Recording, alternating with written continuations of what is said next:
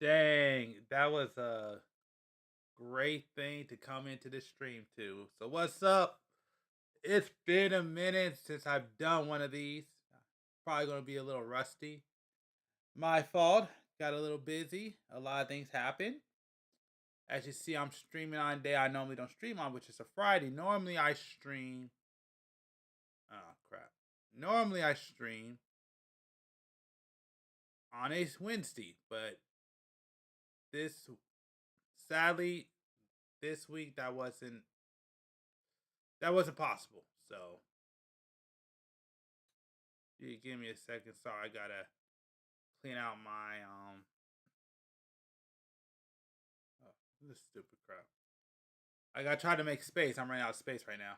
So if I don't make space, this stream is gonna shut down on me. So give me 1 second. But anyways, first things first.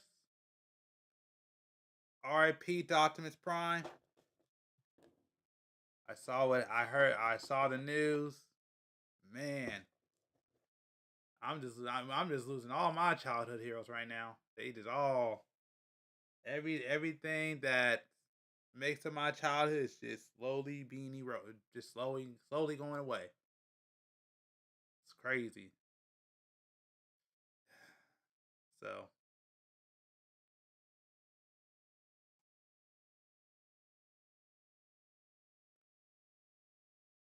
anyways, so yeah, I'm here. As you see, we're doing another Gundam live build. You can look on screen right now. We are building today the Sandrock Custom, or second variant of Sandrock. Sorry, I am definitely rusty, but I'll show off the box like I always do. That's normally what I do. If you don't know, with these live builds, I do these. I try to do these every other month now, and it's time for me to do it. Like I said, I've been away a lot longer. Wednesday I got busy. Thursday the internet basically went to crap, and now today I'm here. Finally here on a Friday, and if you don't know, what I do on this one is I sit here, I react, I build Gundams, and I react to videos. So that's what this stream is about, and that's what we're going to do today. Is I'm gonna go ahead, open this bad boy up, and get started. So y'all can check it out. Also, I've been having issues with chat. I apologize. I hope I corrected them. So I haven't been able to get your chat. I don't know what's going on. So I'm gonna try to I'm gonna try to pay attention to it a lot more than I normally do. So luckily I'm doing a live build, so if there is any issues, I actually have a better ability to correct it than when I'm actually like doing any gaming or anything. I usually don't have that ability to do that. Alright, hold on. Just let me fix the chat real quick. Okay. Let's go here. Docs. Yeah, use the chest probably not gonna pop. Alright. Oh, that's not what I wanted to do. I want to do it all.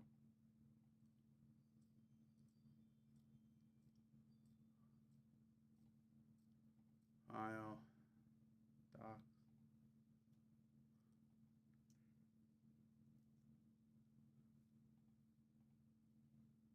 Alright.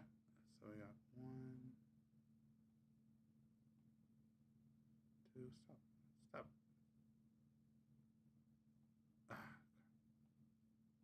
Okay. And docs. Oh, it's over there. That's why I can't see it.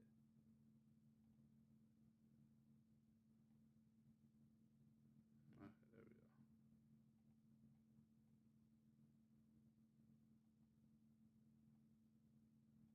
Boom. Hey, sorry about that. I'm just readjusting my chat real quick. Make sure I can see everything. Alright, I think we're good. So yeah, so if there's any issues, I'll be able to see and be able to fix it real time. But yeah, so today we're building the Sandrock Custom. So let's go ahead and open this up. Oh yeah. And this one is actually the last one I have to build the original Gundam Wing, well, the main Gundams from Gundam Wing. After that, well, okay, outside of real grade Wing Zero, which I think I do want to buy and build, outside of that one, this is the last one. And I also heard, which I'm pretty happy about, that the ground Gundam is getting a real grade, and I'm definitely probably gonna try to pick that one up. So luckily, this should be a pretty quick build, so I shouldn't be here all day, which I'm happy about. I'm gonna take these out one by one.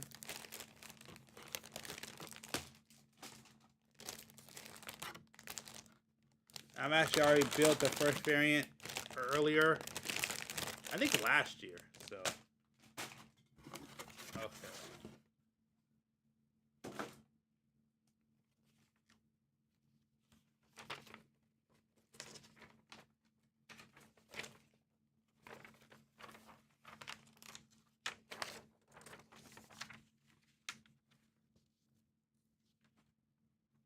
So let me move it so y'all can see it.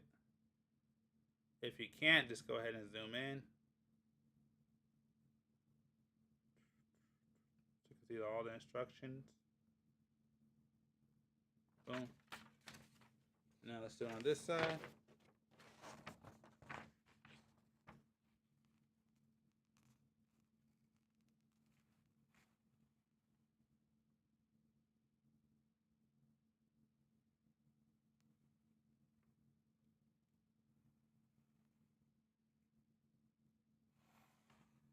All right. Yeah, okay. I think I got everything. So,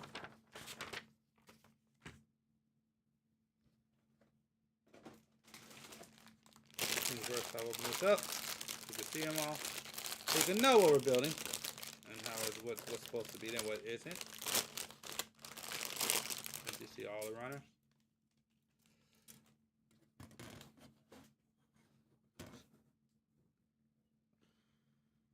One.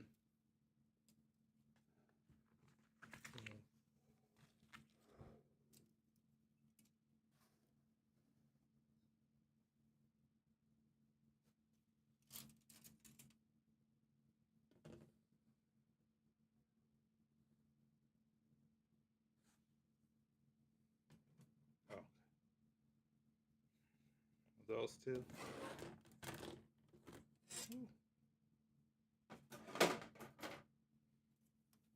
The other reason why I've been away is because I've technically been working, so been working a lot of odd jobs, and it's kept me away from this. So that's another thing that you should know about.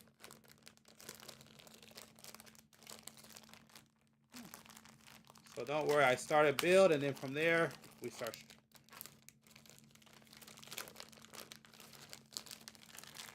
Come on.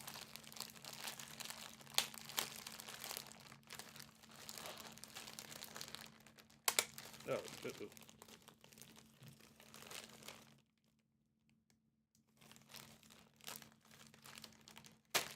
oh crap! I did break it. But I didn't break apart. I just broke the run. Okay, we're good. That would have sucked. I was worried that I might have actually broke it, but I didn't. You see, I broke that middle section. There's this one.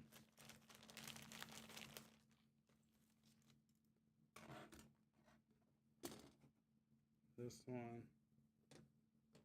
And this one.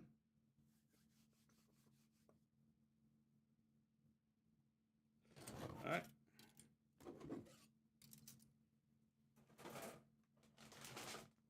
And now last. What's that thing about, Luke? I'm sure you can hear it, so hold on.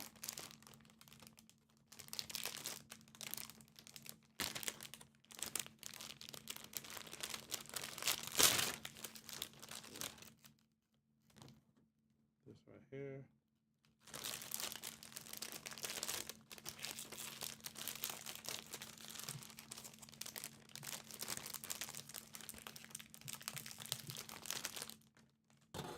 This right here.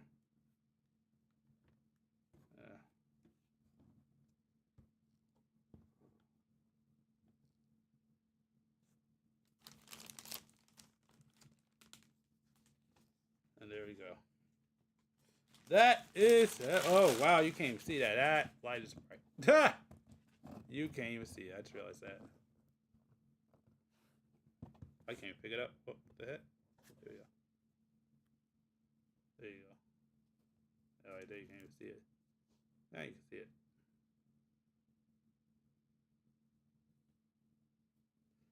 Alright, so that's it. Let me go ahead and get started.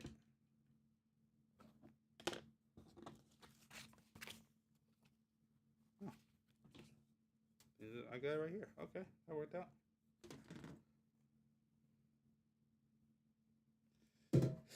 You know what I need to buy one day? I need to buy like a little keyboard. Like just a tiny one that I could keep over here. So when I do this live stream, it doesn't get in the way. Like that would be freaking helpful.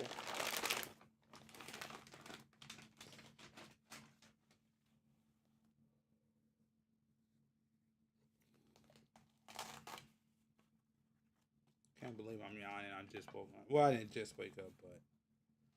Whew.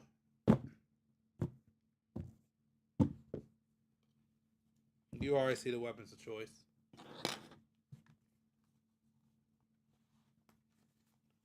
Take this out.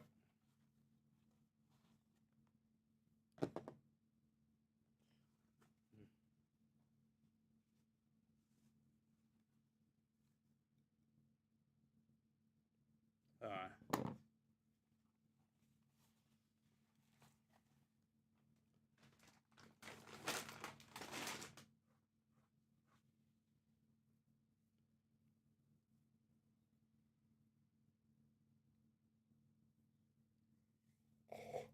Alright, so let me just get started, and then from there, I'll start putting something on.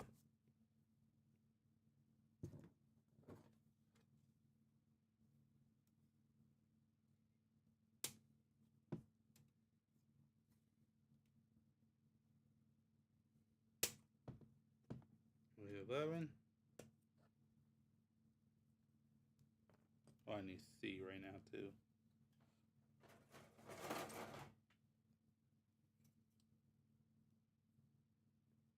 I said C8.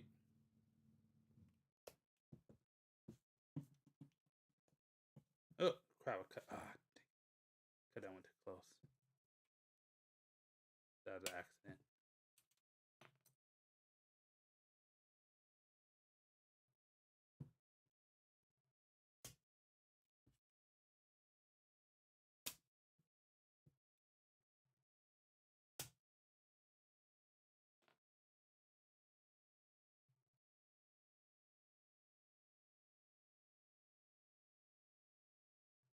C7.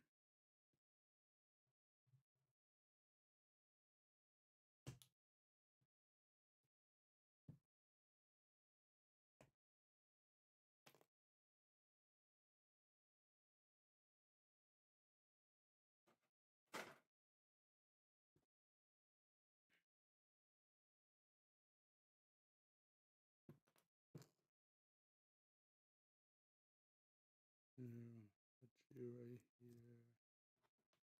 Put you right here. A28. Let's just go over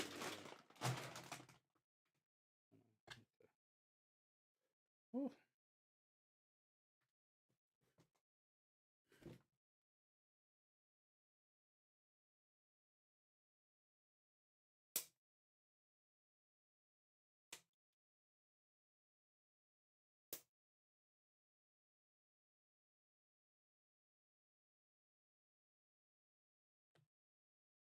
Two.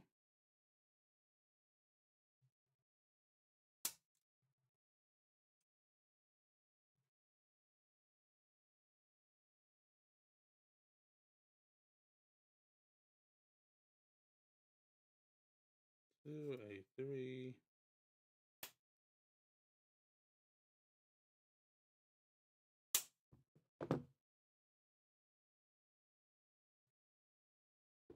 And A28.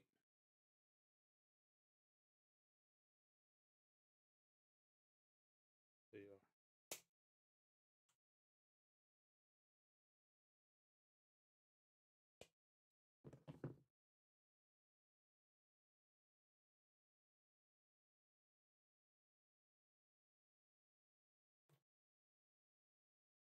What?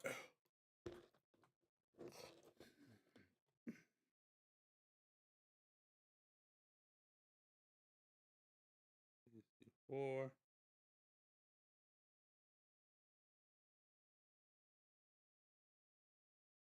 PC1.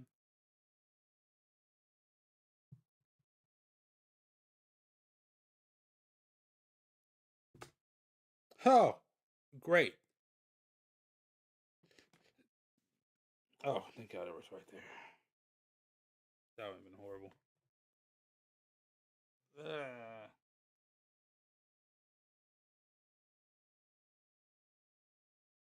we go.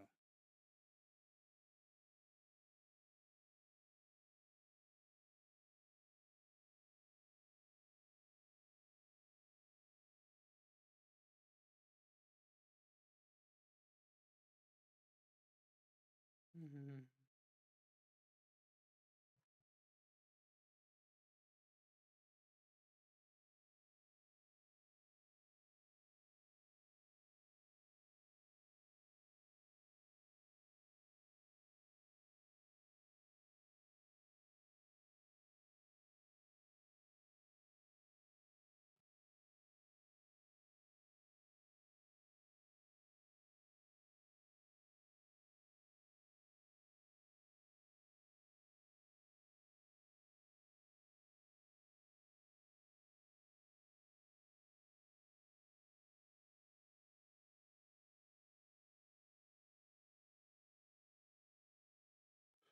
Sorry about that. Getting messages from people. Some I want to hear from. Some I have no desire to hear from. But it's fine. All right, let's get to it. So,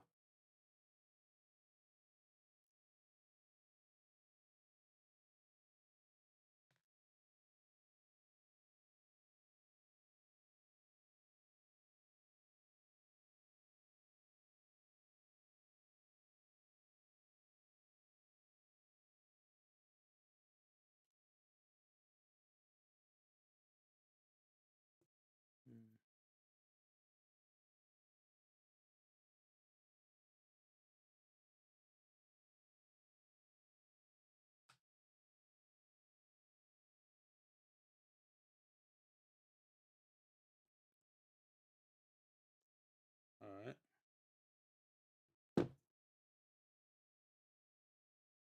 Let me go ahead and put this first piece together. We got one. No! Why? Why? Why? Got it.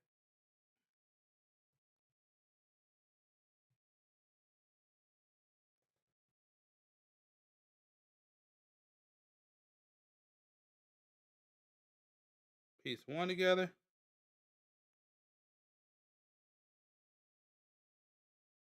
Piece 2 together.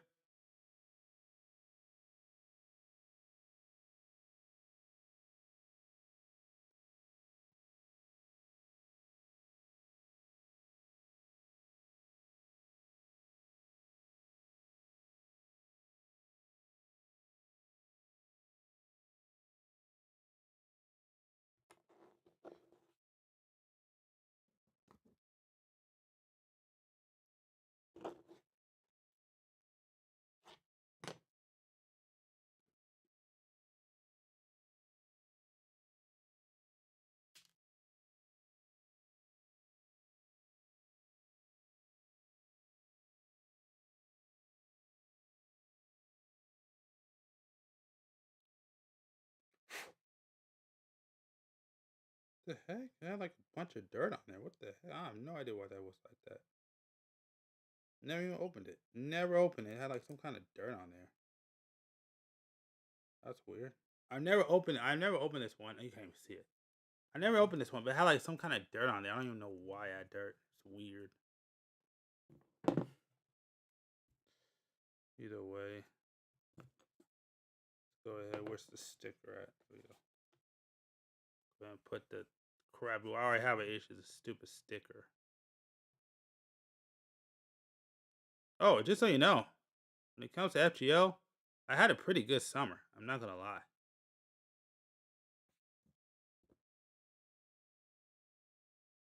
The only one I didn't get was two. There's two characters I didn't get in FGO yet that I really want was UDK and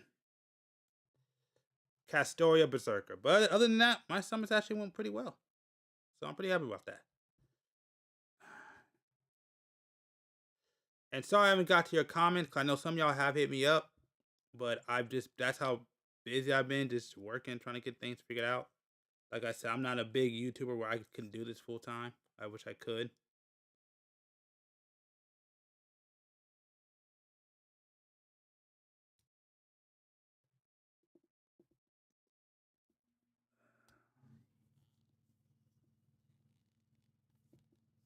Is that it? Oh yeah, guess so. It's closed. It's open right here. I don't know why. It's supposed to be open like that?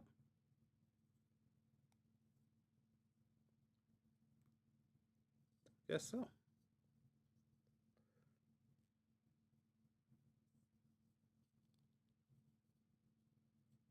Because, yeah, the top is still. Alright, well, I don't know if that's supposed to be right, but we'll go with it. Alright, I'll go ahead and now put on something. It's time. If I can find my mouse. Where the heck did I put my mouse? Oh no. Where did my mouse go? Oh, there it is. With the remote. Okay. Okay, I think it's time.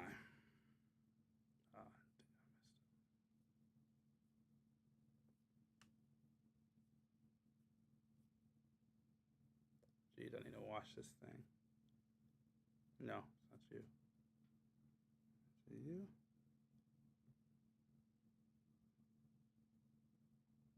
Alright, cool. Well, at least I know Twitch is working. Oh, I can't even see the full screen, that's why.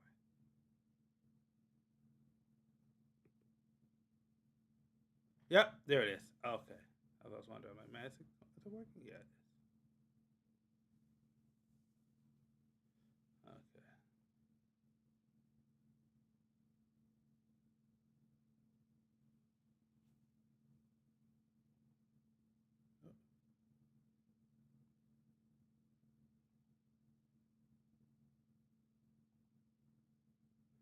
Alright.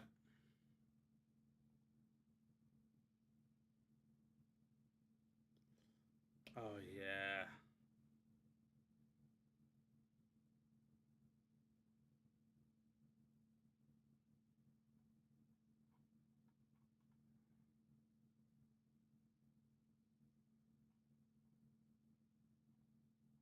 Jeez.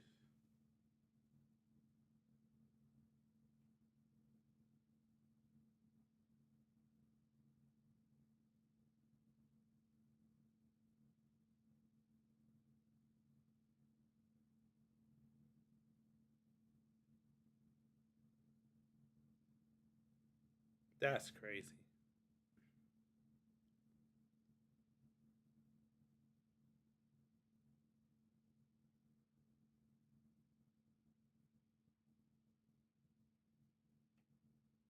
Wow, I don't know. What is all this stuff popping up on here? It's a bunch of stuff that's just on here I don't care to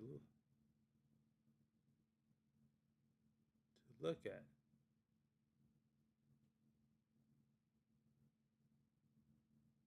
Man, what the heck happened?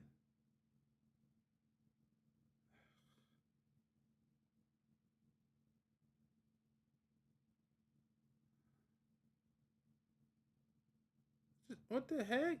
Now I got a bunch of random stuff on here.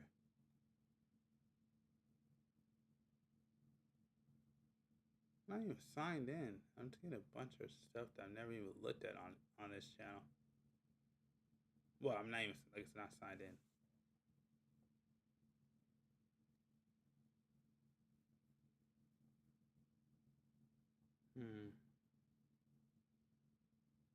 Let's see. Looking at something to check out.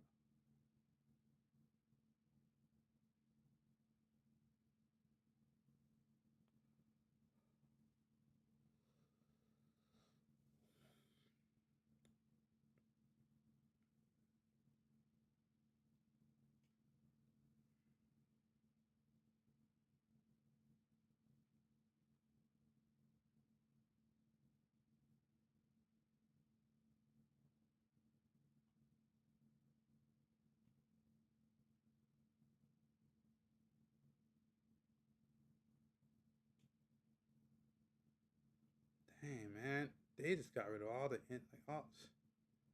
I don't know why this thing got screwed up. All this intel I used to look at is gone.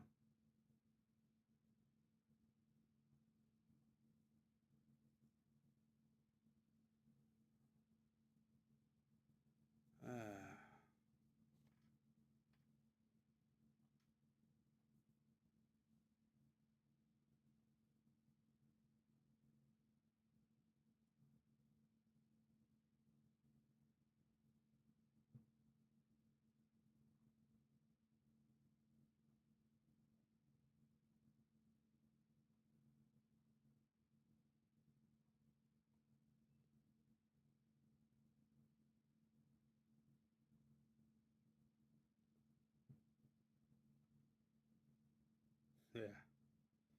Again, I just want to say GTA 6 looks sick. Not even gonna lie. I came in front about that one. Oh, you know what? Okay, forget it. We'll start off with this, and maybe some of my old pages will come back. Let's go ahead and check this out.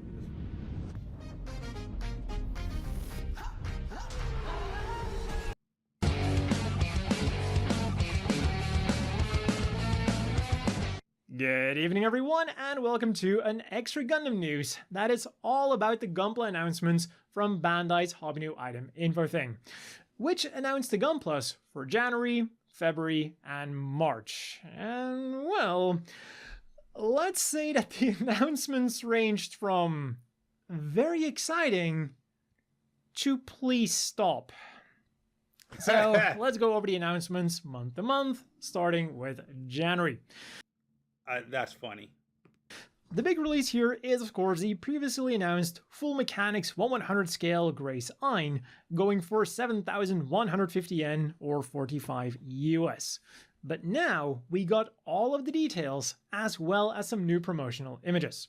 So, for accessories, we are getting 2 large axes, hand parts to recreate the screw punch, an action base, marking stickers, and metallic 3D stickers for the main camera, which can be revealed by opening up the head. And apparently, you can choose between several stickers to replicate different states of the main camera. And for even more gimmicks, it can also deploy its machine guns without parts forming, the pile bunkers function exactly like they did in the anime, and the drill kick can be replicated without parts forming. And they also talk about how they specifically designed the Grace Ein's inner frame with close combat in mind, meaning that it should be a very articulated model kit. As for the newly announced stuff for January then, it's a bunch of Gundam Water Slide decals. For 1,430 yen, 9 US, there is number 144 High-Grade Zeta Gundam General Purpose number 1, for use with kits like the Zeta Gundam, Hyakushiki, Mark II AUG version, and the DJ. And then for 770 yen, 5 US, there is number 145 Real Grade Force Impulse Gundam Spec 2, number 146 Real Grade Akatsuki Owashi, and number 147 Real Grade RX-78-2 Gundam version 2.0. Moving on to February then, we are getting the Real Grade Ground Gundam. An announcement that no doubt has caused some mixed emotions, because a lot of the Gundam X fans were no doubt hoping for a real grade Gundam. I agree. I was really hoping for it, because yeah, I was hoping for an Gundam X real grade for sure. I agree with that. Don't get me wrong. This is one of my favorite Gundams of all time, but I think I would rather see a Gundam X real grade. X announcement. But those hopes have now been well and truly crushed, so maybe next year. To be honest though, getting the high-grade Leopard, Versago, and Astron was already more than I was hoping for as a Gundam X fan, so I'm not too down about this. Especially not because the ground Gundam here is looking like a really sweet kit with some never seen before anime accurate features. The backpack has a special extension mechanism so that when the Gundam is crouching, the backpack mounted weapon container can be lowered all the way to the ground. That's tight. We've seen this in the anime but this was way too tricky to completely pull off in model kit form. Until now. This is the kind of stuff that I go crazy for.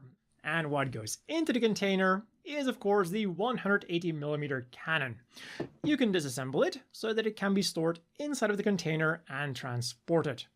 Plus, it also comes with a really cool bonus feature. By pushing down on the side armor, the cannon literally pops out of the container, and then by moving it up again, it goes in again. That is some really cool stuff. Oh, that's tight. And talking about anime accurate things, one of the promotional images also accurately replicates the famous scene from the intro that has so often been misrepresented and misinterpreted. Because of the composition of the scene, and also just because of how fast it happens, a lot of people were under the assumption that the ground Gundam was bracing the cannon on its shield. Yeah, me too. But the shield was actually quite a bit in front of the Gundam, which is exactly how they replicate it here, and the shield even comes with a dedicated terrain piece to stick it in. Again, really cool. For the rest of the accessories then, we have a slide. I'm here for that one. I really want that one. So yeah, I may be picking up that one for my next real grade, to be honest. Mismatch between what is shown and what is listed. What we see in the promotional images are the container, the 180mm cannon, 2 beam sabers, a shield, the terrain piece for the shield, a bazooka with removable magazine, and a machine gun also with removable magazine. But then when we look at the description, it also lists the beam rifle, which I personally really like, and a spare antenna, allowing us to display the Gundam with either the standard yellow antenna or a white antenna, which is used on Sandrock's unit later on in the series. And what we're of course also getting is a large amount of marking stickers, all of which can be ours for 4,620 yen or 29 US. I feel like I'm buying it. That is literally in my budget. That is affordable. I am going to buy it. Well, we'll see what happens when it comes to America. I've been saying this a lot about recent real grades. Oh, hey. Torso's done.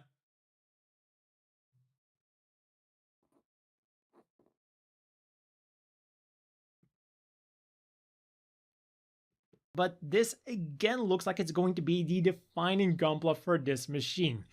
Whether it's the accessories, the gimmicks, the fantastic detailing, or the crazy articulation, no other ground Gundam kit even comes close to this thing.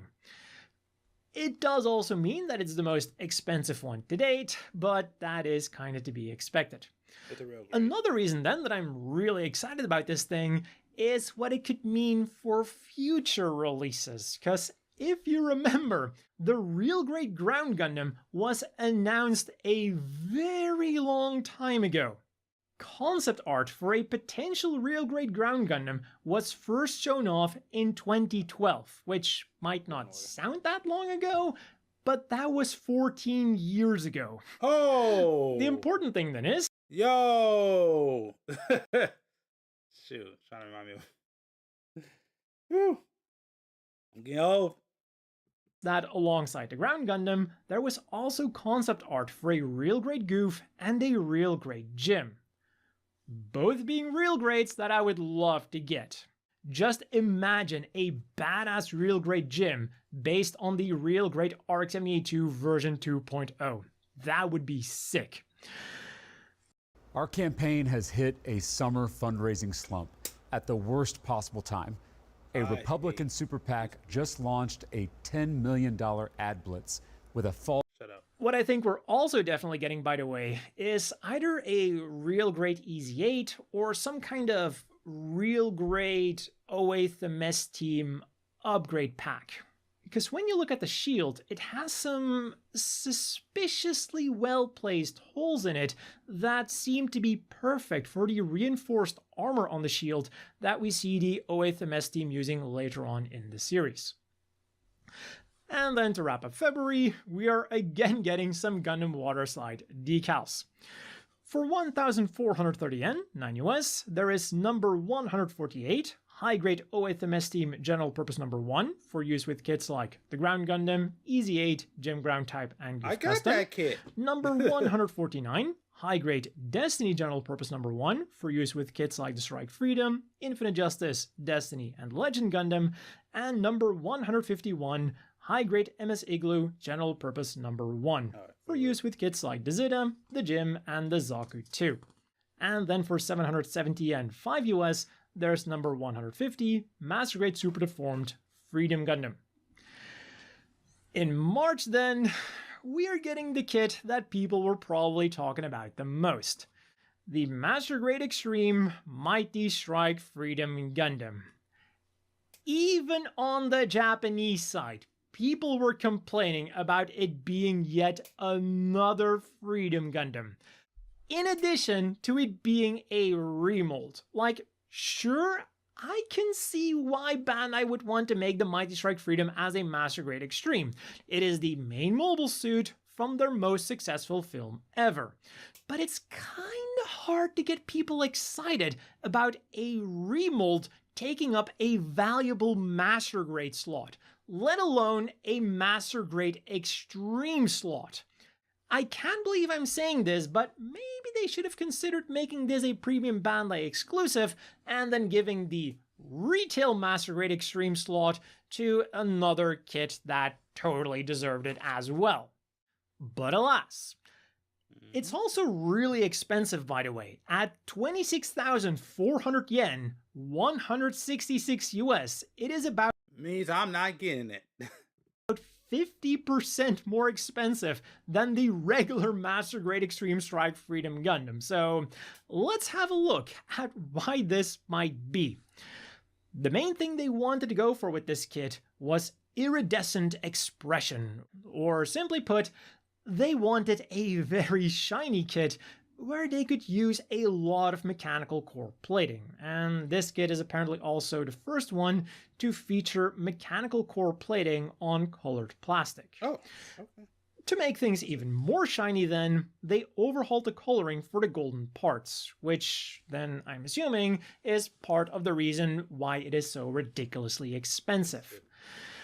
As for the accessories, we are getting the Futsunomitama anti-ship sword, a railgun, 2 beam rifles, 2 beam sabers with beam saber blade effect parts, a single beam shield, a second V-fin with disruptor opened up, an action base, a bunch of hand options, a bunch of stickers, and 4 in-scale minifigures. There's Kira and Lacus for inside the Mighty Strike Freedom's cockpit, Lacus for inside the Proud Defender's cockpit, and then a standing figure of Lacus to replicate her iconic pose from the anime. And to make sure that she doesn't fall from the Freedom's chest, there's a special piece included that you can kinda slot her into.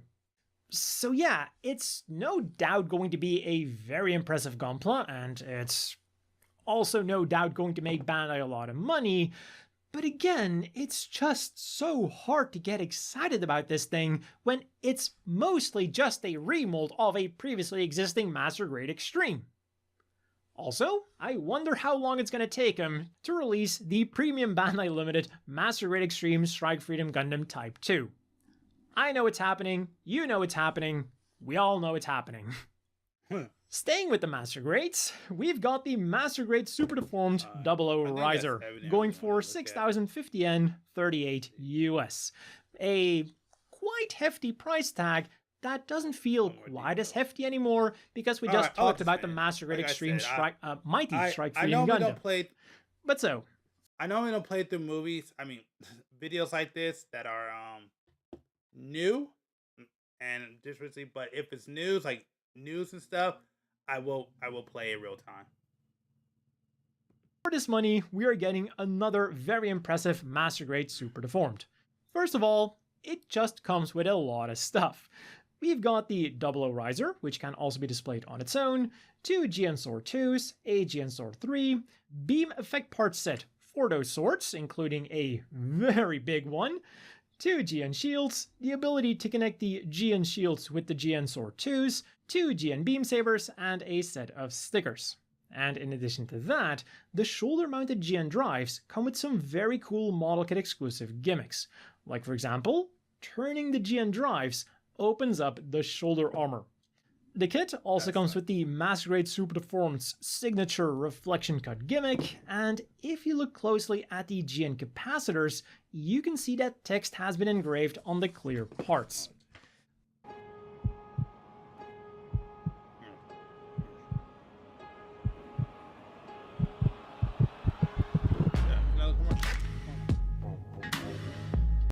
The final Gunpla then is also the cheapest one they announced, which is kinda crazy when you think about it being the high-grade Hama Hama going for 4,400 yen, 28 US. It's also not exactly a mobile suit I was expecting to see here, because one, it did get an RE100 a while back, and two, there are some other Zeta Gundam, double Zeta Gundam mobile suits that I would have preferred instead of the Hama Hama. On the flip side, it does seem that Bandai is determined to give every mobile suit from Double Zeta Gundam a kit now, so there is still hope for us to finally get a Q-Blade mass production type. But we're talking about the Hama Hama now. It comes with a beam saber, which can be held in its movable claws. Both the arms and the claws can be ejected and come with lead wires. The mono eye is movable. Its shield has a mine deployment gimmick, but they didn't yet show us how exactly it works. And both the arms and the hips come with an extension mechanism to give the kit anime-accurate articulation, because I mean, with a funky design like the Hama Hama, I can definitely see why it would need some kind of extension mechanism to keep up its articulation. This then leaves us with one final question. What kit is going to be next for their Double Zeta Gundam lineup? Are we finally going to get a mass production type Q-Blade? Are they going to go more obscure with something like a Desert Zaku or the Jomru Finn? Or are they going to play it more safe with something like a full armor Double Zeta Gundam? To wrap up the month then, we are again getting some Gundam water slide decals.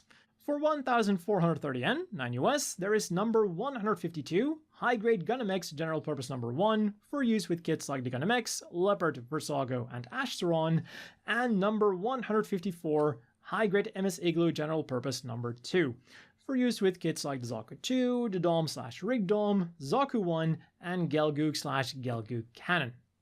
And for 770 yen, 5 US, there's number 153, Real Great Wing Gundam, and number 155, Master Grade Gundam Barbatos.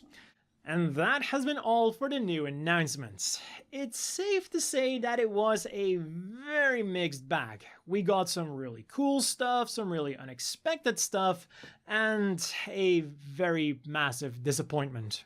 Which, by the way, was also reflected by the like to dislike ratio on the announcement video, which I will have linked down below. According to my plugin, there's currently 3,200 likes versus 1,200 dislikes. That is not a good ratio, and I'm pretty sure it's the worst ratio I've ever seen on one of these kinds of announcement videos. So maybe Bandai will take some lessons from this. Maybe. So, let me know down below which kit you're the most— I like how you said maybe. Okay.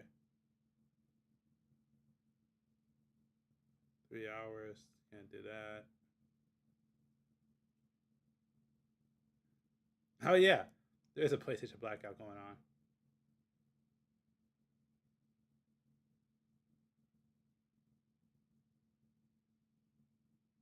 LA, home listen. What? TV there, I can't watch it.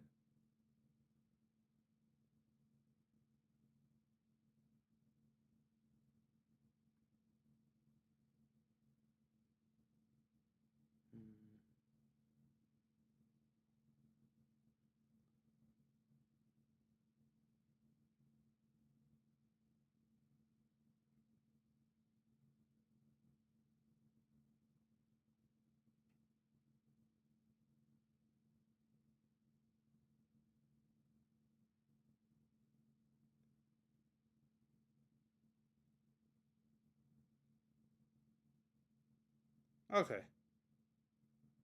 I see something that we could watch out. End the day with endless comfort. Sleep Number, to a good night's sleep. With the American Express Platinum Card, you can access over $3,500 in value each year and unlock experiences like Gundam has been building a multiverse for nearly 50 years, each with their own shows, movies, and manga, all putting their own spin on the legacy. In this video, we're breaking down every single one, what makes each universe special, and the stories you need to know about.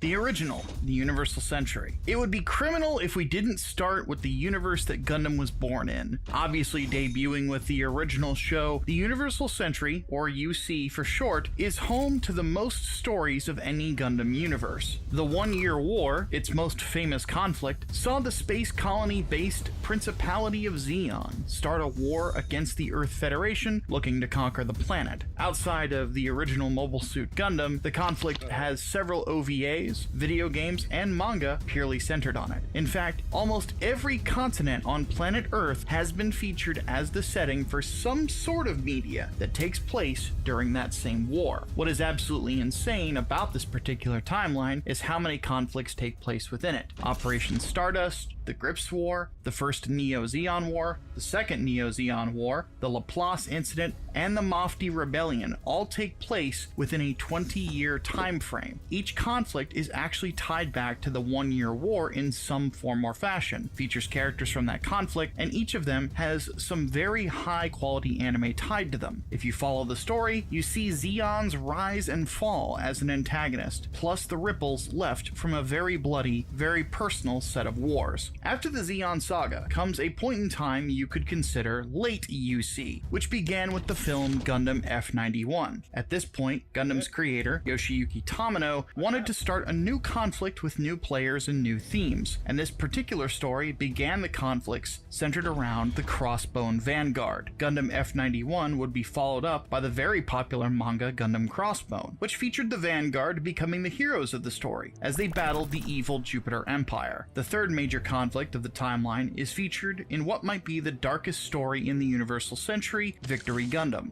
created at a time Which I never finished that series. when Tamano was both incredibly depressed and creatively frustrated. The dour tone was reflected in the conflict. The war featured is between a paramilitary organization called the Ligue Militaire and the Zanskar Empire, featuring fascistic, murderous villains and a very young Gundam pilot just trying to make sense of it all. The Zanskar conflict in this show put a very sobering tone to the final anime of the Universal Century. The universe also has a few notable spin-offs. The most recent was Gundam G-Quux, which presented a universe where Char Aznable acquired the Gundam, and how different the timeline would be had that one change been made. Another notable offshoot is Gundam Thunderbolt. This series follows elements of the original show, but has an even more grim tone and does not follow or mention the original cast. Instead, it follows the rivalry of the characters E.O. Fleming and Daryl Lorenz, and their battles in the Thunderbolt sector and beyond. There's also a comedy offshoot of this universe called Around 30-something Office Worker Haman Sama. This version tells a comedic story following Zeta Gundam's femme fatale Haman Karn as she navigates Japan's corporate world instead of running the military. There's a few key elements that make the Universal Century as interesting as it is. The first is that many of the major stories within this universe are all written by Gundam's creator Yoshiyuki Tamano. The man is considered one of the most iconic creators in anime history, so if you want to find out how he gained that reputation, this universe will show you. The second element is how interconnected just about everything is. Even when you separate the sagas into the early and late UC, you're going to find yourself following characters throughout multiple stories, leading to a fun feeling of familiarity. The most notable element, however, is the tone. The Universal Century stories are largely focused on showing the folly of war and the cost that it incurs on human beings. Though Gundam is largely known for its really cool giant robots, the Universal Century isn't afraid to show you just how dark and brutal a war can be, and has some of the greatest war stories you're ever going to find in all of anime. To run down the most important shows, films, and manga, we have Mobile Suit Gundam, Zeta Gundam, Double Zeta Gundam, Char's Counterattack, Unicorn Gundam, Gundam Hathaway, Gundam F91, Crossbone Gundam, and finally Gundam Victory. Operation Meteor, the After Colony timeline. If you had your childhood or teenage years watching Toonami around the turn of the millennium, this timeline was probably your first. The After Colony timeline features the very show that introduced Gundam to the West in Gundam Wing. To this day, it remains one of the most popular shows of this franchise outside of Japan. So what makes this timeline so different? The major element that changes things is that the war's dynamic is done in reverse. The formula of many Universal Century Gundam stories is that of an innocent teenager falling into the iconic giant robot. The enemy would usually be a foe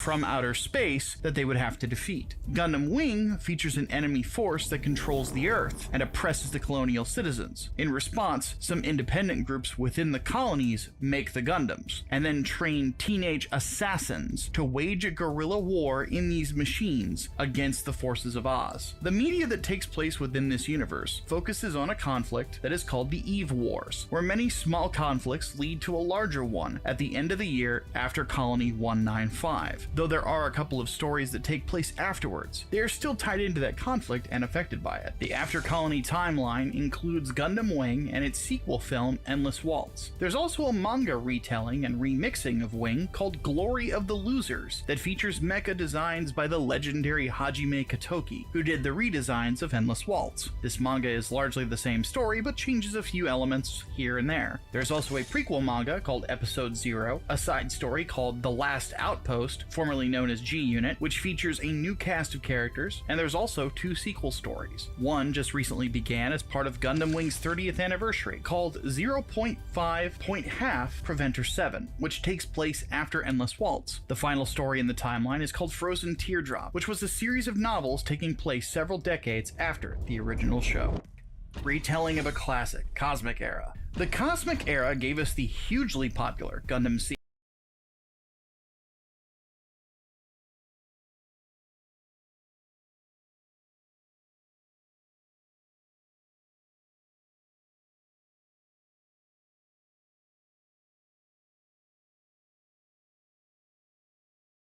Debuting in the early 2000s, it was designed to feel familiar to longtime fans, while drawing in a new generation of viewers. One of its most recognizable traits is how closely it mirrors elements of the Universal Century, echoing its themes and structure while carving out its own identity. It also has some of the most unique mecha designs of any Gundam show. Its director, Mitsuo Fukuda, brought in inspiration from another show he worked on called Metal Armor Dragonar. Many mobile suits in Seed have similarities to the main robot of that show, like having what seems to be half of a jet on their backs. Though it takes inspiration from the original Mobile Suit Gundam, stories within the Cosmic Era don't have as many shades of gray as the Universal Century. Oftentimes, the lead cast that the story follows will be facing off against multiple factions led by tyrants, with our main characters feeling as if they are the only ones who are trying to push for peace. The Cosmic Era is home to the anime series of Gundam Seed and its sequel series, Seed Destiny, and then its sequel film, Seed Freedom. However, this universe also has several side stories. One of the more famous is known as Stargazer, an original net animation that centers around a Gundam being built for space exploration. Another popular element of this universe is the Seed Astray manga, which is an energetic side story with several unique Gundam designs and many colorful characters. This is Mission Control. The code awaits your command. Liftoff confirmed. Welcome, Nick. Come on in. Don't be rude. Say good morning to Neen. Good morning, Neen. Oh, good morning. So, he can't call me Neen, though. Oh, Yeah.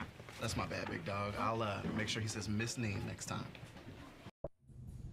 Post-apocalyptic wasteland. After War. Similar to the Cosmic Era, Gundam X's After War timeline shares certain similarities to the Universal Century. In this case, it specifically shares a one-year war-style conflict between space colonies and the Earth. It also shares new types as a concept as well. However, where things differ is how the wars ended. In the after-war timeline, the final battle of that major conflict ended with the colonial forces dropping dozens of colonies onto the Earth. The result was catastrophic, as much of the Earth's civilization was destroyed by the attack. Unlike some of these other universes, After War only has a very small amount of media tied to it. The major component is the television series Gundam X, which takes place after the war that was mentioned earlier. There is also a prequel manga called New Type Warrior Jamil Neat, following one of the main characters of the show named Jamil, and a sequel manga called If I Am With You. World at War, Anno Domini. Though it marks the years in the same way as our own world, the Anno Domini universe in Gundam doesn't really have much in common with us. This parallel world is the home of Gundam 00 and has many unique qualities to it. The first is there are very few colonies. Those that exist are simply for manufacturing, or even prisons, as opposed to a place that you would want to move your whole family to. The vast majority of human beings live on Earth, and the nations of the world are divided into three larger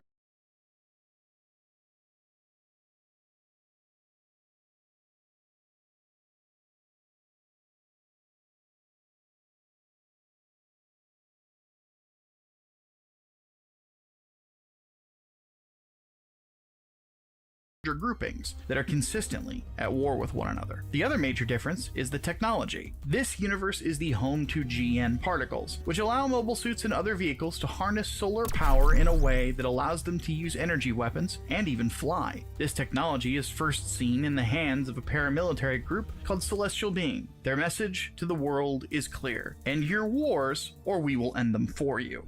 00 Gundam is the main series associated with this timeline.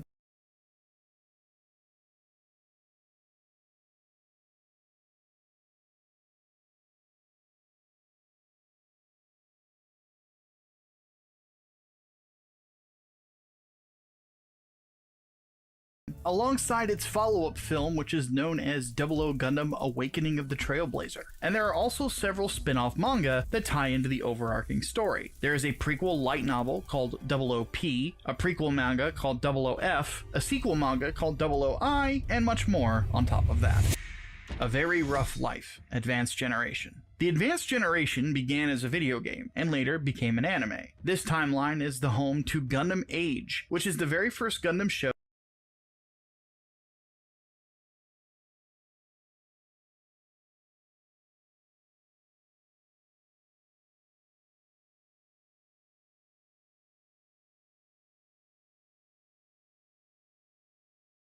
to ever be a generational story, and also the very first Gundam show to be based off of a video game. The plot follows Flit Asuno and his descendants as they face off against the Vegan Nation. A similarity that this show shares with the After War and Cosmic Era is that it has many similarities to the Universal Century. All three feature an army from space invading the Earth in a one-year war. However, the technology in this show also has its own unique twist, as the Asuno family uses a sort of material printer to create their weaponry. This gives them a substantial advantage in combat, allowing them to make new weapons and armor on the fly. As mentioned, the main series for this one is Gundam Age, alongside its accompanying video game. Iron-Blooded Battles, Post-Disaster. One of the most unique timelines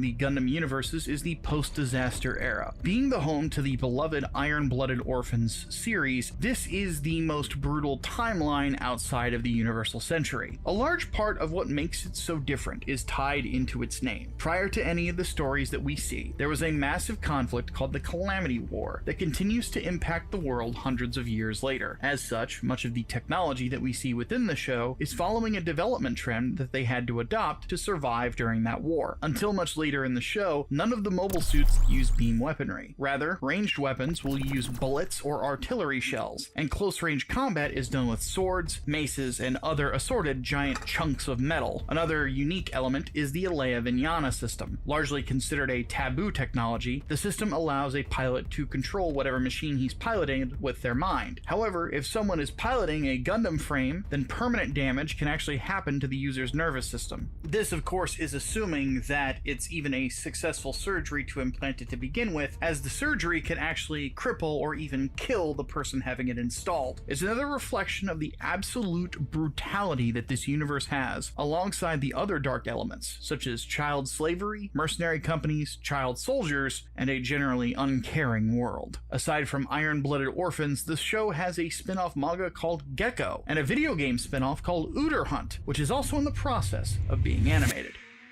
Cyberpunk Gundam. 250 reasons to choose T-Mobile. Here's a good one, America's fastest 5G network. To demonstrate speed, here's someone going fast on a bike.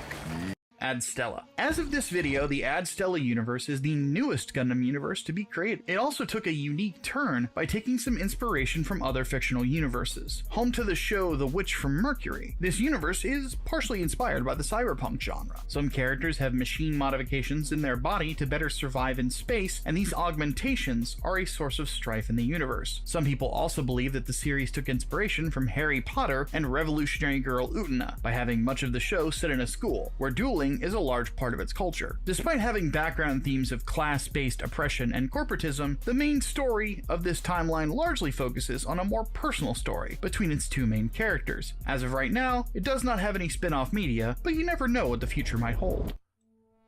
Home of the Gundam fight, Future Century. We now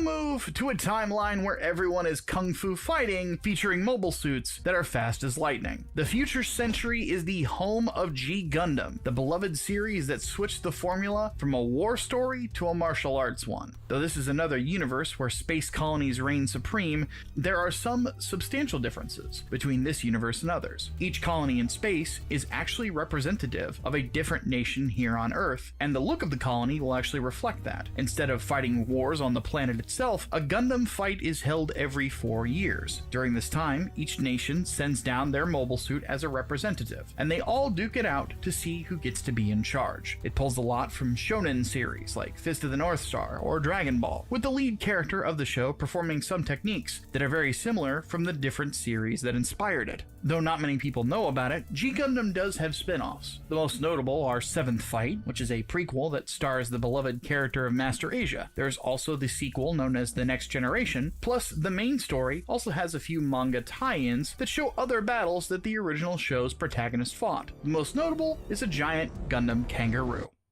The final timeline. Correct Century / Reginald Century. Our final timeline is very unique because every timeline that we've discussed so far ends with this one. The Correct Century is the home of Turn A Gundam, and hundreds of years later, it becomes the Reginald Century, which houses Gundam Reconquista in G. These particular stories have an element to them called the Dark History. The story goes that every Gundam universe reached a point where the Turn A Gundam showed up. Given that this mustachioed machine is a doomsday robot capable of destroying all technology on a planet, it effectively resets the timeline. Since Turn A Gundam does not reset its timeline like other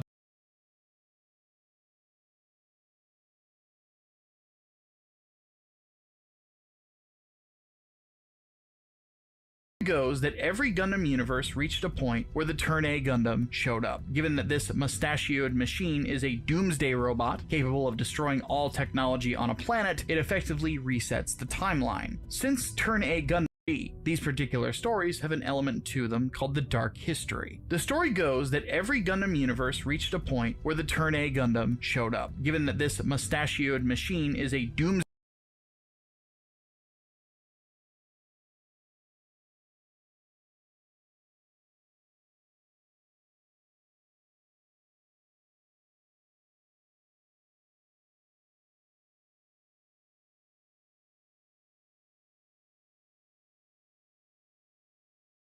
Doomsday robot, capable of destroying all technology on a planet, it effectively resets the timeline. Since Turn A Gundam does not reset its timeline like other Gundam universes do in the Dark History, time continues on. The Reginald Century takes place many years afterwards, and returns to a wartime setting, but with incredibly advanced technology. One of the mobile suits within this series, the G Lucifer, actually uses the Moonlight Butterfly nanotechnology that the Turn A possesses. This same technology is what reset these universes in the first place, destroying the technology of each timeline. The key stories within this particular timeline are Turn A Gundam and Gundam Reconquista in G.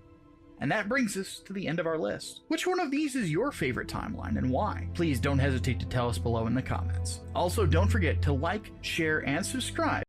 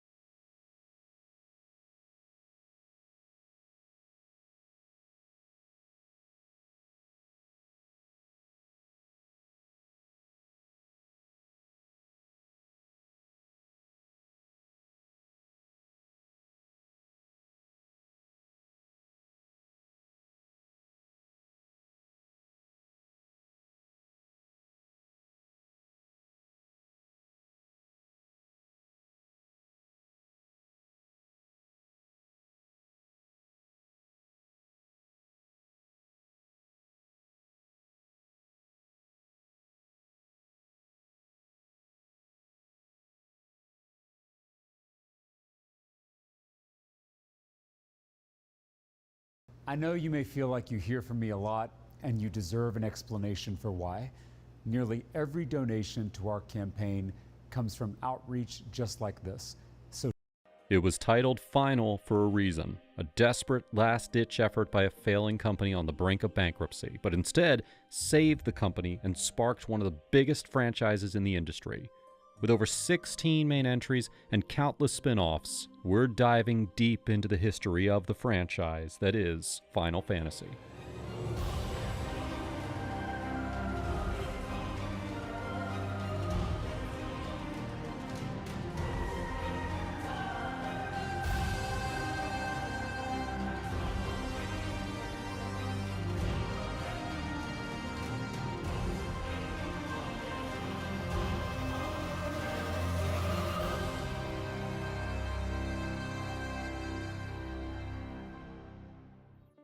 Before the franchise became a global icon synonymous with the role-playing genre, its creator, Hironobu Sakaguchi, and the company he worked for, Squaresoft, were facing a dire reality in the mid-1980s.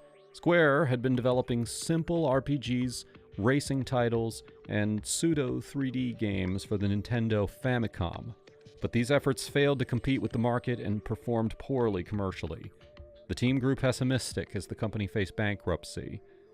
Sakaguchi, feeling the weight of these failures, began developing a new RPG as a personal final project to leave a legacy. He decided that if this game sold poorly, he would quit the industry entirely and return to university. This desperation birthed the name of the project.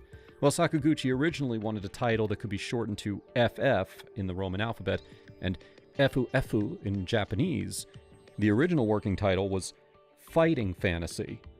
However, to avoid trademark conflicts with an existing gamebook series, and to reflect his emotional state regarding his career and the company's financial crisis, the name was changed to Final Fantasy. With Dragon Quest dominating the market in 1986, Sakaguchi realized Square needed to pool its best talent to compete. He formed a core 7-member A-team, recruiting designers Koichi Ishii and Akatoshi Kawazu. Kawazu designed the combat, leaning on his love for table games and wizardry to create an elemental weakness system, a fresh concept for Japanese RPGs at the time. Ishii focused on the world building, introducing the crystals and suggesting artist Yoshitaka Amano for the designs. Although Sakaguchi was initially unfamiliar with Amano, a few sketches on a magazine clipping were enough to convince him. It was a pivotal choice that gave Final Fantasy its distinct visual identity. Released in 1987 on the Nintendo Entertainment System, the first game followed 4 youths known as the Warriors of Light. Each carried one of the world's 4 elemental crystals, which had been darkened by 4 elemental fiends. The game offered a choice of 6 classics: Fighter, Thief, Black Belt, Red Mage, White Mage, and Black Mage. The gameplay involved navigating an overworld map, dungeons, and towns, with random battle encounters occurring on the field. Combat was menu-based and turn-based, a format that would define the series for years. Unlike previous games that used a first-person perspective, this title showed the player's characters on the right side of the screen and the enemies on the left. The player was locked into their chosen party of 4 for the duration of the game. Character growth was determined by experience points, with levels ranging from 1 to 50. The game also featured a class upgrade system where sprite portraits matured, although the original characters were more popular among fans. The original Famicom version shipped 520,000 copies in Japan, making almost $20 million, effectively pulling Square out of its financial crisis. Following this success, the team was relieved. The series entered a period of rapid iteration and refinement in the next few installments. Just 1 year later, in 1988, Final Fantasy II experimented with a unique progression system where character stats increase based on actions taken in battle, rather than traditional levels, while also introducing the franchise's mascot, the Chocobo. Final Fantasy III debuted the job system, allowing players to switch character classes like Soldier or Thief on the fly. The jump to the 16-bit Super Nintendo with Final Fantasy IV brought the revolutionary Active Time Battle, or ATB, system, which added real-time urgency to combat, alongside a dramatic, character-driven narrative centered on the Dark Knight, Cecil. Final Fantasy V further perfected the job system with equitable abilities, and introduced the fan-favorite dimensional traveler, Gilgamesh. These entries were massive hits, solidifying the brand's reputation and serving as the perfect introduction for a whole generation of gamers just discovering the magic of role-playing games. Yet, they were just setting the stage for what many consider the absolute peak of the genre. So what'd you miss before the world ended? I missed the grocery store. You don't have any banana nut muffins. The final 2D entry in the main series, Final Fantasy VI, released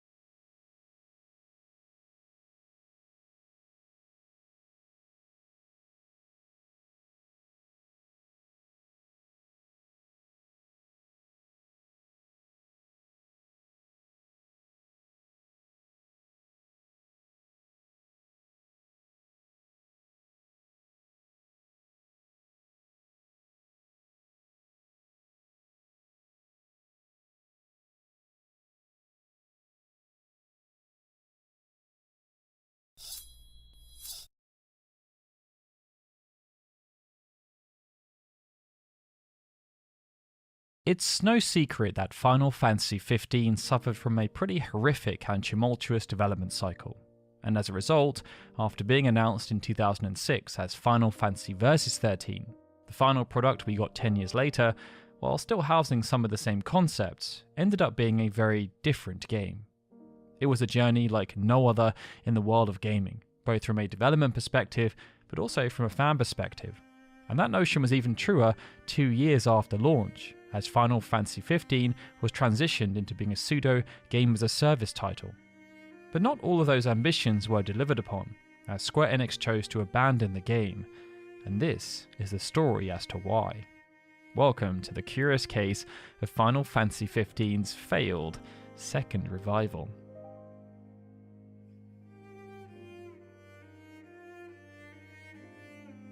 When Versus 13 was announced, there was a great deal of intrigue. By that point, we'd had Final Fantasy X-2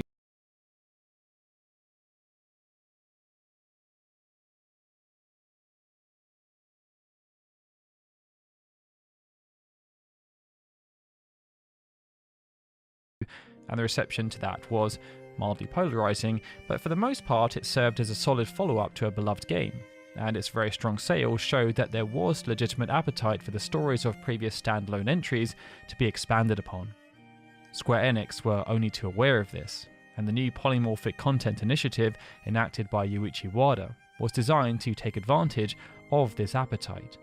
Final Fantasy X-2 and the compilation of Final Fantasy VII were designed to test the legitimacy of the approach, and after they passed the test with flying colours following the successful launch of Final Fantasy X-2, but also before Crisis and Advent Children, a much more ambitious project was given the green light. That project was Fabula Nova Crystallis, an entire sub-series of games designed to be separate, standalone experiences that were connected by a shared lore and mythology. With the American Express Platinum Card, you can unlock experiences like no other. Find out your welcome offer. Get up to $400 in Resi. It was conceived by Kazushige Nojima, with input from Shinji Hashimoto, Yoshinori Kitase, Motomo Toriyama, Tetsuya Nomura, and Hajime Tabata. And their collective bold vision was presented to the world on the grandest of stages at E3 2006. Square Enix hosted a dedicated press conference where they unveiled what they dubbed the next generation of Final Fantasy, and a groundbreaking new take on entertainment. As they stated at the time, Fabula Nova Crystallis, defined in Latin as a new tale of the crystal, is made up of several different titles based on variations of the Final Fantasy XIII universe. However, while each title in the project features different characters, different worlds, and different stories, all are ultimately based on and expand upon a common mythos. At this time, 3 games were revealed: Final Fantasy XIII, Final Fantasy Versus 13, and Final Fantasy Agate 13. Of these 3, Versus 13 was described as not merely a sequel, but a wholly independent story unfolding in a different world with different characters.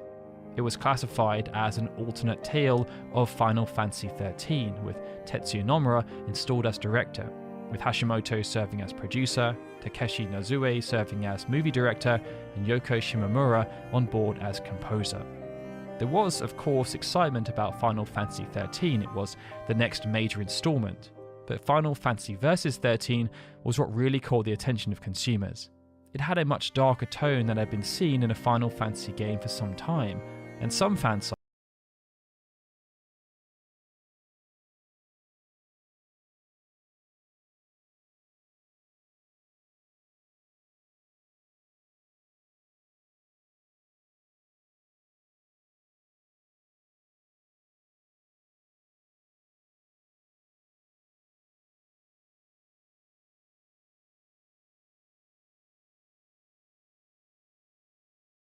sites, including ff-xiii.net, were speculating that it could even become the first Final Fantasy game to receive a mature rating from the ESRB in North America, based on the amount of blood that was featured in Versus 13 trailers that had been released up until that point. But over the next 6 years, fans were left with only the ability to speculate, with the only major update on development arriving at the beginning of 2011 as part of the first production department premiere event, where they showed off an extensive trailer. But later that year, despite having been announced 5 years prior, Nomura confessed when speaking with Famitsu that Versus 13 still had not entered into full production.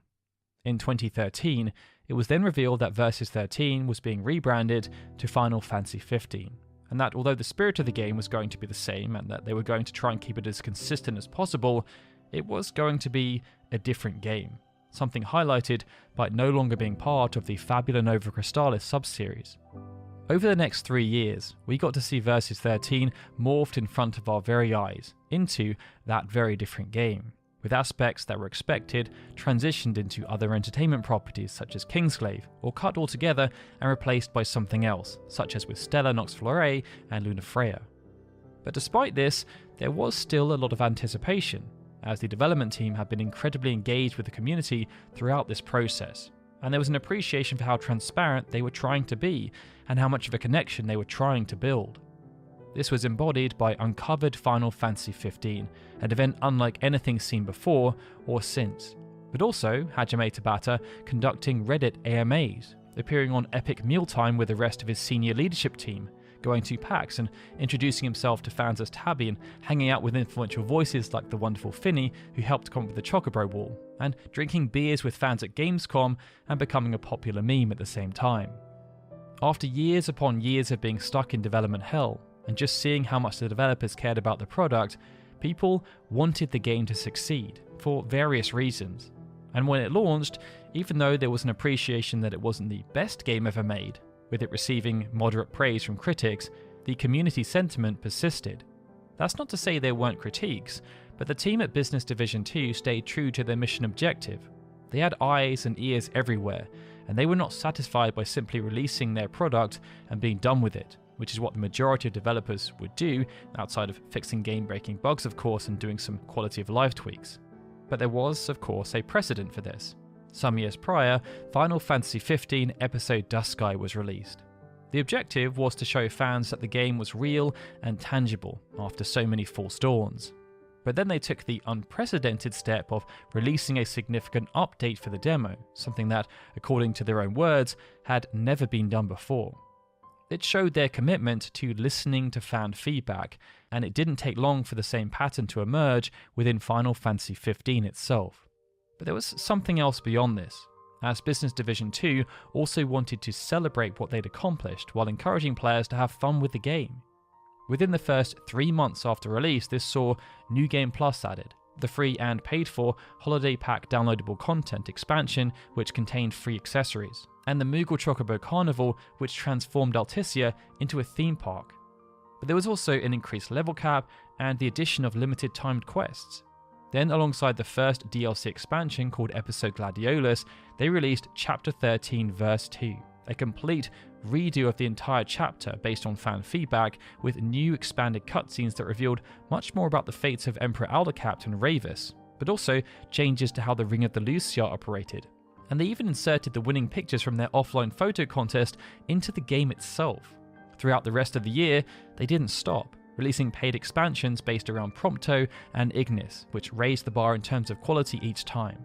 But they also launched an entire multiplayer expansion that ended up being turned into a standalone game, a revision of Chapter 12 that added even more backstory, an off-road Regalia mod, the crazy Magitech exosuits, a bestiary, and a full in-game collaboration with Assassin's Creed. They also launched a survey asking fans what they wanted to see from the future of the game. As part of this, not only did they tease gameplay upgrades, but they also teased story expansion and new playable characters, and it very much stoked the imagination about what was possible for the future of Final Fantasy XV. I never thought college was my thing. So I went to work right out of high school. This is broken. All the while, the game continued to sell in spite of its rather middling status as a game that wasn't the best ever made. After selling 5 million copies at launch, another million was sold within the next month, and another million in the year after that. This meant that when a special panel was hosted at PAX East in April 2018, sales of the game were over 7.5 million copies, which already positioned Final Fantasy XV as selling better than the likes of Final Fantasy IX, 12, and 13, and it wasn't too far off from Final Fantasy VIII. To celebrate the continued evolution of the game, which was still receiving regular updates and collaboration events, the team were excited to commit to a second season of downloadable content that they called The Dawn of the Future. And the vision was based around the results of the survey. This meant there were planned to be 4 episodes. Episode 1 was titled The Conflict of the Sage, which was planned to be focused on Arden. Episode 2 was subtitled The Freedom of Choice, with it planned to focus on Lunafreya. Episode 3 was subtitled The Final Strike, focused on Noctis, and there was to be a side story called The Beginning of the End,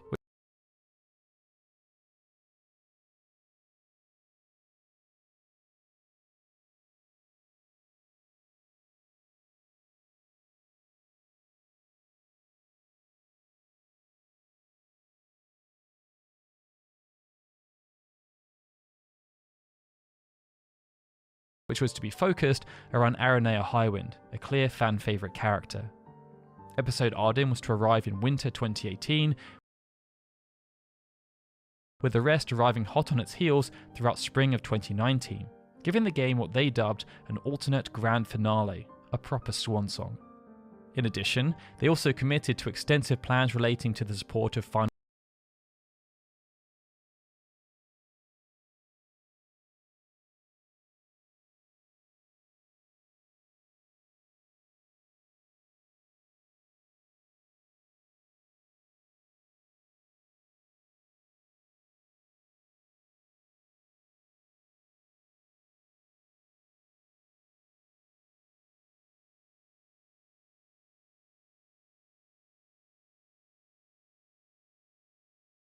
Final Fantasy XV Windows Edition. They proposed that plans would be able to gain access to a level editor called Ebony that would enable them to design quests and even custom chocobo races and minigames. But there was also a full-on character creator ported over from Comrades and full mod support.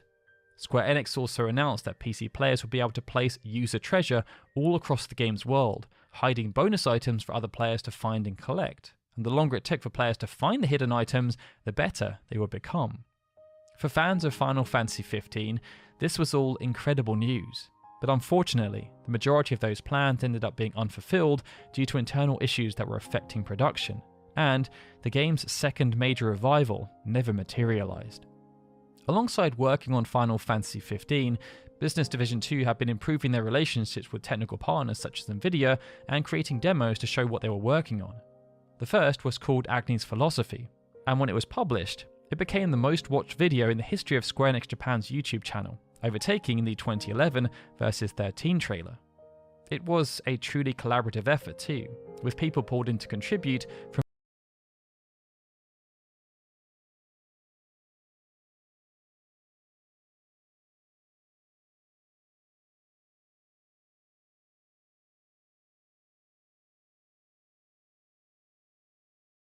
from all across Square Enix Japan and even Crystal Dynamics. A few years later, they then released a new technical demo called Witch Chapter 0 Cry, where they showed off their capabilities with DirectX 12.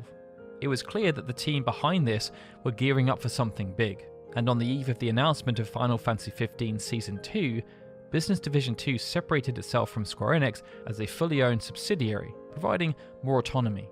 They rebranded as Luminous Productions, and Tabata was installed as both Chief Operating Officer and Studio Head. At the time, it was revealed that Luminous Productions had been established with the objective of producing large-scale, high-quality AAA game titles, but with the ability to also continue to pursue other initiatives that were normally outside of the purview of Square Enix, such as a collaboration with NHK called Human Birth, where Luminous assisted with the CG and video production. Everything pointed to a solid future for Luminous, and when Tabata spoke to Polygon in September 2018, he was optimistic about what they were going to create next, due to how many problems they'd had to overcome throughout the development and release of Final Fantasy XV.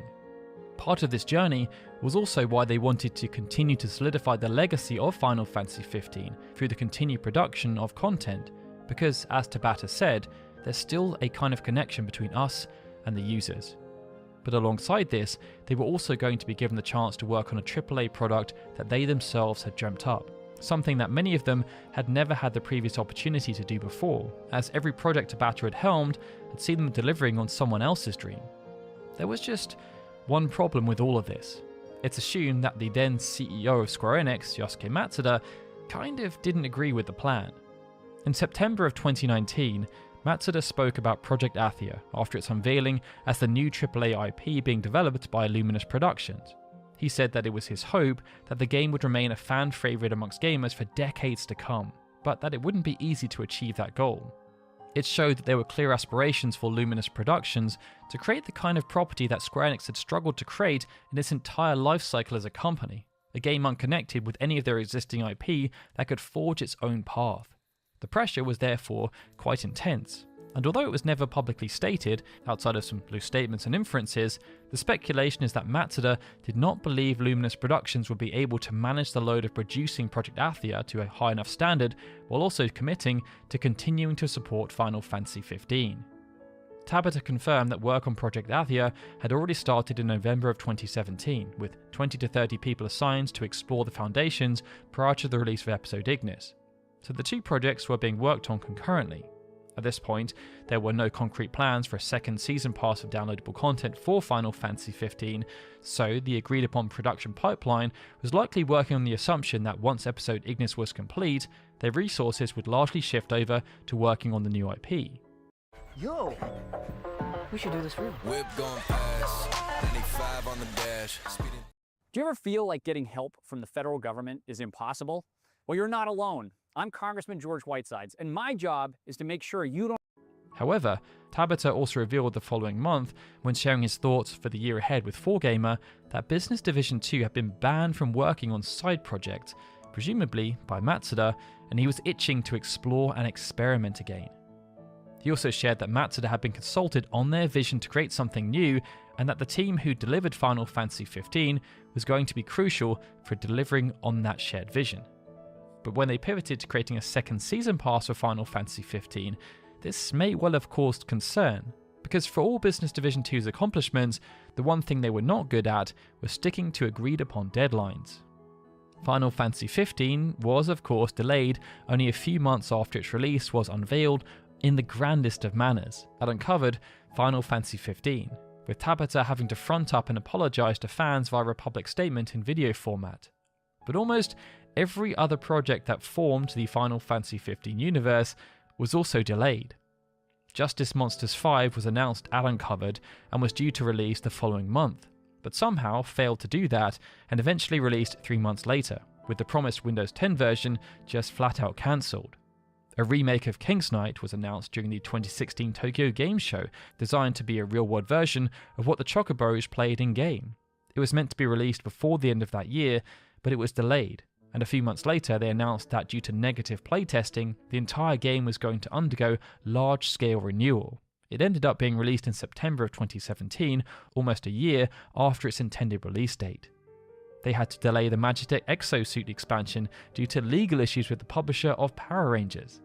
They announced a VR spin-off featuring Prompto, which was cancelled and repurposed into Monster of the Deep, a VR fishing game, which was meant to release in September of 2017, but was delayed to November. Final Fantasy XV Pocket Edition was announced at Gamescom 2017 and was due to release that year, but was delayed until February 2018.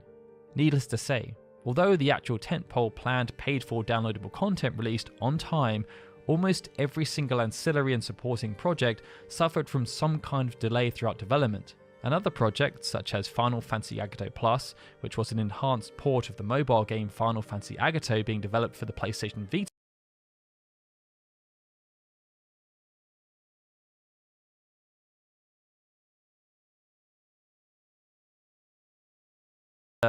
were cancelled during development because, in that instance, they couldn't fix a technical issue that they'd encountered. The majority of projects were ultimately delivered though, if a little bit late, and everything suggested Business Division 2 and then Luminous Productions were both profitable entities. They even had a pipeline of revenue coming from Final Fantasy. Building and talking and building and talking and pausing and just nothing's coming out. That's incredible. I was talking this entire time. That is embarrassing. Oh, yeah, that was a fail. I wonder how long I've been streaming without talking, just rambling the entire time, saying my piece and what I wanted to say, and the truth of it is, nobody can hear me because I was muted. I said so many things. And nothing was heard. Like, what is, oh, that is embarrassing. That is embarrassing. So you missed everything that I said. Like everything. I was 100% muted.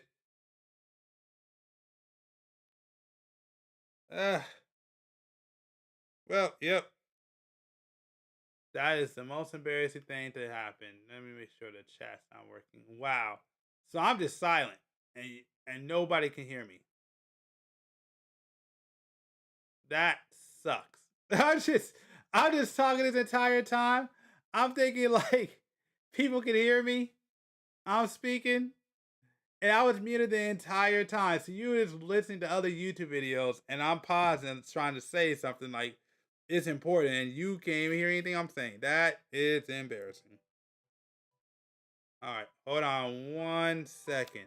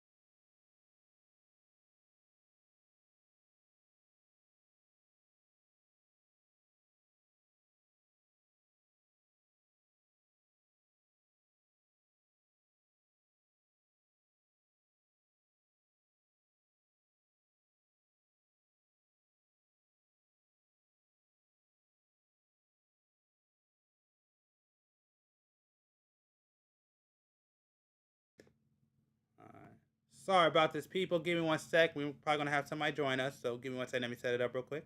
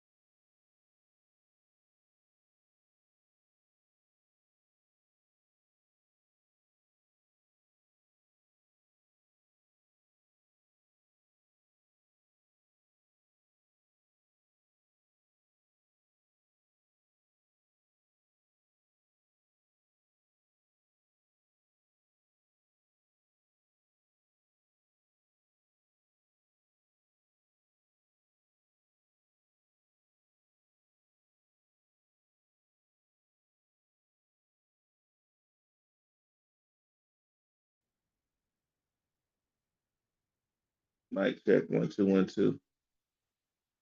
Me, right? Mm-hmm. Okay, cool. All right. Now, hold on. Let me test one more mic.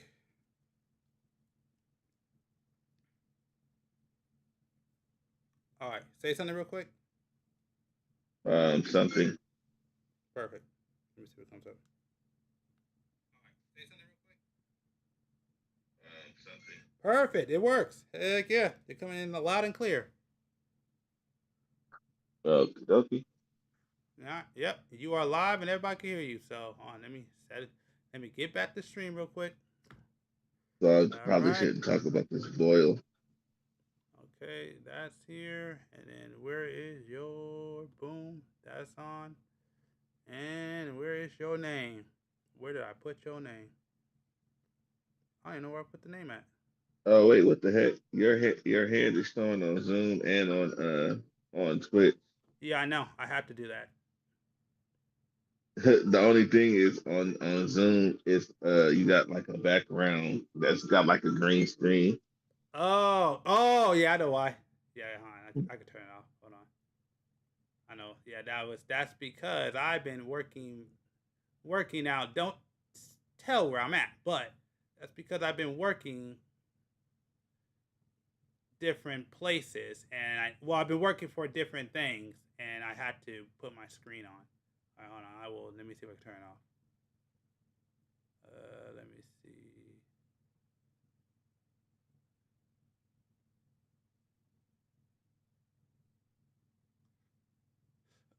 Okay, there it is. So let me see if I can turn it off. So, there we go. All right, there you go. Now it's off. And oh yeah, I need to I don't even know where I put your name. Oh, I think I know why. I think I know what's going on. Let me check one thing. Should be text. No, that's text scroll. There it is. Ha ha ha ha ha. Okay. Would you like to introduce yourself, and what name would you like to go by? So I can type it in. I guess I could. I like to go by Mr. KWZ. KWZ. There we go.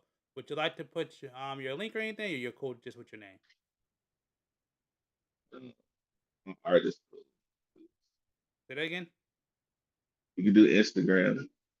Okay. The art page. What is it? It's at KEEZ. Uh-huh. Like I said, KWZ. Okay. _ art. ART. All right. You're on there. All right, there you go. Perfect. And, oh yeah. Now I gotta really censor myself. Yep. Pretty much, especially on this channel. Well, there you are. And we are here to do, which I need to upload the last two. I didn't get done. We are now doing the Twilight of the Engage. So like I said, sometimes I bring people on my live stream. We go ahead and we talk about various different topics. And it's been a while since he's been on here. But what's up, Keith? How you been? It's all good. All right. Good to hear. Everything's everything. So before I say anything, because I definitely got some things to talk about. You got anything you would like to talk about what's going on right now in the world of gaming or entertainment that may be interesting? If not, I'll go ahead and bring some stuff up. I guess you could talk about no. Sorry, my game just kind of crashed. That sucks. So I guess you could talk about the regular stuff. We could talk about physical media. Yeah, okay, we can start there. What is your thoughts on physical media? And it being with it, I mean, I think I talked about this on another one. I think I talked about it because B was on here a couple of weeks ago. I talked about it with him. But yeah, what are your feelings on it? Because I don't think I've ever heard from you about it. I think the idea of getting rid of physical media sucks. I literally just fun fact, ukulele, um, ukulele rehash. What is it called? Ukulele replay. Ukulele Replayly is a remaster of ukulele. Now, to me, it's kind of close to have a remaster of this kind of game of this caliber, but I it kind of once I played the demo and I looked at the comparison to the other one, I still end up went ahead and wanting to get it. And it's funny because I've had the other one for a while because it was on sale, and I actually never played it because I was playing the other one, the Impossible Layer. So I never got a chance to play this one yet. However, this one looked so good, and then I saw some of the comparison differences I wanted to game. Now it was on sale recently for it was on sale recently for what is it? Um $20 on the eShop digital.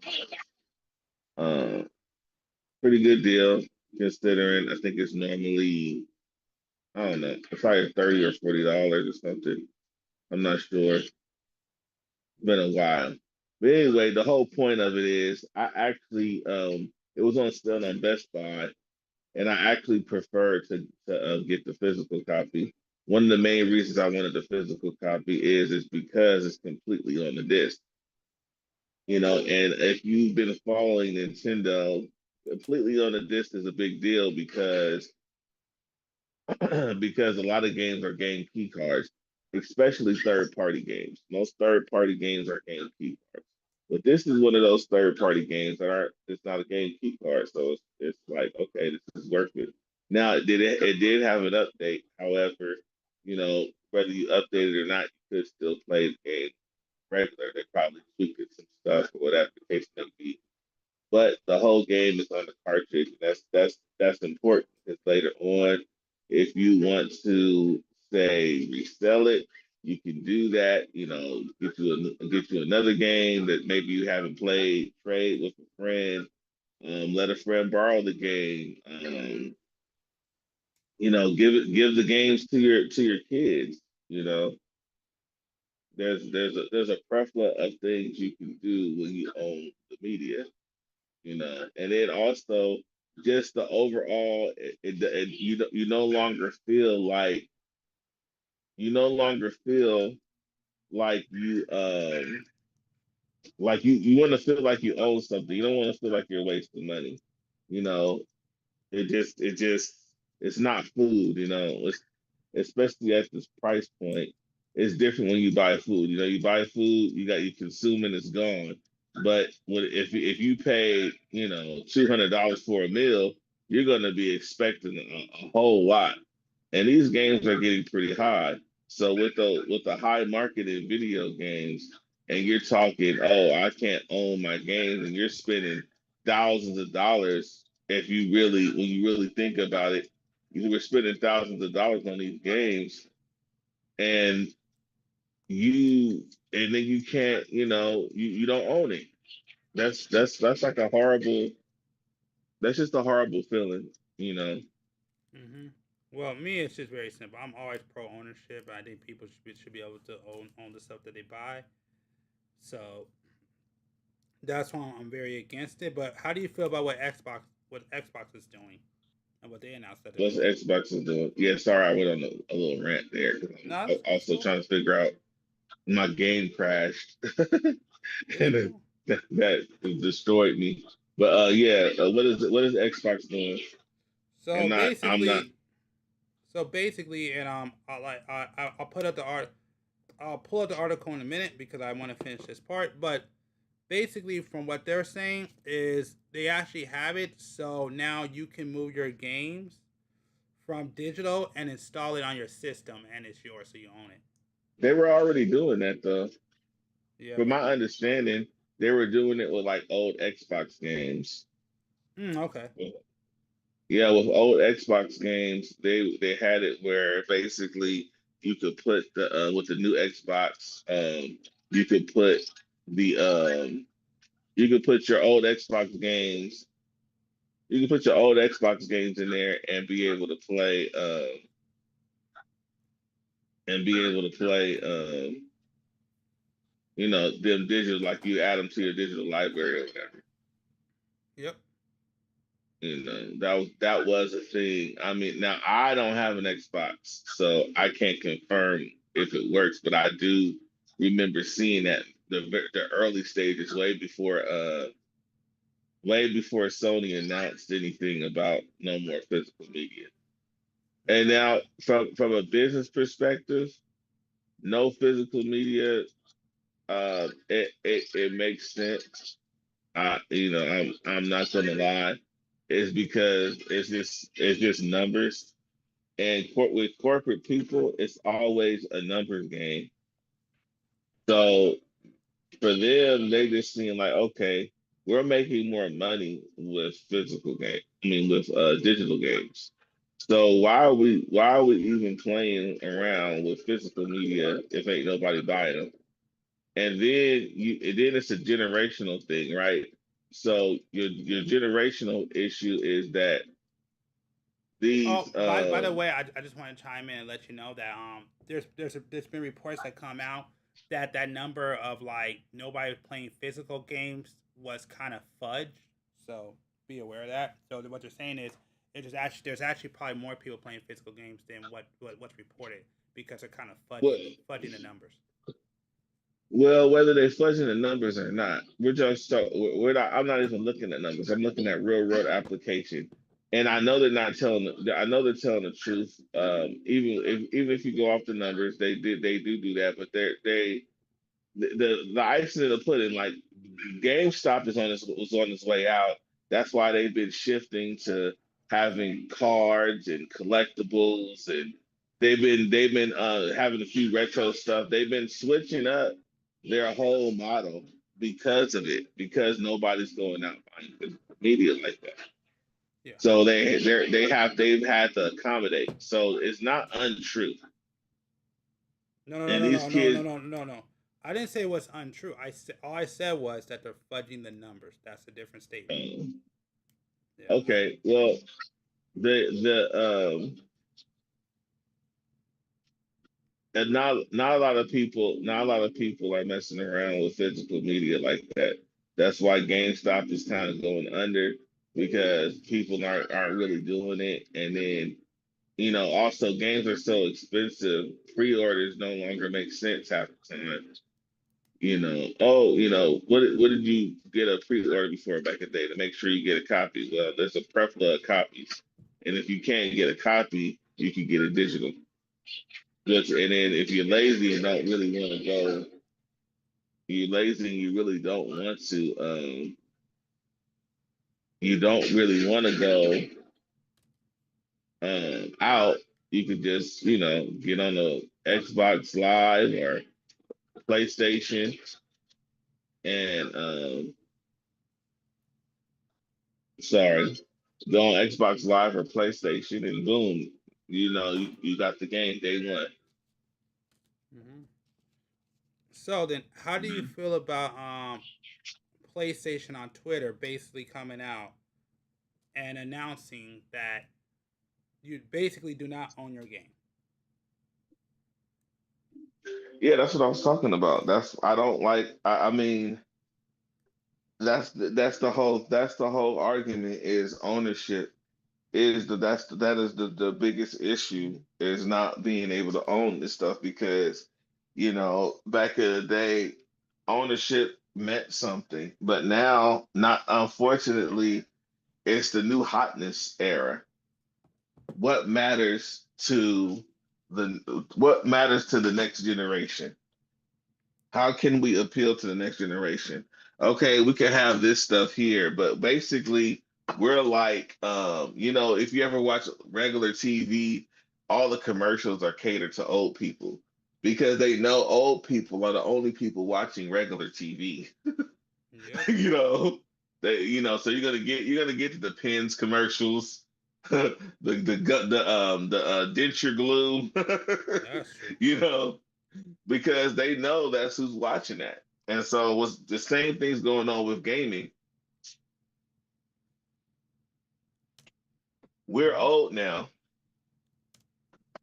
You know, Yep. the And I just people wanted, who I just wanted, the and I just generation that want, really appreciate and I just want to let it be known that you're older than me. So please keep going. the generation that appreciates we're the same, we're damn near the same age. The generation that appreciates You're still older than me, and that matters a lot. the generation that appreciates the generation that appreciates ownership is old now. These kids will these you got to understand these kids sit up here and they spend thousands of dollars on a free game. You understand me? A free game. Game is free. You can play the game all day long without ever buying anything.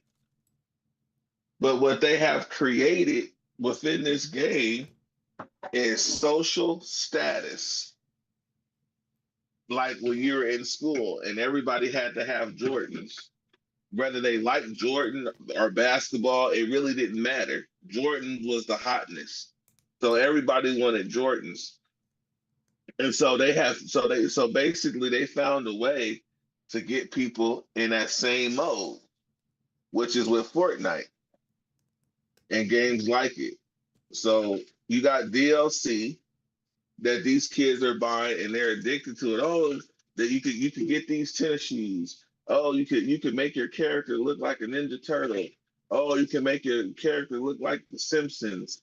Oh, you can make your character look like your favorite anime figure.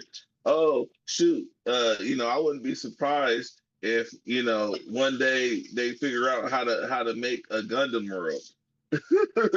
Make the characters look like Gundam, I think they already did that, if but it's popular enough, they probably did the main character. That's probably about it.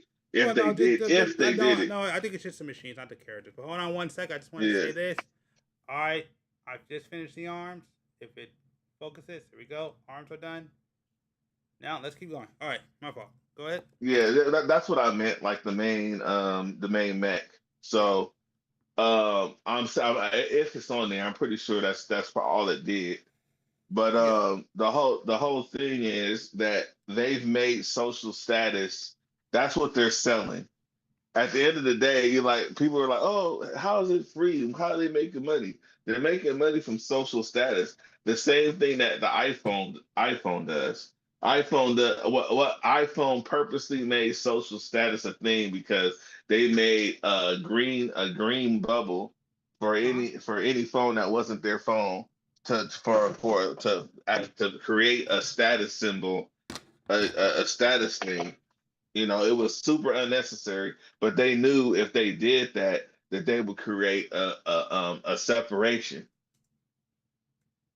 And that's what Fortnite has done. It's made social status because, like I said again, and so now they know. Okay, these kids will just keep buying, buying, and buying and buying, endlessly buying digital content with no real ownership.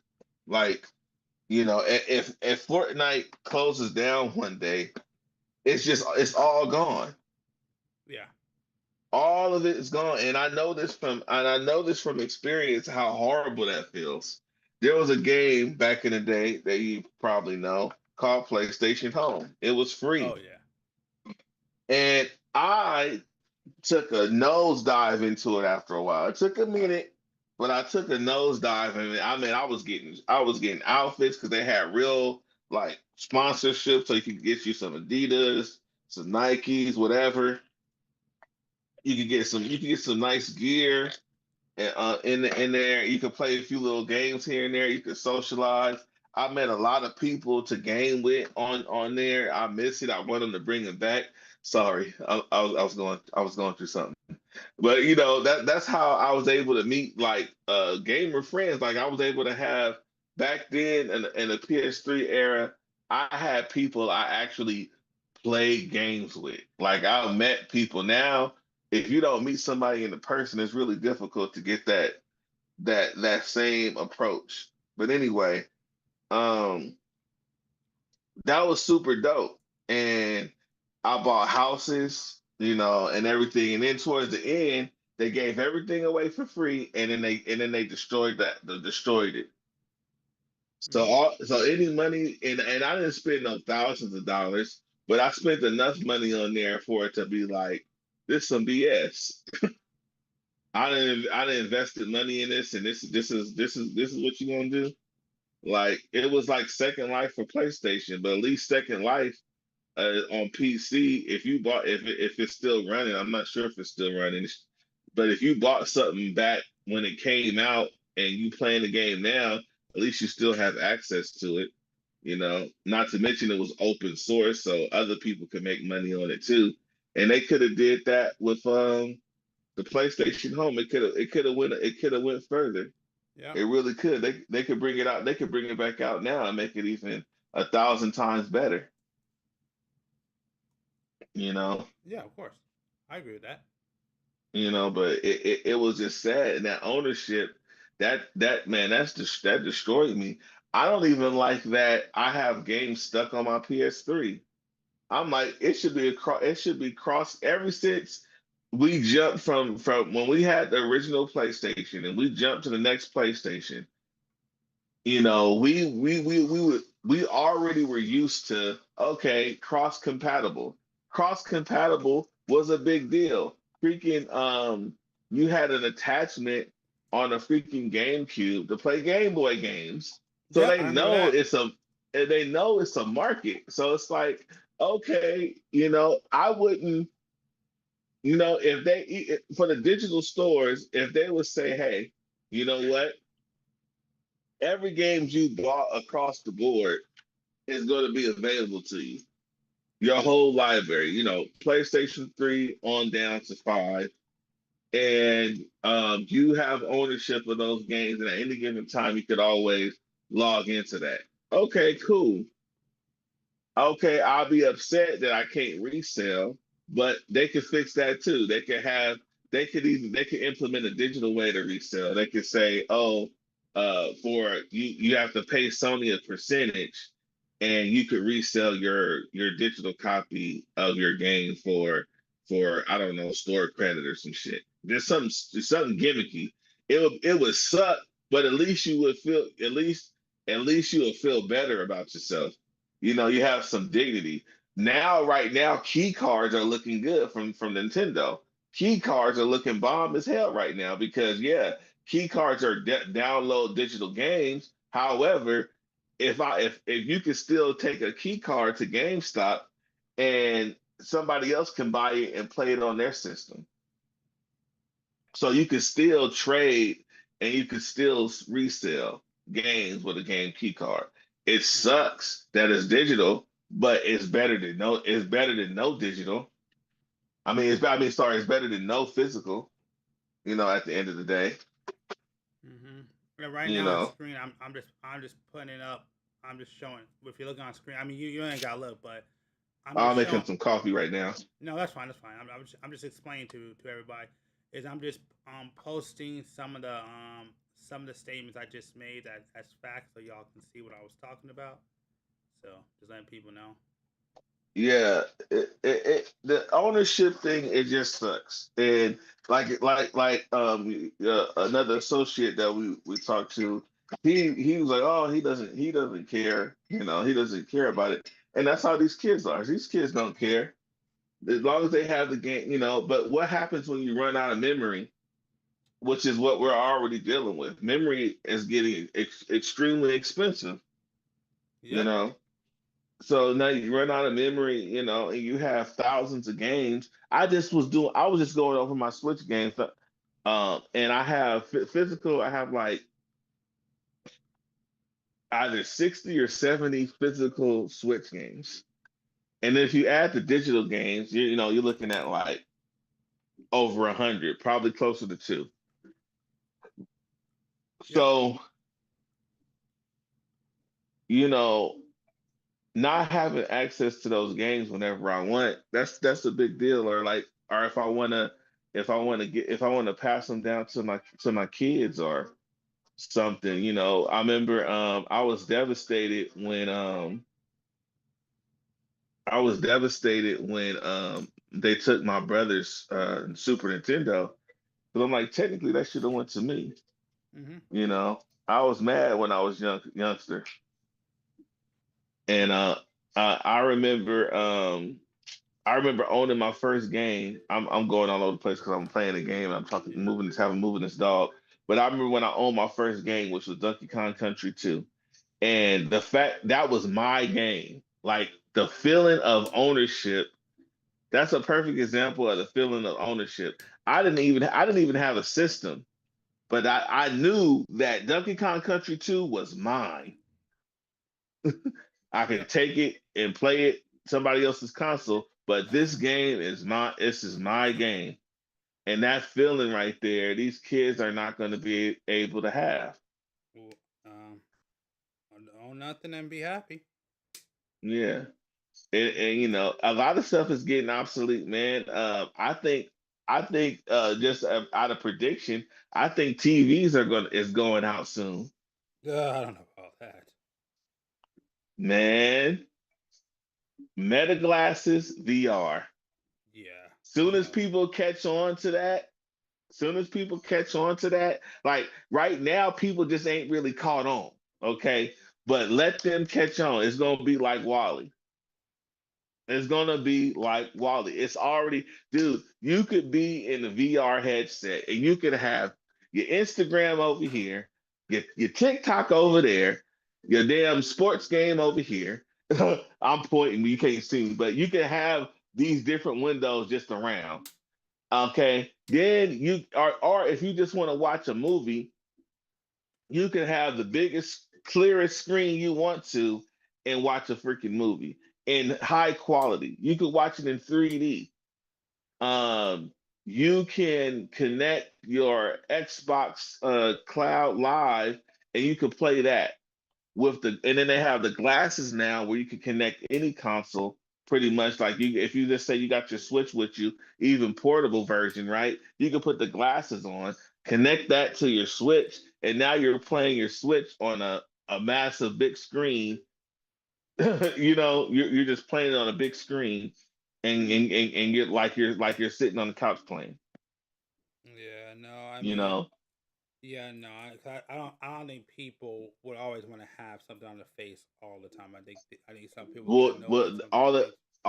but right, but it's the smaller form factor. They already got glasses, Oh and no no they're no no just no no no! I think like yeah, I may agree with you. I don't think the technology's there yet. I don't think the comfortability's there yet. But no, I agree with you that yeah, I definitely believe it's that I definitely believe that we're gonna go into the future where like we probably will have glasses on our faces that will be able to access the internet and do everything that we want. I just don't think that that's going to be the thing to get rid of television. I just don't think that. I don't think people want. I I think think it's going to people after get a rid of. while will want to take the glasses off and look with their own eyes. That's just what I believe. No, I always go back to Wally, man. It's not. It's you got to understand. Half the people, half of the people, half of the people, real world application. I haven't done any numbers. But most people don't even look at TV. You know what they're looking at? Their phone. Their Yeah, phone. They're looking at a small phone, possibly a tablet. yeah, But I a agree with lot of that. them are looking at the phone. They're not even looking at, and even applications are going under. People are not looking at Netflix the way they used to. You know what they're looking at? They're on YouTube. They're Yeah, looking at the thousands of podcasts that's on there. They're yeah, looking at all the other whatever crap that they're looking at. People are looking at YouTube mostly on their freaking phone. yeah, So so absolutely. you got that. So now you got glasses that can basically work as your phone. And you mean to tell me you don't think that once people really catch on and they make it affordable, that it's not going to destroy TV? You're crazy. No, I don't. I don't think it will. Oh man. I don't think Okay, people. I don't think people want to sit there and just have something on their face all day. I think people get tired of it and want to take it dude, off. people wear sunglasses for fun. Yes. So if they have it in the form factor of some Oh decent. no no no no no no no! You see, okay, you gotta understand. I agree with you in the fact of yes, I think that may happen. I think it's gonna be a normal thing. Where I disagree with you is where you say, I mean, where I disagree with you is when you say, oh well, this is gonna be the thing to take down TVs.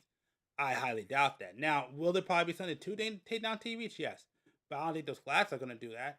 I mean, No, I just think I don't I, believe I that. think right now that's the biggest threat to television is is being able to, all they got to do is figure out a way, first of all, have long lasting batteries, then also make it compatible with where if you need to, you can kind of plug it in while you're using it, and then maybe have a warning to tell you to unplug it, it's charged enough. So that resolves overheating issues, right? Okay, so boom, you unplug it, it's charged enough. You could charge it while you're using it. You could take them on the go. You could use them at home. Now, with the cost of living, okay, with the cost of living, let's say, they start making economy size apartments, like single, because they already kind of do that, like these little ass apartments in other places of the world. Oh And yeah. let's just say they start implementing that more in America. Now you got these little ass apartments. Well, guess what? You don't have room for no big ass TV, Well, but you got, they kind of do have those, but keep going. right, they do, but not on the level that they do in other places. In other Yeah. places, there's a preference. It's a lot more. When you watch the travel channels and stuff like that, I've seen it where Oh yeah. like Of they course. Of course. Of course. hotels, they got literally hotels with closet size rooms Yeah. for Yeah. you I'll for give you you to that. sleep in, I'll give pods you and that. stuff. So what I'm saying is, though, you get the glasses, to be the glasses, once they, like I said, once they make it affordable, that's all it is. That's the only reason we all have TVs, is once it became more affordable. Before, rich people had multiple TVs and had TVs and stuff like that, or whatever, because they were wicked expensive. But once they became a little bit more affordable, everybody had a TV, Mm. and it made more sense for them to make it more affordable, because now they can sell products. Okay, well, if not enough people is looking at commercials, then we're losing money. So we need to invest in these companies to make these TVs more affordable. Hey, can you make it? You know what I'm saying? Now you got people investing in I don't know, Panasonic, whoever was making TVs. You got people investing in the stock, so now they got all the money in the world to make the TVs more affordable. Mm-hmm. Now the TVs is more affordable. Now, okay, we can start making more shows. We can start making more commercials. Okay, now we're in the game. Now we're making money. All they have to do is figure out how to do that with the current technology, and I don't think it's that difficult for them to figure it out. Yeah, I just disagree with you that people are just gonna want to sit down all day. Because no, I agree with you too. Yes, yes. Everybody's always on the phone. They never get off the phone. That I'm not gonna argue against. But when you say these Hey, glasses are gonna be the thing to replace television, I don't agree with that because I believe people, that because I believe the because I mean people, even you made a point. The glass is gonna have to charge. That's number one. Number two, I think I do believe that people after a while when they get home, unless they actually need glasses, they're gonna they're gonna want to take them off and rest their eyes. So those are things I think that I think that yeah, if they implement, like, something for people who wear glasses, right? They could implement things because they already do that. They could implement ways for people who wear glasses. They have to do, they have to do it this way or that way or whatever. Because they wear glasses. We already see it. Apple tried to do it with their fucking stupid ass VR headset. yeah. And watch your mouth, please. That was that was trendy. That was trendy for like a minute, but it was like, because it was stupid. You got these big ass things, and you expect people to walk around with these big ass things on, and it's cool. And it's cool in the house, actually. It was cool in the house, but it's way too expensive. Like, Yeah. it's way too expensive. So it's only a handful of people that's going to even have those. But the idea, the concept is phenomenal. It's basically what I feel the world is coming to. It's a show. It's a show on Netflix. a futuristic show. Oh, I wish I could remember the name of it. But basically, it's that show where it's about sleeves, and sleeves is like the human body. So basically, you're able to transfer your consciousness into this chip, and Okay, if that's a your whole body, entire different situation. Yeah, at hold on, that hold on, hold point, on, hold we'd on, be hold done. on. I'm giving you the show. So the body dies, and then they take the chip out and they put it in a different body. Whatever. Good show, crazy show, crazy concept because it really touched bases on rich and poor. Because like if you were poor and you was in a car accident and you can't afford a good sleeve, it was like a 10-year-old or a 5-year-old girl, whatever. No, I think she was like 10, and they gave her an old lady body because her insurance wouldn't cover a body her age. Crazy, right? Mm-hmm. So, but anyway, good show. Look, I actually enjoyed it. But there was a part on there where he had to put I think he had to put something on his eye. It might have been a contact. I don't remember. I think it was a contact on his eye or something. But once he put the contact on his eye, you could see all the advertisements all around the city. Like before, the city looks kind of rough, but once he puts the contact on, you see like neon lights, you see advertisements, you see screens, you see screens all over the city of different shit, like in different areas, basically proximity screens, right?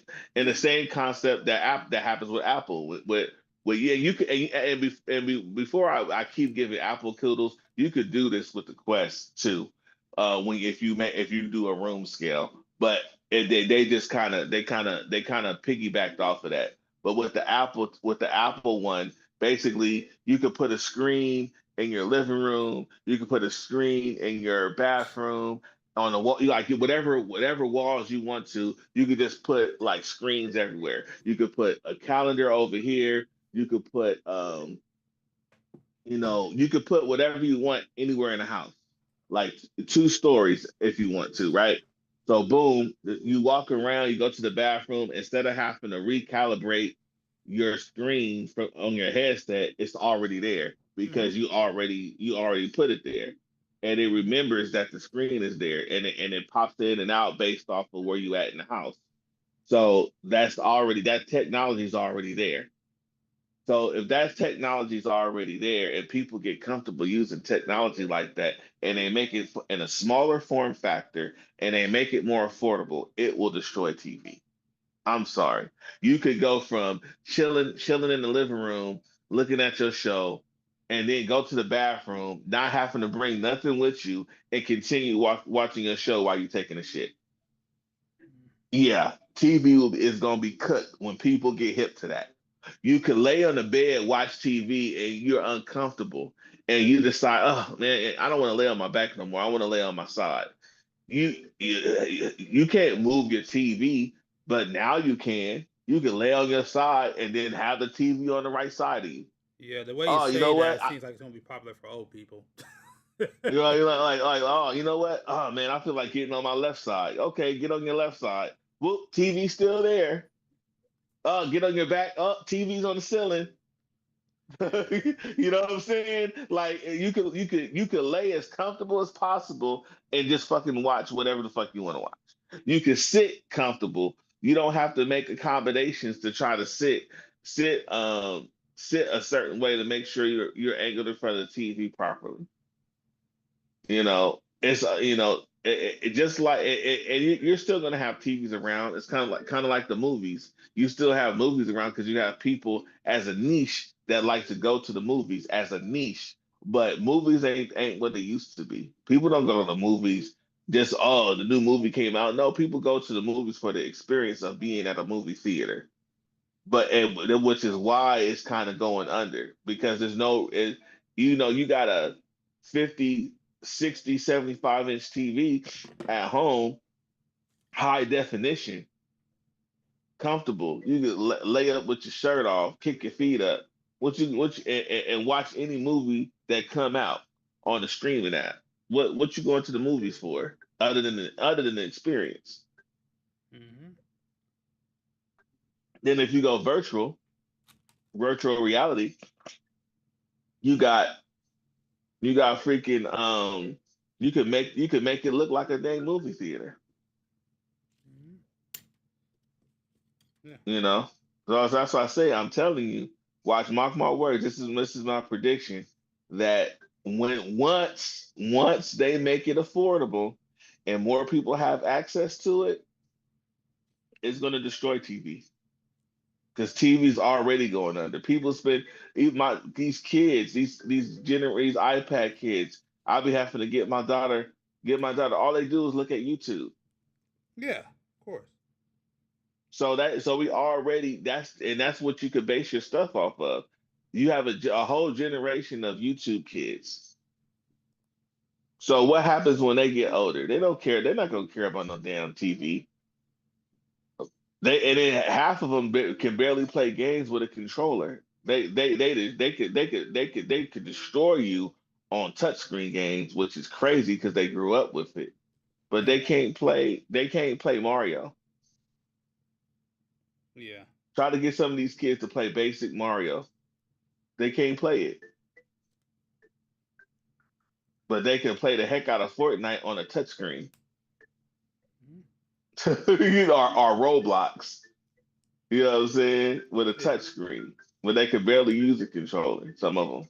Yeah. So it's Hold like. on, hold on. Before you continue, that's one I gotta say this. All right, and Yeah. if you're looking on screen right now, I just finished the feat. All right, you can go ahead. You're good. Yeah, man. I'm just saying, like, you can just kind of predict stuff now at this point, And then the generation, these kids now, they grew up. The kids that's out of high school now, they grew up, parents not being able to get them a lot of games. So what they do, they play the free to play games, and then their parents don't mind giving them $5 or $10 for for V-Bucks or whatever they call it. Yeah. So yeah, boom, yeah. now they're getting V-Bucks and they just spending money on the same game. And Fortnite has taken over. Fortnite has done something phenomenal. I don't like Fortnite because it's too confusing trying to build and run and shoot. That to me that's confusing, and I don't like the idea of permanent deaths. But I think they have a way to play without that. I just haven't looked into it. But I love some of the art style in the game. I love it. Like I even have a figure of their classic character. It's like a bunny character, and I thought it was so dope that I bought the figure because of the art style. And I want to buy. I saw the Ninja Turtle a collaboration with Fortnite as a figure, and I want to get that. So, but that being said, Fortnite has taken over Rocket League, which to me Rocket League was a phenomenal game. But they took over Rocket League and then they took those same cars from Rocket League and made a dope ass racing game. Yeah. That's free. Not only is it free, you can create tracks on this racing game. You can make tracks. So they got endless tracks because community tracks can be made. Yep. And the same thing, you buy cosmetics. They also have a Lego game that's basically Minecraft survival mode, but with Legos. I haven't played it. I want to start playing it, but I'm like, the concept is cool. Then they have freaking Guitar Hero. Like they got Guitar Hero built into Fortnite. Yep. And who knows what else now? Because I haven't installed Fortnite in forever. So basically, these kids between Fortnite and Roblox, they don't even need to buy other games unless they just a gamer like that. Oh yeah, I agree. They got everything. They got a shooter. They got everything but a fighter. That's about all they do. And they got free fighters, but just not in Fortnite. And maybe in Roblox, I don't know. But I'm just saying they got everything but a fighting game. Mm-hmm. So here's my question as a parent. I hear this being a complaint all the time. What do you think about Roblox in that situation? You said what? I hear this complaint all the time. Mm-hmm. And since you're a parent, I thought I'll go ahead and ask you, what do you think about Roblox and their situation as a parent? I don't know. I don't know if you can play Roblox is Roblox. Roblox is a hard situation. Hey, hold on. Before you go, just be aware. Be careful. Be careful with the stuff the words that you say on this topic. Yeah, you're good. You're good. Roblox is a hard situation because you do have the peace situation. Yep. Thank with you, by the way. older with older with older people being on there and not knowing. But Roblox have tried to implement certain things to resolve that with like, putting age blockers on things. You could even with your kid's account, you could make it where basically unapproved people can't even communicate with your kid. So they got stuff like that implemented. Now, I haven't gotten deep into it because my daughter, she uses my other daughter's account, and I haven't really took a dive deep into Roblox, which I need to. I need to make sure I have.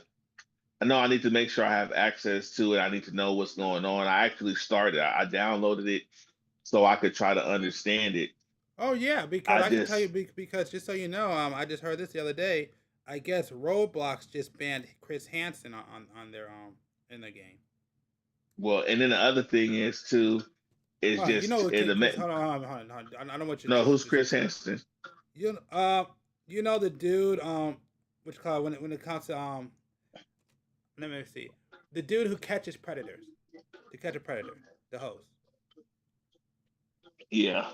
Yeah, they said I need to make sure I say this so. But yeah, no, they said that dude got banned on Roblox. They banned him off of Roblox. Why? Because he catching predators on Roblox? That's what I believe. To be honest, I think it's bad for business. It's kind of Right. the easy way. Yeah.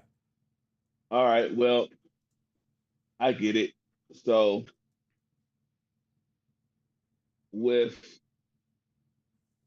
I'm sorry, with the Roblox situation, what I was getting at was the main thing is your parenting with your kids. So you have to educate your kids not to give people personal information and different things. People don't spend what it is I don't spend a lot of time with my kid, but I spend enough. I could spend more time with her. We could all spend more time, right? But you need to spend enough time with your kids to know your kids' habits and know how your kid operates to where your kid's not going to tell somebody where they live. There was literally a video where it's been more than one where Okay. Hold basically on. Let me make sure. So I'm I reading didn't up say on it. anything. I'm not No, going no, to no, no, say no, no, no, no, anything. no, no, no, no. It's not you. It's not you. I got to correct what I said. So I looked up into it, and I'll make sure that I actually take a picture of it, just because I just heard about it. I did not get the context, so I'm gonna be fair and bring up the context. It has nothing to do with you. This has nothing to do with you. This is all about me. If you could just give me a sec, I'm just gonna put it on screen. That the whole entire thing of Chris Hansen's being banned. Again, we're doing this real time. We're not a reporting show. We're just having conversations. But I want to be fair, so I don't get the wrong results. All right, give me 1 second. I just need to put it on screen.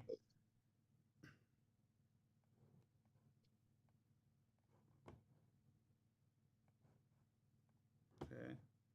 And if you're looking on screen right now, it says Chris Hansen banned from Roblox live at CrimeCon during a child safety demo with Shillette. So again, I just want to make sure that's clear. Now I got the context when I heard about that. I didn't know there was context to it, but here's the context. Now I'm not reading through it, but I just want to make sure that I'm fair and I don't misrepresent what was going on.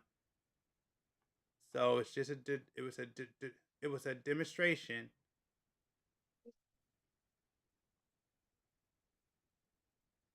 And then, oh yeah, here it is. I always talk about Roblox. I think people need to see it. So I've told the audience before the beginning of the demonstration.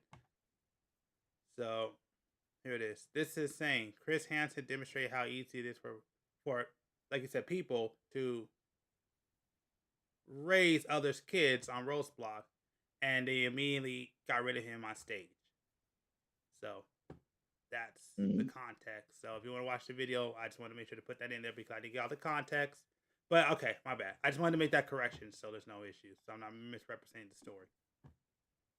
Yeah, I'm not sure where I was with it's it. fine. That was all on me. I'm not saying that But what I said was wrong, but I just want to make sure the context is out there. But yeah, keep going. I'm not sure where I was. Okay. But basically, just if you focus on your kids, like there was a video that a few videos that went viral, basically of kids, other adults popping up at kids' house thinking that they're gonna play Roblox, and yeah, I get it. You know, and stuff like that. It'll be grown ass adults. You know, And basically what you're saying is, as parents, you need to be responsible for watching your kids. yeah, that's what I'm saying is not only responsible for watching your kids, but teach your kids about like I'm always telling my kids they get irritated with my lectures and shit like that. But I tell my daughter, especially, you know, hey, you don't give nobody your address. You don't give them any details of your area at all. You don't give them anything. And I say, when you're talking to these, you don't know these people. And then I might even use scare tactics at times to ensure that, you know, she knows better. Yeah. Hi, mamas. And she walks How was school? A what? Why you got a boy's name on your bracelet? I'm live, so we're gonna have to talk about this later. Hello? Yep. Yeah, you don't have to. I'm gonna have to talk to her. Yeah, but just you know, like I said, just knowing who your kid is, knowing who your kid is socializing with, and knowing and if you don't know, because it's gonna be, you can't be there 24/7. That's the thing with me, is understanding that I can't be there 24/7. I gotta work. I got stuff I need to do that I want to do. You know, and I have to be able to do that and not worry about her as much. So you could check on them, of course, but you want to make sure that they know, okay, this is not something that you should do. Yeah. You know, and that's what it boils down to. You know, if you don't, and it's like again, if you don't teach your kids that, that's why you get yourself. That's how you get yourself in trouble. I agree. You know. I mean, yeah, I definitely agree. You won't hear no arguments from me. And that's why I think that is the problem, is that we have too many irresponsible parents running around and not wanting to raise their kids, and that's like one of the most important things you got to do. Well, it's easier. Half of the world kids are oops. Yeah. It's rare. It is what it is. It's rare. It is rare that you find. It's rare that you find people, especially in America, um, that had kids on purpose. You know, unless they're well off. You know, you know, you might find a few idiots that's not well off that does it, but for the most part, you know, it's when people have kids now, it's always oops, or well, I guess we're gonna have kids now, It's not like how it was when you see it on a TV shows or on the movies where they done made this big plan to have children and they're trying real hard to have them. That does happen, but it's more common. Oops is more common. Like, I'm pregnant. Oh shit. You know? Yeah. That's more likely to happen in today's day. That's why I say I trip off kids with like, I'm a mistake. Like, get over it. Yes, you're a fucking mistake. We all are. Like, this is not something. Sorry for the F bomb, but I'm just saying we're all a lot of us are freaking mistake children. Whether we want to choose to believe that or not, it doesn't matter. A lot of us are mistake children. Our parents was getting busy, hanging out, wasn't even half of them wasn't even married, or wasn't even considering marrying the individual that they had a child with, but yet they're in a position um, in the position to end up having children with each other, and it just happened, and then they just don't they had children and they just did what they had to do, whether that be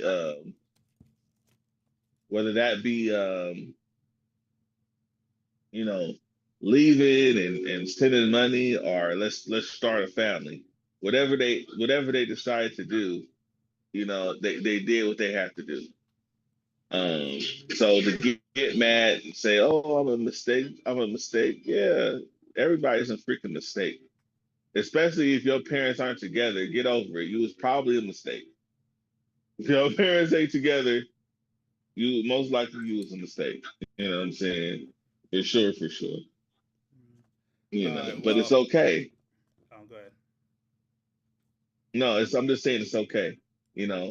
It's okay that we are a mistake. But anyway, the whole point was because I'm babbling now. The whole point of it, let me get back to what I was saying is just knowing your kids, watching your kids. But a lot of people, the reason I have brought that up, a lot of people didn't want to have kids, and it's easier. It's a lot easier for them to just let their kids be on an iPad and them go and they could take care of whatever they need to, and then basically the iPad becomes the babysitter. And this is nothing new. They did it with TV back in the day. A lot of times they'll put the kid in front of the TV. A perfect example of how that operates is go watch the movie Cable Guy. Mm-hmm. If you've seen it, if you haven't seen it, Yeah. So then, to kind of get things back on in more of the entertainment game space. Yeah, my bad. No, you good. Yeah, I went on a rant because I'm up here. It was it's cool. multitasking. It's cool. I am too. But no. What I wanted to ask you about is, so the big thing that I said, and I just want to say this. So let me say my piece, and I'll let you go. Is I've always said, like, if people are so angry at the some people, I say so many, but if so many people, not everybody, is so angry at the game industry, then I said the best way to hit them is to not buy GTA 6, which is what I said. Now, with that being said, I've also said, hey, I'm no better than y'all, because if GTA 6 was to do physical, I would probably buy it. Now, even with that being said, and even though I said those lines, at the end of the day, the GTA trailer, the GTA playthrough, on which I think is dumb, they put on Netflix, but it came out, and yeah, I see GTA 6 actually selling a hella well, like super well. I mean, I know I comment on that? I know people without are saying it's going to be the biggest game of all time.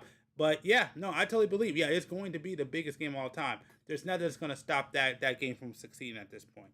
But what I saw, oh yeah, no, that thing's legit. I was want to say one thing because I don't want to get into a rant, but yeah, you're good. I'm so that effed me up. I didn't even see the whole trailer. I just saw, you know how you hover over it and you see the preview.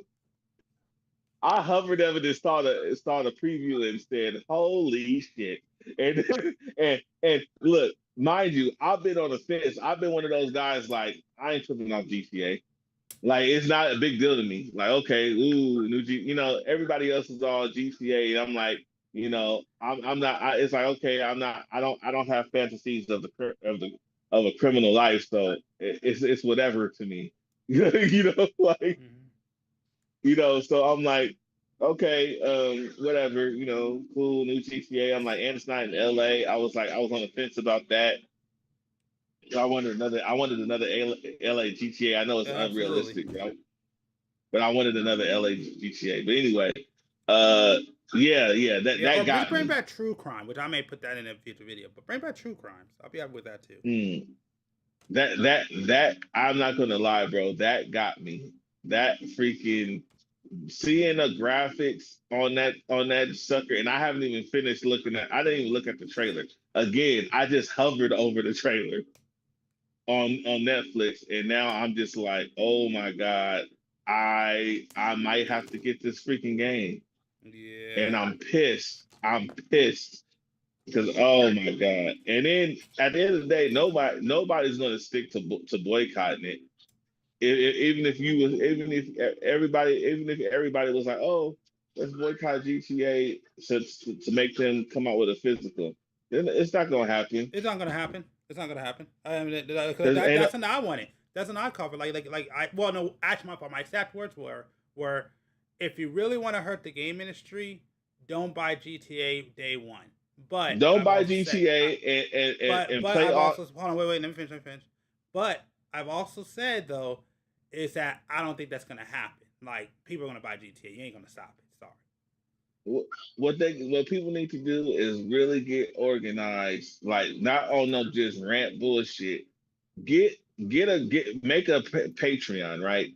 Make a Patreon or some kind of social media group, and collect everybody who has a problem with this as a whole, right? Just share it, let people in on it, and then figure out some kind of incentive what we're gonna do afterwards to try to keep the community going, whatever. But you get all these people together, and then once you get all these people together, then y'all agree on an equal response that y'all do. Like, okay, this, and you got to do it for 1 or 2 quarters. So you got to figure out what. So what about the since you said that, what about the Sony boycott that's going on right now? They didn't do it that way. They did it the same way they do everything. Oh, let's boycott it. Like for instance, when they had the freaking issue with the Asian who shot the black boy and shot the black boy over a water bottle or something, over a beverage, and he was running away and whatever. But somebody could run into your house, and if they run away and you shoot them, you can go to jail. But this guy got off scot-free. Wait. Don't go into the details. Just yeah. This guy got off scot-free. That's as far as I was gonna go. But anyway, you made me forget what I was gonna go to. That was the end of that. God dang it. We're talking about GTA 6.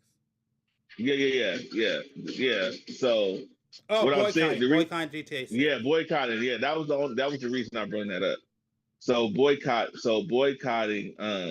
So when people wanted to boycott that, the thing was they're not gonna not go to get hair weaves and fingernails and stuff like that. It's not gonna not happen. So trying to boycott that is stupid unless collectively they got a group together and really implemented a real plan, which they didn't. So that being said, that's the same thing that needs to happen for the whole gaming industry, PlayStation, all this stuff like that. For 2 quarters, at least 2 quarters, no sales, no online activity. and then that's when corporate will get involved. Corporate's not going to get involved with a bunch of people on social media talking crap. They don't freaking care. They got some dude. They got some dude in the office that probably they pay who probably barely even check social media to see what's cooking on social media. That and he probably just getting over in the office, barely paying attention to what people are vocalizing about. Mm-hmm. And so if you want to hit corporate, you gotta hit it. You gotta get where it hurts. All there, it's a numbers game for them. So once the numbers start going down significantly, that's what's gonna wake them up. Yeah. Yeah. That's it. That's the only way. You could and whether if it's GTA, remove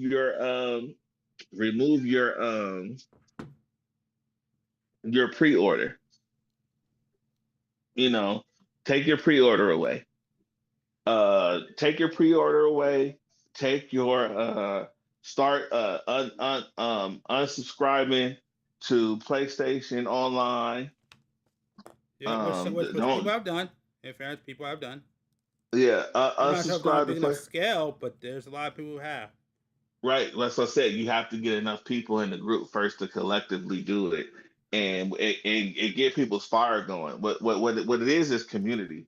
So let's say you get the community going, and what happens is you have people like, for instance, you could say, all right, so everybody put up their screenshots of them, on in a group, like maybe a Discord, right, in a group that has stopped their subscription to PlayStation or that stopped their pre-orders to GTA. Yeah. Right. So you can say a big F you to the internet to right now. Once everybody do it, you got to get a whole shit ton of people do it. Right now, this just in the Discord. Then we already done it. So then what happens is after they've already done it, then as a collective, we say, okay, we're gonna post this on social media on this day. So boom, you post it on social media. By the time you post it on social media, you've already done the damage, right? Because if you've made a big group on Discord, a lot of people has already done it. Then you post it on social media and you put like a some Sony band or something with a bit, maybe a FU finger emoji, and so all the people already done it. Now you're going to get other people that's not in the group to do it too, right? And then you're going to have the haters. You're going to have y'all tripping, y'all doing too much, but that's cool too, because all that does is bring more people to the post. And then the people under there who's all for it, you could invite them to the Discord. So now you got more members. And you keep collectively grabbing members, and you keep doing shit like that where you do it beforehand. You do it beforehand, and then you make it public. And then after you make it public, the damage is getting there and it's growing. And so if they see that growing, you don't have to say a whole lot. You don't even, all this good, all this shit like that. Like if you really want to make change, like you do it as a collective, it's a freaking wrap. Yeah. But in this situation, this is something that we can control. It's the same thing with like if you wanted prices to go down. The problem is none of us can afford not to go to Walmart and different things like that, and maybe Target, whatever. But if we collectively, all stop shopping, prices of shit will go down. Period. Ain't no ifs, ands, or buts about it. If everybody stop fucking shopping at these places, the prices will go down. But to do that, people will have to learn how to grow food. People would need to know how to stretch food. People would have to sacrifice way too much to do that. So that's not going to happen. But how hard is it to sacrifice gaming? Go back to old school gaming for a few months. You know, go back to go. You know, go to emulation, play some retro games. Go play some of your old systems that still got games on them, and just get a disconnect from the internet. I do not. By the way, I do not condone playing Oh, games illegally. emulation. Yeah, I get Thank you. you. So just want to Yeah, make sure that's clear. emulation is only cool when you own the games. Yep.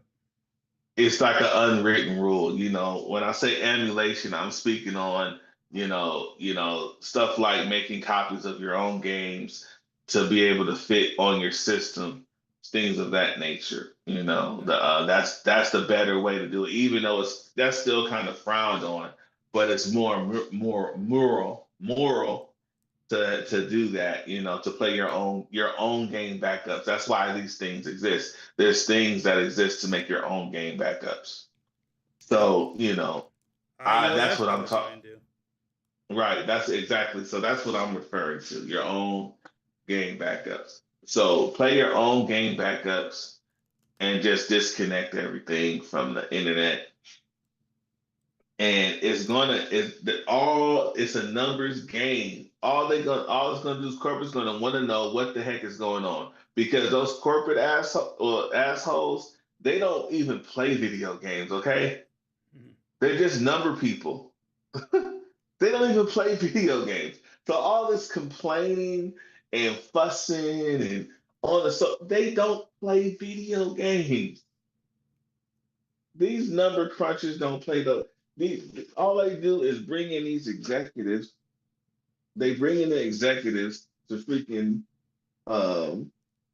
play these games, and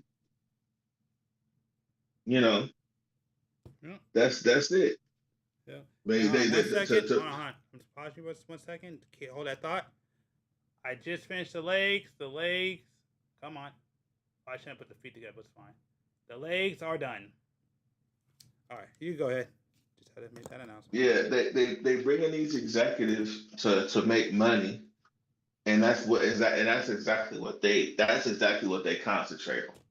It's not about the people, It's not, It's just really not. So when more people figure out that these people in these higher up positions, they really don't care. And you can say, how could they not care? They don't care. Just look at history. People in power don't care. All they care about is more power. Yeah. That's it. They'll care about world peace. They care about peaceful enough to where they don't have to be messed with. As long as you ain't messing with me, I don't care. Go do whatever over there. Go ahead and but just don't mess with me. That's all I care about.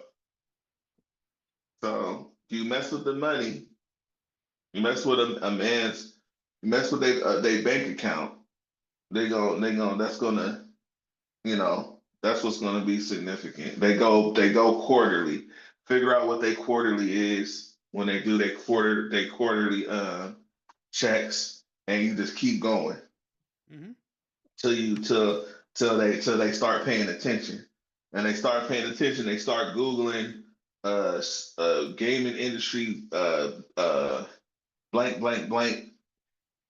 And then it's another thing. It's so stupid to say, "Oh, I'm just going to go to PC." That is the most stupid statement ever. Do you know why? Because of how expensive it is? No, it just contradicts your complaints. What? Because PC has been for years in all digital gaming world. Yeah, but PC, you could download your games, you could mod your games, like you could have the official copy on your PC. I mean, yeah, but still, Why people want PC, because PC no, you but have still, control over it, and you also have ways to, if you know what you're no, doing, and I'm not saying that you should, you have ways to yeah. get your game back into your control. But then you're talking about again what you just complained about me saying. So no. We're talking about legitimate activity right here, right? Yeah, no, legitimately, yeah, you could pretty much own. I mean, what's called And then go to what's called GOG. GOG is a way where you could download and own your entire game. That's what that platform is specifically made to do. right, but still again, you're still in a position of a digital only world that you're complaining about. No, yeah, You're still no. My there, and then no. My complaint simply has to do with ownership and that you own everything. Not right. necessarily if we go digital. Digital is okay. That's whatever. The problem is that once you go digital, like that's the thing that people are complaining about. Was like what Sony is doing, where you only own a license of your game, and well, I'm pretty sure. Oh wait, let me finish, because I want to make sure everybody understands my complaint. Go ahead. So the issue is that if I buy a game on my PS4 and I don't play it for like 3 years, which I think I put this in another video. I don't know if it's on this channel for another one, but if I don't play it for 3 years, I come back to it and everything that I bought and everything that I built and all the stuff that I did can be deleted and I can't do nothing about it. That's my issue. My issue isn't that things go digital. That's always going to happen. You're not going to stop that. I'm fine with that. The issue is it's the ownership part. You don't own your games. You can't you can't take it with you. You can't do nothing. They give you a license. Okay, and not only that, let me finish. And not only that, you have to pay full price for it. Why do I still need to pay $70 or more? And how they're trying to raise things for a game that not only do I not get to own, I don't even get to have the disc. And then they have the audacity to come out and say, oh well, if everything goes digital, it's going to be cheaper. When right now things are digital, it's not cheaper. And like I said, and the way Sony is setting things up, they're setting things up to basically be a monopoly now, mainly for their games, but they're still monopolizing everything. Where like they could, like I said, they could dictate everything. Which, yeah, that's why they're being sued all over the place. But that's my complaint. My complaint is all about ownership and the fact that you have your game. So when you talked about those cartridges where you buy the cartridge, but you get a license, that's a waste of money. No, if I'm going to buy the cartridge, I want the full game on the cartridge. Okay, but it's the same. I want the game. But right. So there is two complaints going around. There's the ownership complaint, and there's also the expense complaint, which is what I was going to touch bases on with the PC situation. Yeah. Now again, it makes no sense. You're doing it's the same thing. So okay. Let's say you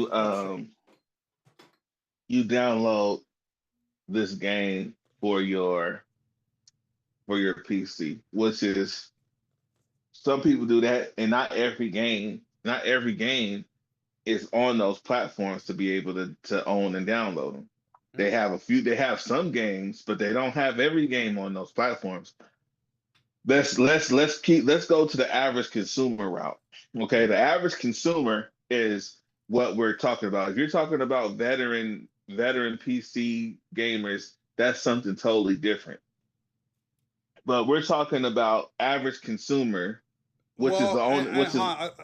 I'll say this. I mean, especially if we're talking about the average consumer, and you may say something like, "Well, the average consumer doesn't care," but I would say that. Okay, I forgot. Okay, I want to say it's the best way I can. I forgot exactly my words of my argument, but I would say that then the average consumer, do you think that they like being taken advantage of even if they don't care? Yeah, do you think that they would want to be taken advantage of? Because that's what's happening. Is that you're being taken advantage of. I wasn't going there. That's I wasn't going in that direction. Okay, my bad. I'll let you keep going. Sorry about that. The average consumer, but okay, the average consumer is going to use Steam. Okay. Yeah. All right. They're not really gonna venture outside of that unless they have a absolute reason to, and somebody maybe hips them on it. But the average consumer, let's say, if everybody switched to PC, they're going to use Steam, which is the same shit, digital store. Now, does Steam have sales? Yes, but you know, just on a whim, Steam goes under, the service breakdown, whatever. Well, guess what? You're going to be dealing with the same problem. You don't have endless memory. You don't have endless memory. You can lose things. You know, you could lose that ownership of those games. And I'm pretty sure they got something guaranteed because they right now they don't have a spotlight. I'm pretty sure they got something in their contract that protects them if that happens. I almost guarantee they got something in there that because companies got to protect themselves. Yep. So I'm sure. I mean, speaking of the average consumer, how many people you think actually reads all that? again, that's what I'm pointing at. Exactly. So it's the same shit. And that's another thing that they're looking at. They're like, well, PC's been doing this for years, so why can't we do it? And what it is they have a microscope. They have a microscope on them, but there's just not a microscope on PC because PC is for a very specific group of gamers. You know, not everybody wants to just. One of the things that's the problem with PC is that it's always, you know, some people don't like. A lot of people don't like to tinker. When you start getting into PC gaming, you got to tinker. No, that's it not ain't true. no getting around it. No, that's not true. That's not true. That's not true at all. That's not true at all. Dude, no, everybody. No, that's not true at all. And I could tell you, like, especially if you talk about the average consumer, no, you do not have to tinker with your games at all. Yes, you do. Okay, I'll elaborate. That's one of the issues with PC gaming that people complain about. Now you could YouTube it and you can see. A perfect example is when they do stupid comparisons, right? The Steam Deck versus the Switch. It's no comparison. There's no reason to compare a Nintendo system with a damn PC. Okay, hold it's on. Stupid. Wait a second. Let me stop you. Because we're talking about the average consumer. The average person that's going to buy a PC game, and I'll tell you from my experience, the average person that's going to buy a PC game ain't buying it. No, sorry about that, getting tongue tied. Ain't buying it to tinker with. They're specifically buying the game because they want to play the game. Hold on, I was getting somewhere with it. All right, go ahead. I'll let you finish. Where I was getting, I'll say this and then I'll stop. A lot of the videos that compare the Steam Deck with the Switch too.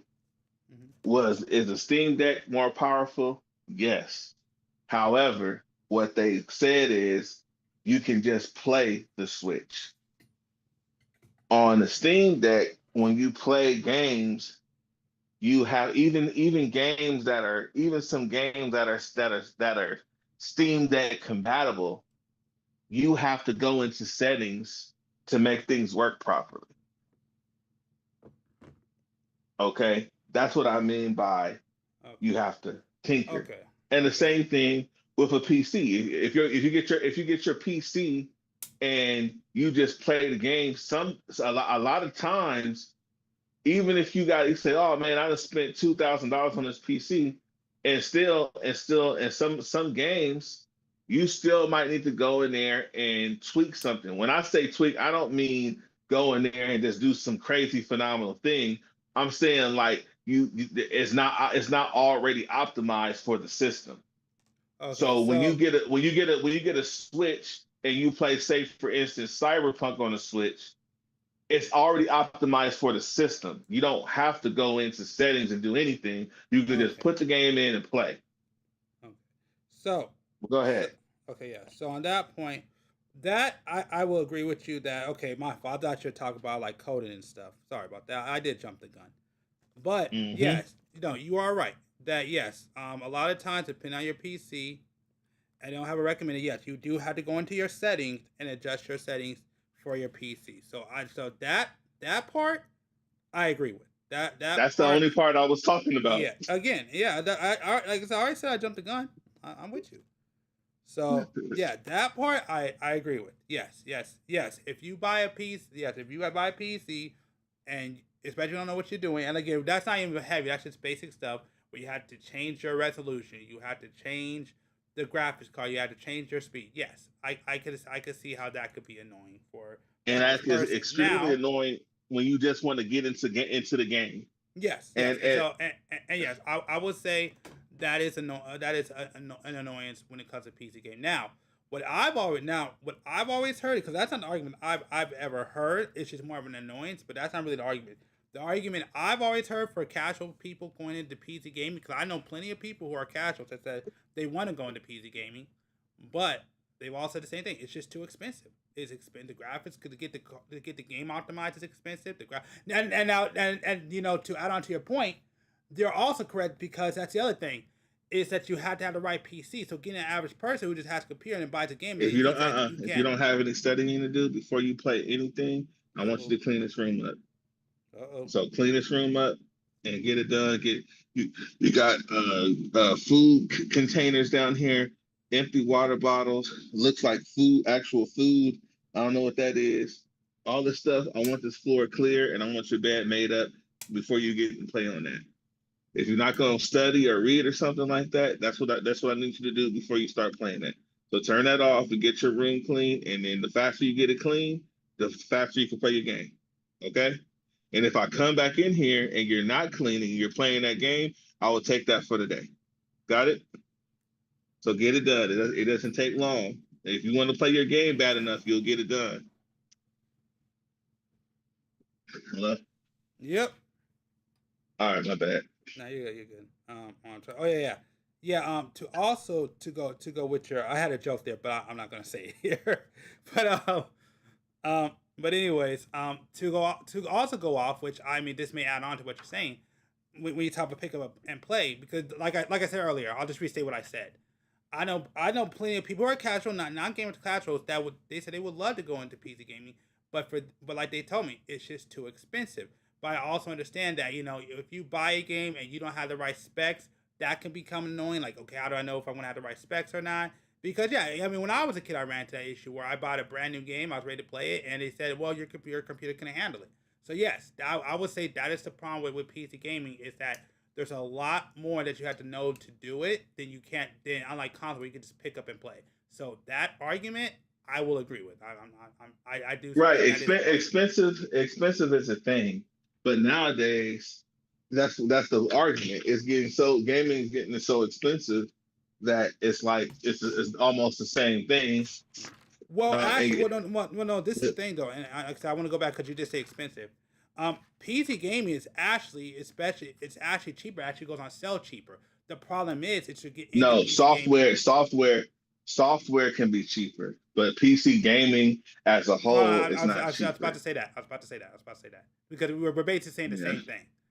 Like, no. I'm saying buying the games themselves. No, you can find a lot of those games cheap and on sale. Yes, you're right. The software is cheap. Yes, PC gaming is cheaper. The problem is it's on the computer and the hardware side is what screwed people up, because you can't just buy a top-end computer and it just plays, because like you say, you got to tinker and make sure you got the right stuff. So it's not just like I said, PlayStation. I could just buy a PlayStation, but get a PlayStation.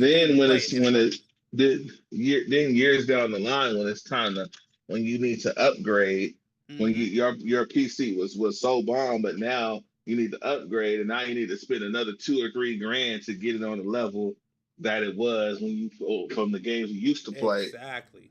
Now you're like, oh. Yep, exactly. Although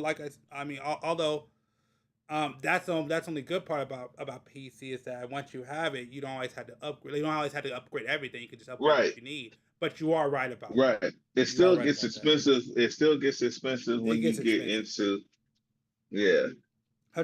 Like that. That's not even an argument. And yeah, that, like I said, that's the biggest complaint I always hear. That's the one that I always hear about people, because I want to get into PC gaming, but I also want to get a top of the line PC, because I don't want to have to worry about it for like the next 10 years. Mm-hmm. You know what I mean? And that's not true. Because But that's it until they come out with something new. That becomes a thing too. So what comes a thing? Comes a thing. Hold on, my bad. Very good. So like your PC might be good, but then they come out with VR, and then they come out with 4K or 8K gaming and high super depth or whatever the case may be. Now, even though depending on when you get your PC, you might have to upgrade sooner than you anticipated. You might have to upgrade sooner than you anticipated because of something that came out. The new hotness that came out. So now you gotta upgrade sooner than later. Mm-hmm. You know, that's a thing too. Yep. I mean, typically, if you buy like the highest end computer, even if you have those upgrades, it will still hold up for a while. Now, you may not be able to play on max settings, which that is what you lose, but you will be able to play. Sometimes, yeah, but my cousin, he mostly plays PC, and but it's just a lot. It's just you got frame rate dips. Yep. You got a lot of stuff that happens. Now, another thing. That's another thing. I want to chime in because I don't forget it. But that's another thing that people complain about, especially now, because from my understanding, it's worse. It's worse now than what it was in the back in the day. Is that a lot of these companies they will not optimize their games before they release it. So a lot of these games come out all messed up and choppy, and they have to use updates because they're not optimizing them before release. Yeah, and then for PC, they feel like they don't have to. Yeah, and so that's why I said they treat PC as a second class citizen to their console gamers. Right, and that's my whole point. Like Isha Gaming, one of the I just want to say this. I'm gonna let you go, and I just like I said earlier, it didn't used to be like that. It didn't used to be like that. But go ahead. Isha Gaming is one of the companies. One of the YouTubers that really, stand by the Steam Deck, even though she's mostly a handheld gamer, and she's always been into handheld gaming, and she has she was saying like, yeah, she mostly uses the Steam Deck, but she was saying how it's nice to just be able to get into a game, and just play, because it's already optimized for the system and already works. Because when you're dealing with the average consumer, that stuff matters, and I get that because I get irritated even with this. I get overwhelmed with overly complicated menu systems. Like when it's overly complicated menu systems, like Call of Duty Mobile used to irritate the heck out of me. Because I'm like, why I shouldn't have to be Googling how to start the game.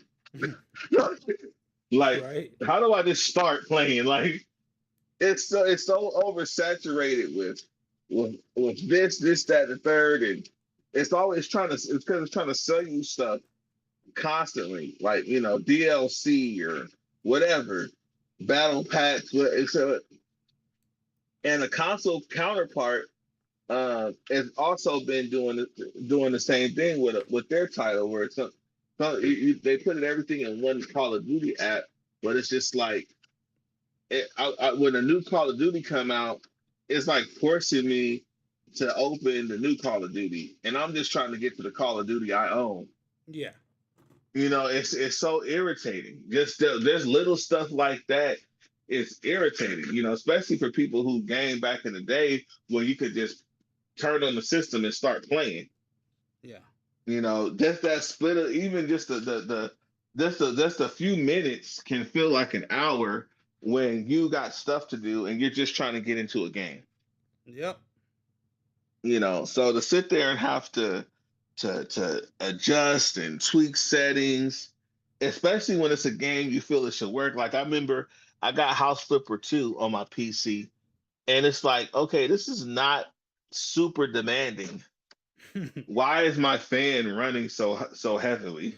Like, so it's like, yeah, it's like, okay, I gotta figure out now I gotta figure out what settings will work with my system for it. Because everything on paper says it should work with my system, no Yeah. problem.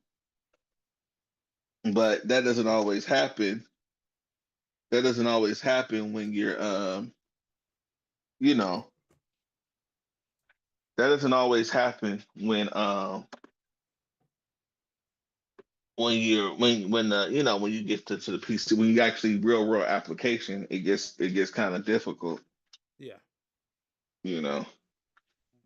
You know. So it's just one of those things. It's just one of those things where that's what console gaming is winning right now over PC is Oh, it's always just the has ease conveniency. is the ease of use. Yeah. You Yeah. know, The conveniency. 110%. right? It's we're gonna complain about prices all day, but soon as PC and then they already are starting because they are. I think the Steam Deck trying to come out with a console. No, it's already out.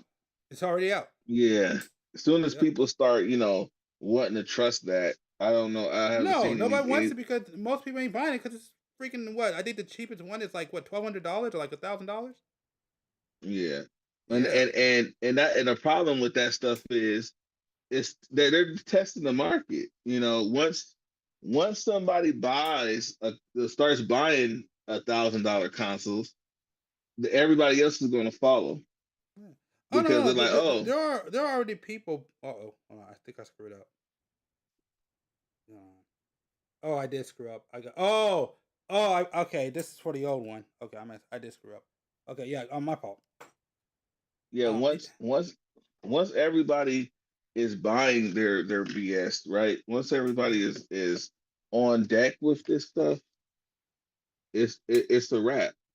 Well, no, that's the thing though. People aren't. That's why, from my understanding, and from what I've heard so far, I haven't looked into it since I don't know, maybe about a couple weeks or a month ago, like right after it launched or whatever, or like a couple weeks after it launched. They said that. I mean, they said it's not. They said it's not selling that great. I mean, it's selling, you know, but last I heard, and I could be wrong, it's not selling like that. It's not. It's nowhere near selling Sony because it's just too expensive. No one wants to pay that much money for a console. The only people who are really I doing it are believe it. like YouTubers and like hardcore like PC players or gamers. Most people ain't buying it. Right. It's too big of a it's too large heavy of a barrier. Because everybody was looking forward to it till they said the price, and once they said the price, everybody's like, "Nah, I'm good." And I've heard good. I mean, when they had it, where basically the base model can be sold without a controller, you basically started losing people.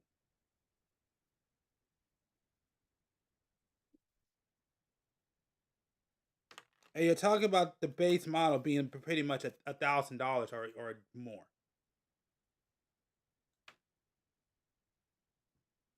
Hello, did I lose you? Mm-hmm. Okay, thought I lost you. But yeah, no, I just I made my point. Yeah, I mean, like I say, it's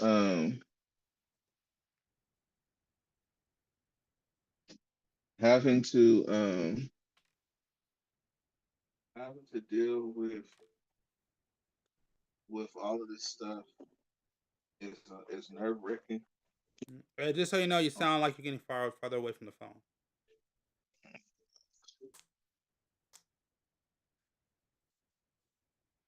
Hello. Yeah, you're back. Yeah, that's my dad. I don't know what it's gonna do if I pick up the phone. So I call him back. Yeah. But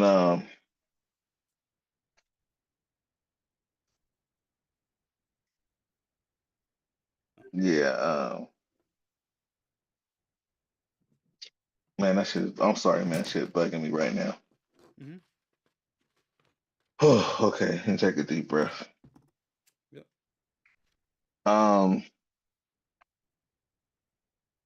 Yeah, I mean, Oh, again, you're good. Go ahead. My fault. I was looking at something. You're good. You're good. again, collectively as a whole, like just shit got to be done, and and unfortunately, unifying people is not going to happen because there's too many people who like to stir the pot, and it's too many people who don't give a f, and they say this and they believe it. I don't give a f, and I don't give a f energy, and that's going to exist because they think it's cool. They think it's cool not to get. They think it's cool not to give a f. I don't give a. I don't give a. I don't give a. I don't give a. People don't. Yeah, And then the but next. Oh, I don't. it's I a don't little bit care. different. It's a little bit All I different care now about is when they say it. no. All I care about is playing games. I don't care that it's I've already I already played the game, so who cares? And when you think like that, when you think a lot of people think like that, then you start understanding like the shit is just cooked. Yeah. I mean, you're basically talking about a bunch of people that are justifying basically what I would call an abusive relationship. You're justifying abuse. If you don't care, then we gotta do nothing about it. We'll just keep taking advantage of you. It's just not.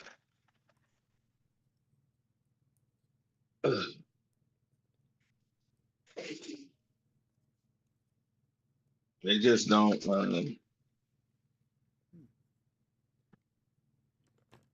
They just don't. They just don't care, Yeah. No, I mean, and I get it. all they care about is that they have access to the games. Yeah, no, And I get it, and that's why I said like the problem with that mentality is that you're basically,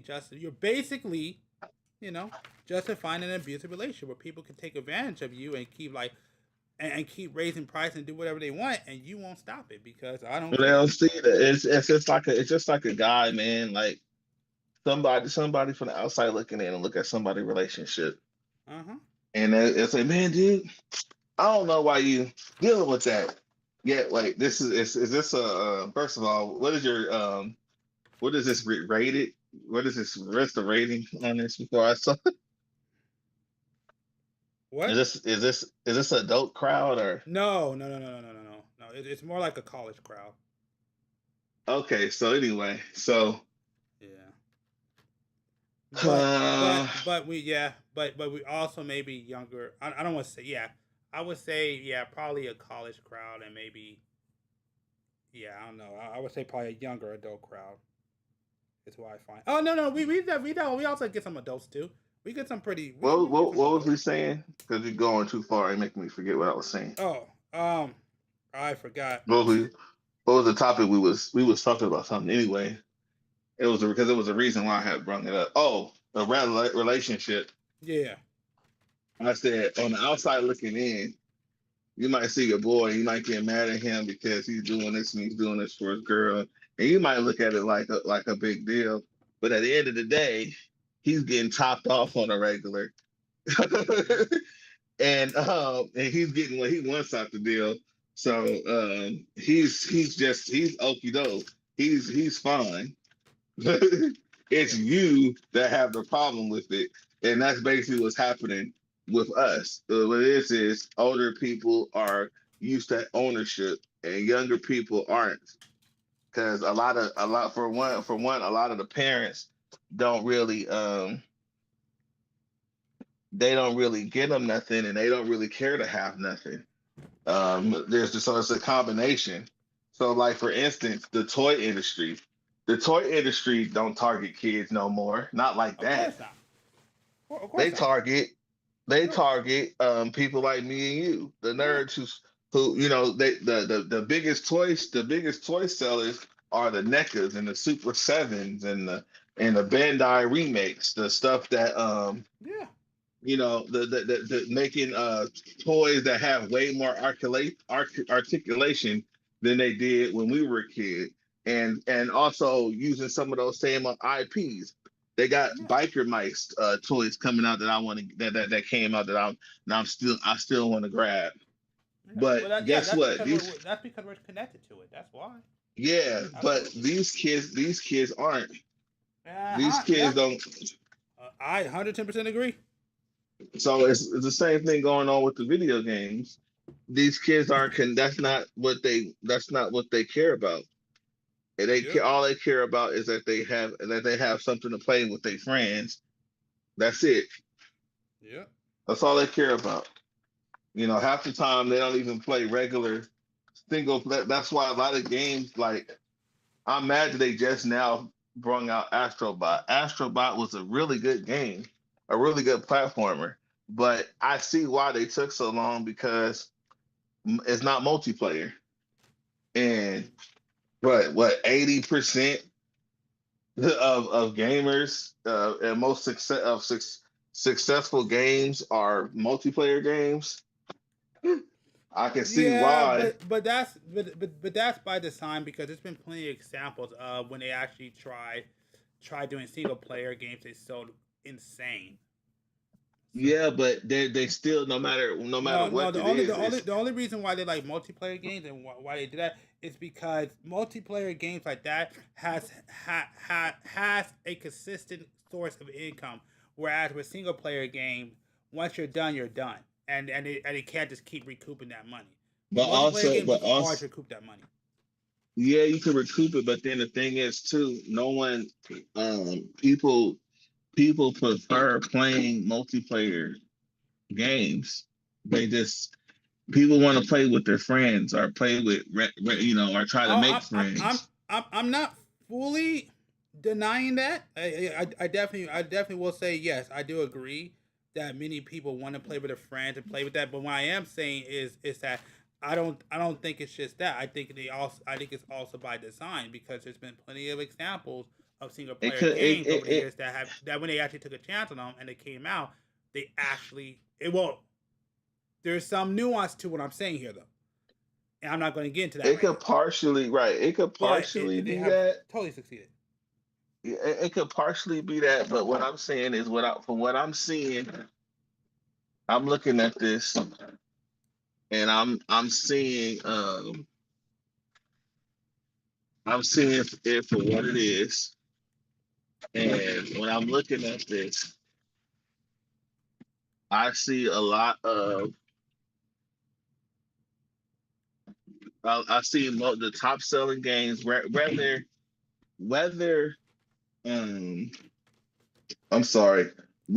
a single player game sells well or not, it still doesn't exceed the multiplayer games too often. But that's because you could continue, because that's what I said.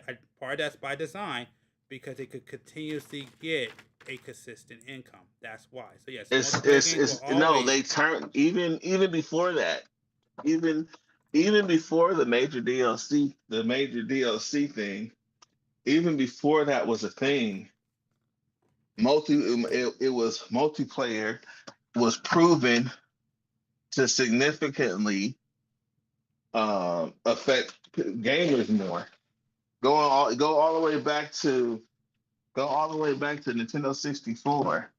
Everybody in the Nintendo 64 era, whether they were serious gamers or not, all remember GoldenEye. Huh?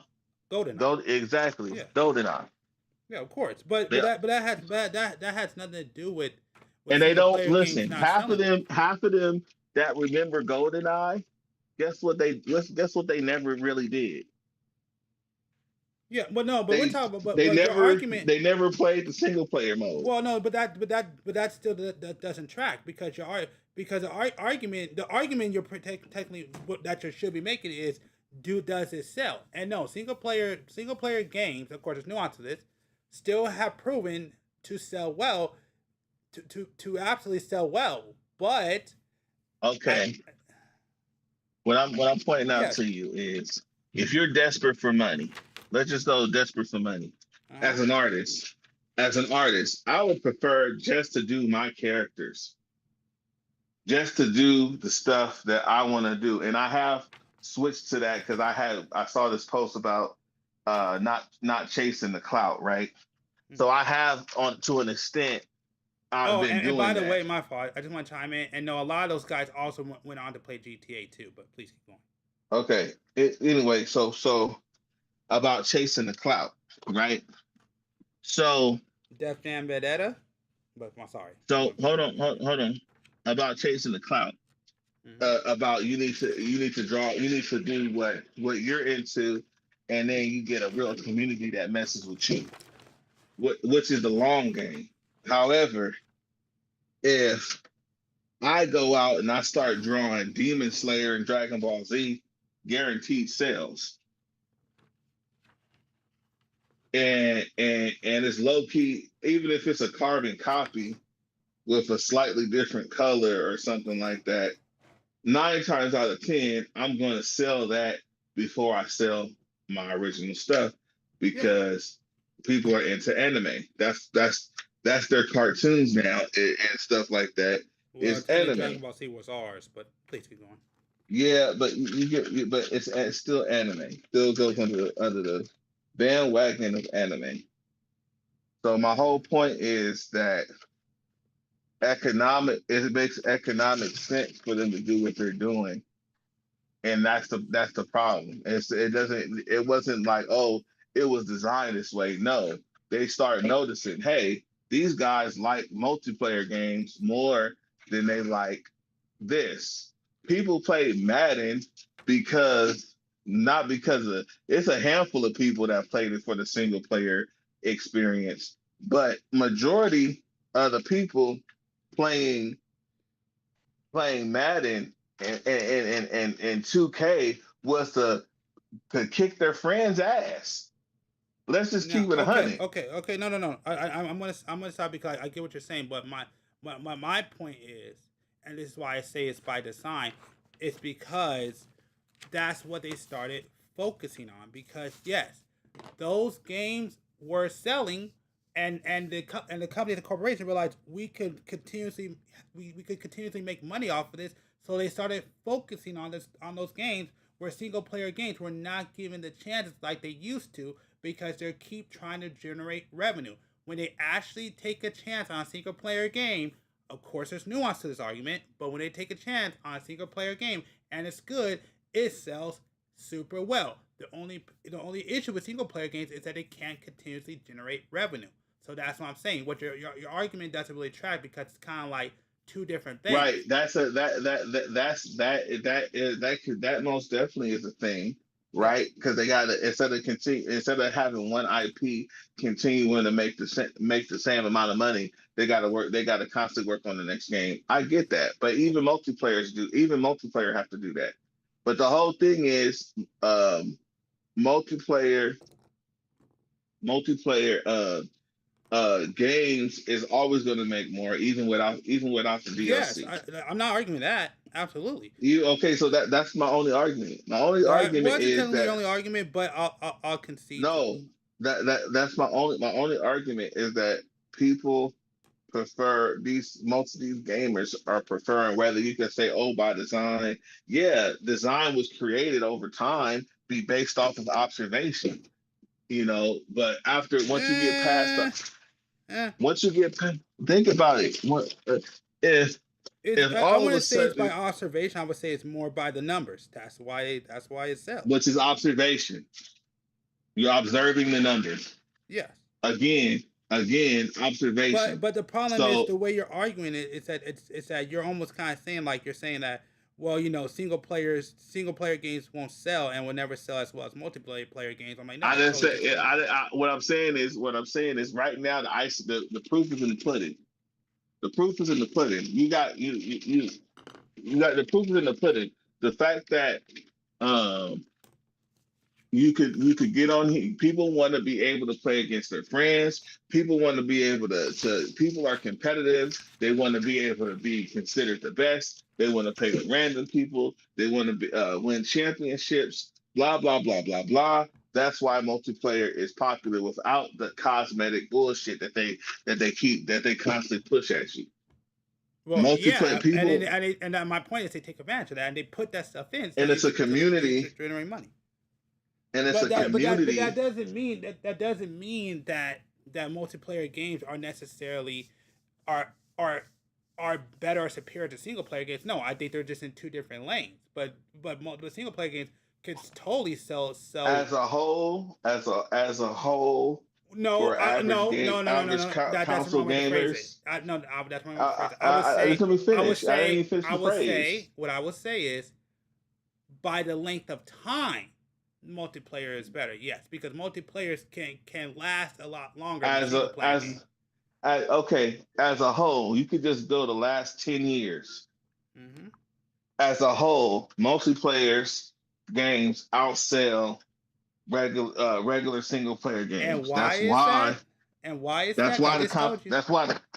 that's why they concentrate on the multiplayer game. But that's not my argument. Like I agree with that statement, yes. But I'm trying to tell you, there's a reason for it. You saying by design? What do you think they got the idea from? From money and the revenue that they can generate. What did they? No. Over time, no. Before they that, generate before more that, revenue that way than putting money into single player games. But why? Why did they choose multiplayer games specifically? Because to constantly try to build revenue and revenue long term. No, they could make a single player game and do the same thing. No, they can't. Like and they have. You can't. No. Single player games. Once you have it, you have it. You can't continue to generate revenue out there. What I'm saying is the only way you could do that is to do DLC, but nobody wants to put that much money or that much money or that much resources into doing that. It's better just to get a multiplayer game and then update it every now and again. Small little updates cosmetic to make more money. The heck? How are rules created? You said how are rules created? Yeah, where do they come from? How are rules created?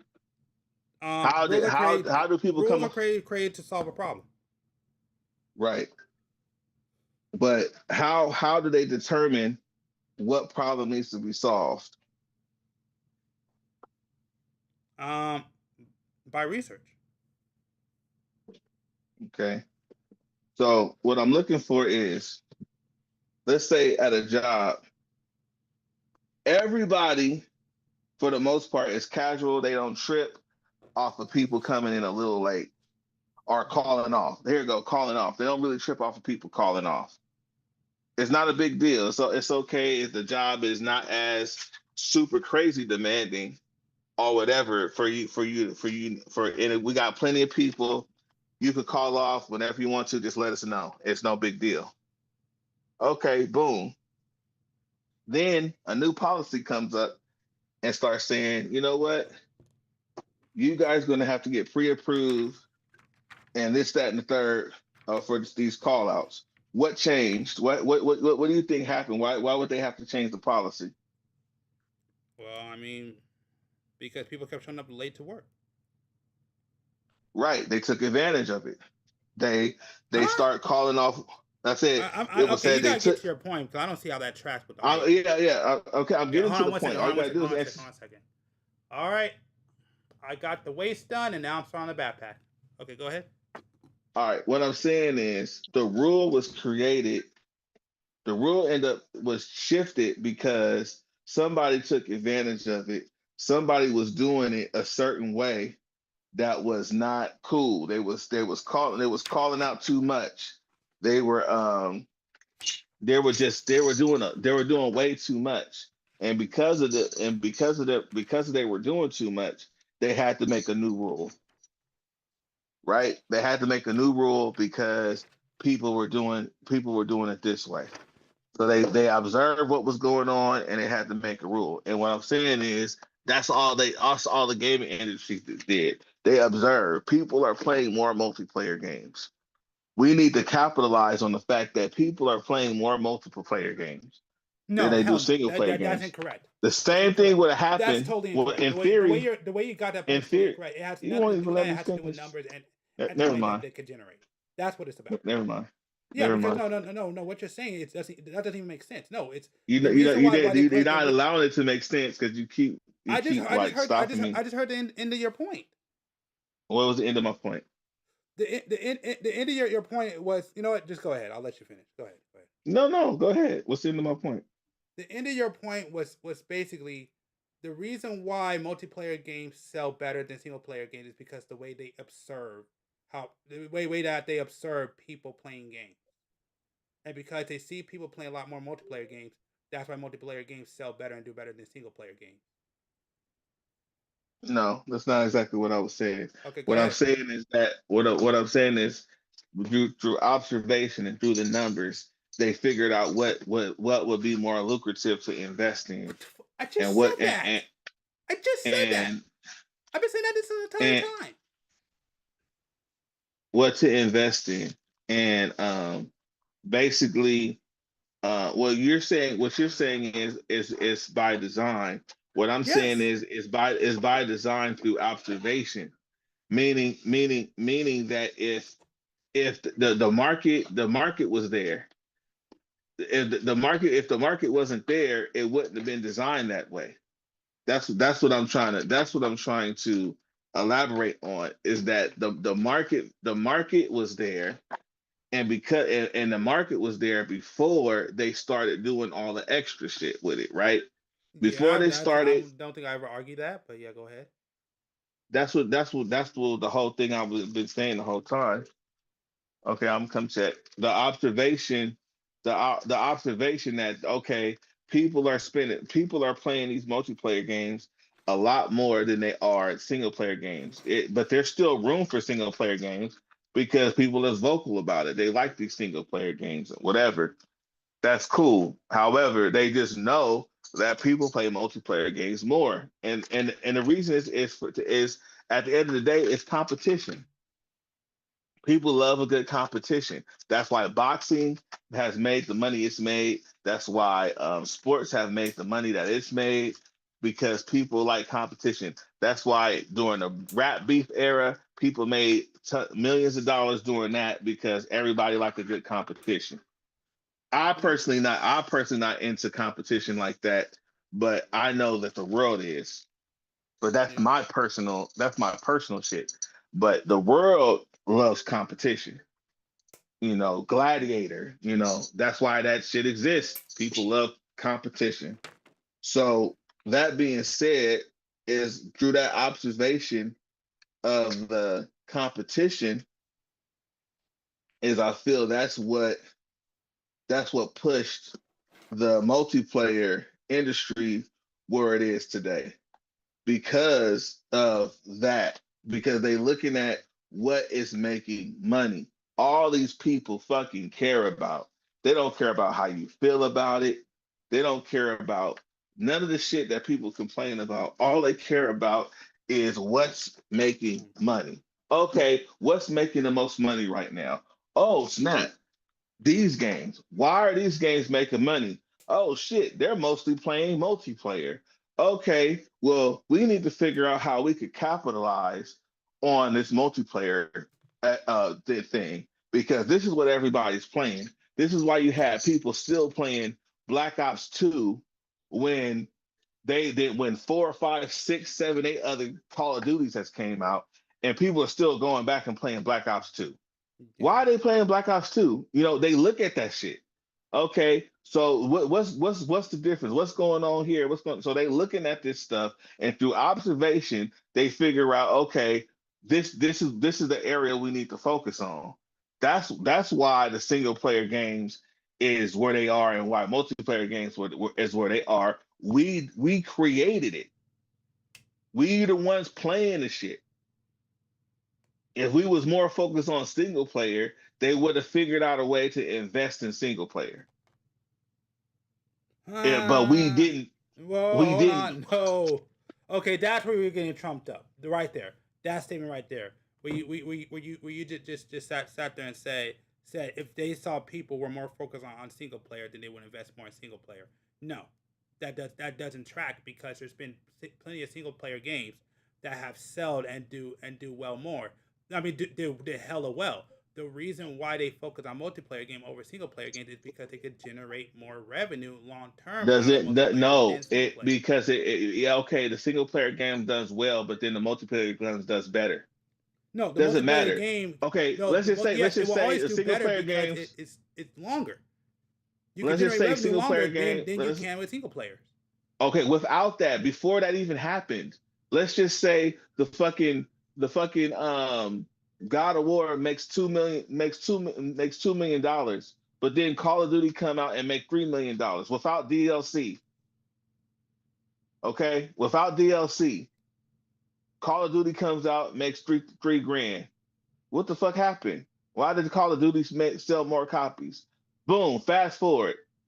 Fucking I don't know. Fucking Last of Us makes two million. Halo makes 3 million. What the fuck happened? Yeah, 3 or 4 million. Hold on, real quick. Hold on. Before DLC. This is before DLC. Okay, I'm saying before DLC. That came out after DLC, but go ahead. I get you. This is before major DLC was a thing. Before major DLC was a thing, people were playing these multiplayer games like that. Okay, so boom.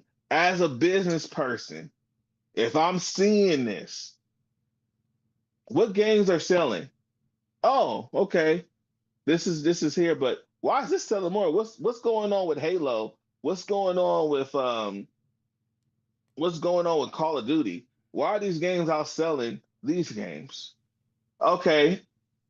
What are they playing on these games? Oh, multiplayer. Okay. A lot of people are playing multiplayer.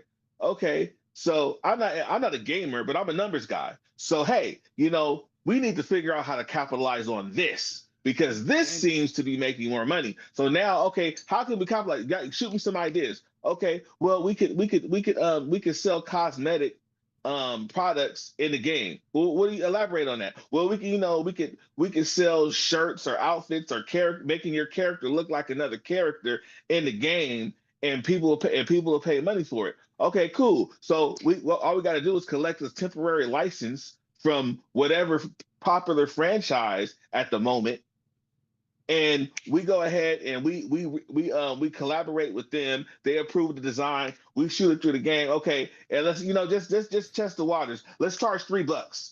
Let's charge $5 to walk around looking like Homer Simpson. Oh wow, people are actually responding to this. Okay, let's get some more franchises in here. Ninja Turtles. All right. Okay, let's see how Ninja Turtles do. Okay, boom, let's see how Snoop Dogg does. Okay, boom, let's see how this does. And it just keeps going because the guy at the top don't give a fuck about games. They care about money. So they had to look at what was making money to determine what to put the focus on. That's why a lot of gaming projects, you'd be like, what happened to those projects? Because the uppers took them off of those projects and told them, no, we need you to work on this because this is making more money. That's where that shit comes from. So yeah, it's by design, but it's by design based off of the consumers. The consumers created that design. If Call of Duty and all these different, I'm just using Call of Duty as an example, but if all these multiplayer games went under and everybody was playing the God of Wars and the Last of Us and whatever, they're playing that and all of that shit went under, they're going to look at the numbers like, okay, more people are playing more single player games. How can we capitalize on more single player games? Oh my God. You're saying what I'm saying without realizing that I'm saying it, and you kind of just prove my point. There's no way to capitalize on single players besides doing DLC, and nobody wants to put that much time or resources into doing that because it's just too much money. They already do. Multiplayer games, you could continuously do that, and you could generate money and add more things without having to put that much into. So you know what they did? They made single player multiplayer games like Warframe. Yes, I agree with that. All I'm saying is observe it. Is that it wasn't like, oh, they just woke up one day and said, oh, we're going to capitalize on multiplayer games. No, they looked at the numbers. Multiplayer games was making more fucking money, and how can we capitalize on this opportunity? Any good businessman would have done that. Any good businessman would do that. That's why I'm saying. That's why I use the example as the art thing is only because I'm tied to art. It's a little bit different for me. But a hustler wouldn't even try to do their own art no more. They would just say, well, shit. If I draw Demon Slayer and it sells, I'm gonna just keep drawing Demon Slayer. If I draw Dragon Ball Z and it sells, I'm gonna just keep drawing Dragon Ball Z. And then before you know it, they're in this loop where all they're really doing is selling, already created IP, and that's where the market is. You go to most of these cons and stuff like that. It's mostly fan art or T-shirts of fan art. Fan art is a major industry because of the same exact reason. That's why you don't have a whole lot of originality as you would have if people are consuming more fan art. So people are going so naturally the artist is like, well, this is actually making money and I need to make money. So this is what I'm going to focus on. I'm going to focus on this because right now I need that money.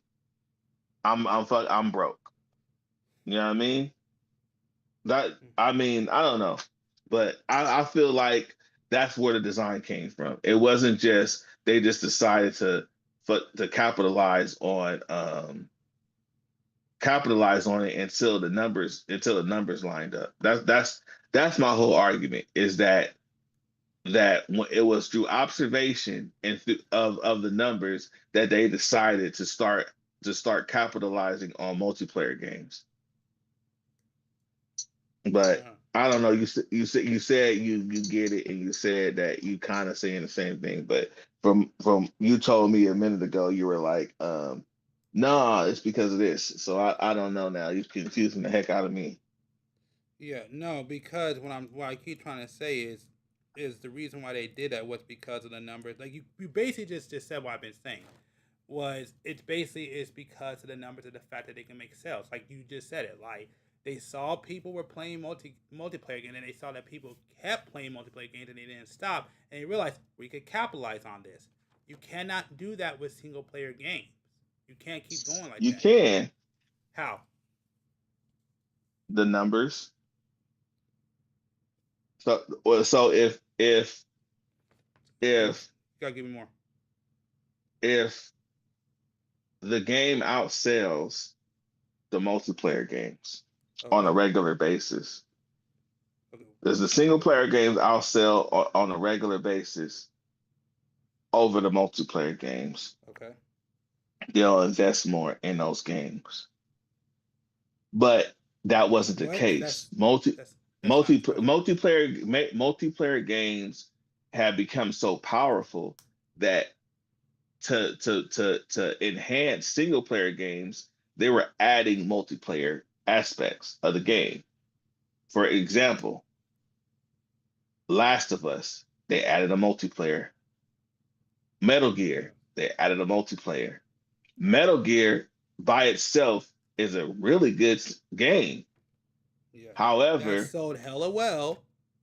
But they understood that multiplayer was the new hotness. Why? Because that's what people were playing. No, people were not. That's what was outselling multiplayer. People were not playing Halo Metal Gear alone. Solid for the multiplayer. No, Halo. Why Halo, did they? People were not dude, playing Halo alone. You see, hold on. You kind of just said it. You're running away from it, but you're kind of there. Halo They did alone. not. They did not. Nobody was playing Metal Gear Solid for the multiplayer. Why did they add multiplayer into Metal Gear Solid? Because people were mostly playing multiplayer games. And to get more attention onto Metal Gear, they and other games like it, they added a multiplayer. No, it had nothing to do with it aspect of the game. Metal dude, Gear it's already just had like, an audience and a fan dude, base. It was not it's to get just more like, eyes on Metal Gear Solid because that's not why people are dude, playing Metal Gear dude, for. it's just like back in the day, single player How games. you're avoiding it. Look. I love Single how you're player avoiding games it. back in single player games back in the day. I'm telling you, it's evolving based off of gameplay. Single players back in the day. Let's before online shit. Let's go further back, bro. Single player games. What did they start doing? They started having other games within the game. Like you're playing a RPG, and all of a sudden, oh snap! There's an Easter egg. There's a racing game in here. Oh, that's cool. Oh, you could actually play the arcade, and it's a simple as game. But the fact that you could play a game within a game became a thing. So So that's sold what? the game. Hold is on, what they're hold telling on, me. hold on, hold on. By popularity, that got around. More. What happens after that? More people start putting little shit like that in their games, where you could go and you could actually play the arcade, or the game switches up, or the platform game switches from a platform game into a shooter midway into the game. Now you're playing a shooter, and then you go back to platforming. So boom, fast forward. You got the single player games, but people are mostly buying multiplayer games. Then somebody said, hey, well, since everybody's playing multiplayer anyway, let's implement more multiplayer into our single player games. So boom, they do that, and then the top selling one of the most played games was GoldenEye on Nintendo 64, not because of the single player game, because it was the fucking multiplayer. So fast forward again, they know, okay, damn, we're these multiplayers a thing. Fast forward again, okay, they sitting on it. They notice it happens again. Oh shit, Halo. God dang, why is everybody playing fucking Halo? Oh shit, multiplayer? Oh, okay. You know what? We're gonna put this on hold and we need to figure out how to implement more multiplayer. Okay, now multiplayer games are outselling the single player games. So single player games are like, well shit, what's the difference? Why are these games making more money than single player games? They're like, well shit, multiplayer is the new hotness. So boom, now let's implement new Metal Gear's coming out. Let's make sure it has a multiplayer. We got Last of Us coming out. Let's make sure it has a multiplayer, because multiplayer is we could get both gamers now, because you got people who already like these kind of games, but now we could capitalize on these people that's stuck in the multiplayer era, and then multiplayer is jumping higher. So now multiplayer is jumping higher. It's like, damn, people are playing multiplayer, but then a lot of them are sticking to the same game. They're playing the old Call of Duties. They're playing this and playing that, but they're not upgrading. Why are they not upgrading? Okay, we got to get them to upgrade. How can we get them to upgrade? Well, DLC. They're gonna purchase new shit. If they're playing the same game, they got to be bored of seeing the same characters all the time. Let's implement some new characters. Let's implement some new guns. Let's implement some new this, some new that, and it just keeps going, evolving based off of the consumer, not because they just woke up one day and came up with the fucking bright idea. Motherfuckers, that's what they were playing. That's what the people are playing. People are playing multiplayer. 2K is popular because of multiplayer. Yeah, you might have a few people playing single, but for the most part, people on that playground shit. Multiplayer. It is what it is. That's where it's at right now. Even though me personally as a gamer, I like more single player stuff. And then I go back to online, because online gets oversaturated, exploits, people do a little bit too much and I get irritated. I'm like, I just want to play against regular people. I don't want to play against no lifers. I want to play against regular people where it's back and forth. It's like everything's a Tyson fight when you play online. 2 seconds into the match is over. You know. You sound like you got some hostility with some fighting game. Nah, I just don't like um exploit in video games that people do. Like people glitch and exploit, and their biggest thing is, oh, let me see how long I can keep somebody in the air for the whole match. That's boring. Yeah. And it turns into who could get in the air first. And if that's the case, you might as well play Bushido Blade or dive kick or something that's only no, dive kick is more than one hit, but Bushido Blade is one hit. You might as well play that. You might as well play a game like that. Well, but Bushido Blade was designed in a specific way, though. Right, but it was designed for a one hit knockout. Yeah, because it was designed to be more realistic, like a actual realistic sword fight. Yeah, we're short, but what I'm saying is that's how people are playing Mortal Kombat these days. People are playing Mortal Kombat these days like the same kind of way, where it's just like, oh, endless combo, oh, and they sit up there for hours on end practicing this endless ass combo, and the best fights to me are always going to be the fights that have it is back and forth. Yeah, the back and forth. And you can't get back and forth if everybody's doing endless combos. And that all it is that all it turns into a popcorn game of who could get who in the air first. Yeah. And that's boring. It's just to me it's boring. And it takes too much energy. One of the fun things about fighting games back in the day, the love that I had for fighting games, and I still do love my fighting games, was that you could just pick up and play, and you could kind of learn moves, and you could kind of go back and forth and kind of figure things out and stuff like that, because the way the moves were designed. Yeah. But now you gotta be a scholar to play against some of these people.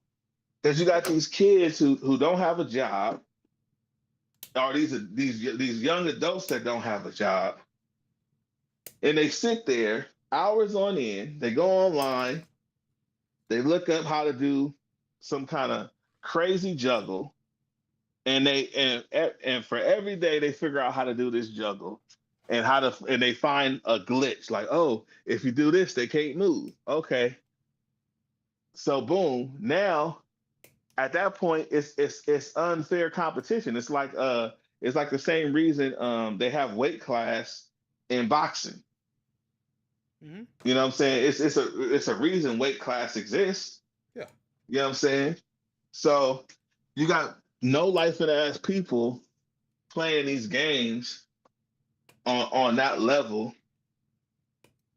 is ridiculous. It's like at this point, it's just you memorizing how to glitch the system to make it where it's the game is designed to go back and forth, but you figured out a way to make it not go back and forth. Yeah. To make it just one-sided. And to me, I don't care that's you say, oh, it's just because I'm good. Like, no, it's boring. Yeah. I don't even want to put that much energy into it. If I want to do that, I'll do something in real life. Yeah. I'll go to a boxing gym and learn how to box for real, or go to a martial arts place and learn how to do that shit for real. I don't see no reason for me to sit here and spend days on end, days on end learning how to keep you in the air the whole fucking time. And I'm an advocate Tekken player. Like, I play Tekken and I will do some long combos sometimes, but nothing too crazy. You still, and people nowadays, people are doing it in Tekken because you got the specials now. So they're fucking people are trying to do those endless things in Tekken, where they try to exploit and do it to the point to where there's nothing you can do. Yeah. And it's like one of those things where it's like it's getting out of hand. I'm just saying it's just out of hand. It could be, and you have to have balance in a fighting game. Yeah, you have to have that balance. Yeah. Everybody can't be that person. And at that point, the average consumer ain't gonna play anyway. My cousin did that before. I had a cousin, I guess more like a cousin-in-law. We were all playing. I think it was Injustice. Might have been Injustice, the first one, or more. It might have been Injustice, the first one, or Mortal Kombat. I think it was Injustice. We hadn't talked to him in a while. We're all kind of going back and forth, and everything was all good. We were playing like we normally play. We invited him. He was playing, and all of a sudden he switched up. And you could tell he did it on purpose. I guess he really sits up and play it like that. So he got to the point to where it was like no point in playing him. It's like if you're gonna play like that, there's no real reason to play you anymore. After the first 3 times, if you keeping a person in the air the entire match, you know what I'm saying? To 0. There's no point. Because as soon as you get a hit off, the match is over. Yeah. Yeah. So there's no point. There's no point in me sitting here, playing you if you're gonna play like that. Yeah. Now I get you. Yeah, that's a good skill. That's a cool little skill that you got there. But we're casually playing with each other. This is not a championship battle. The money's not on the line. I definitely get that. Yeah, when I see that shit, I just be like, man, y'all cats is just doing way too much. Yeah. And don't get me wrong, I practice combos for sure. Especially back in the day. I haven't done it since I was a kid, but that's because Tekken doesn't really change a whole lot. Yeah. Which is what I like about it, and it feels like a fight. Tekken. Well, no, they did fuck up my favorite character, which was Jin back in the day, because he fought a lot like Kazuya, and that was my main. And then that makes sense. That made sense. I don't care what sense it made. That's bullshit. Okay, Oh my god, I hate when they do that. Well, pick Kazuya.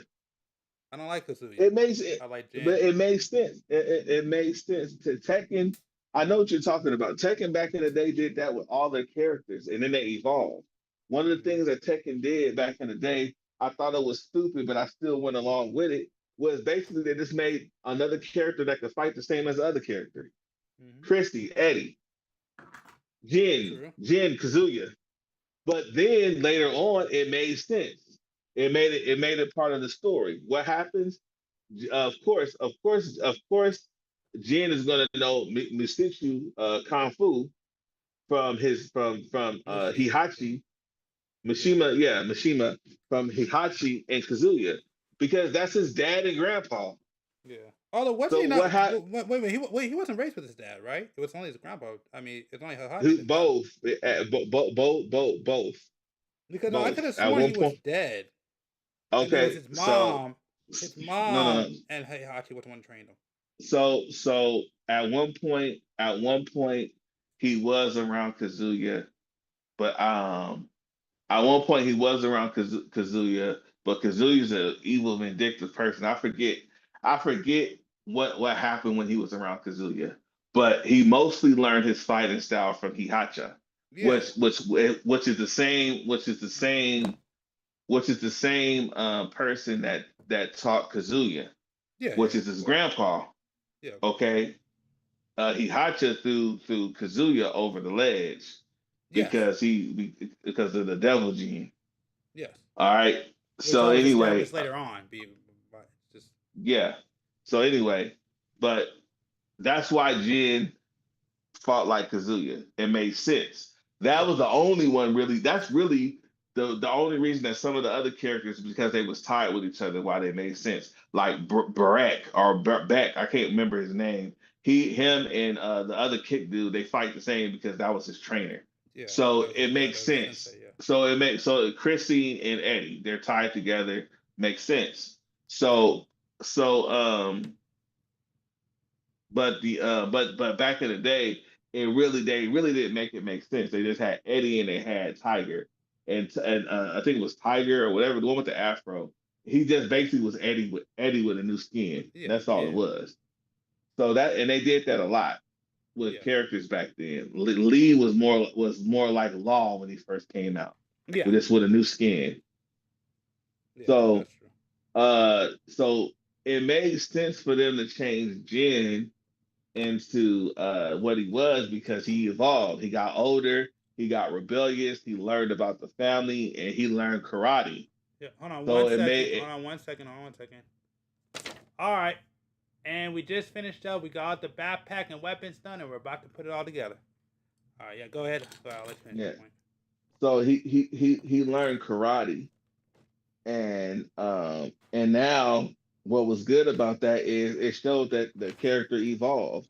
Like, yeah, you taught me this, and then I don't want to be a part of y'all shit, and so he went and he learned his own thing. Yeah. So now instead of having a carbon copy of a character, which what he was when he came out, he was pretty much a carbon copy of Kazuya. Yeah. Without maybe one or two moves. So now you got a actual character that's different. So if you like the old school Jin, you might as well just play with Kazuya because he fights the exact same way.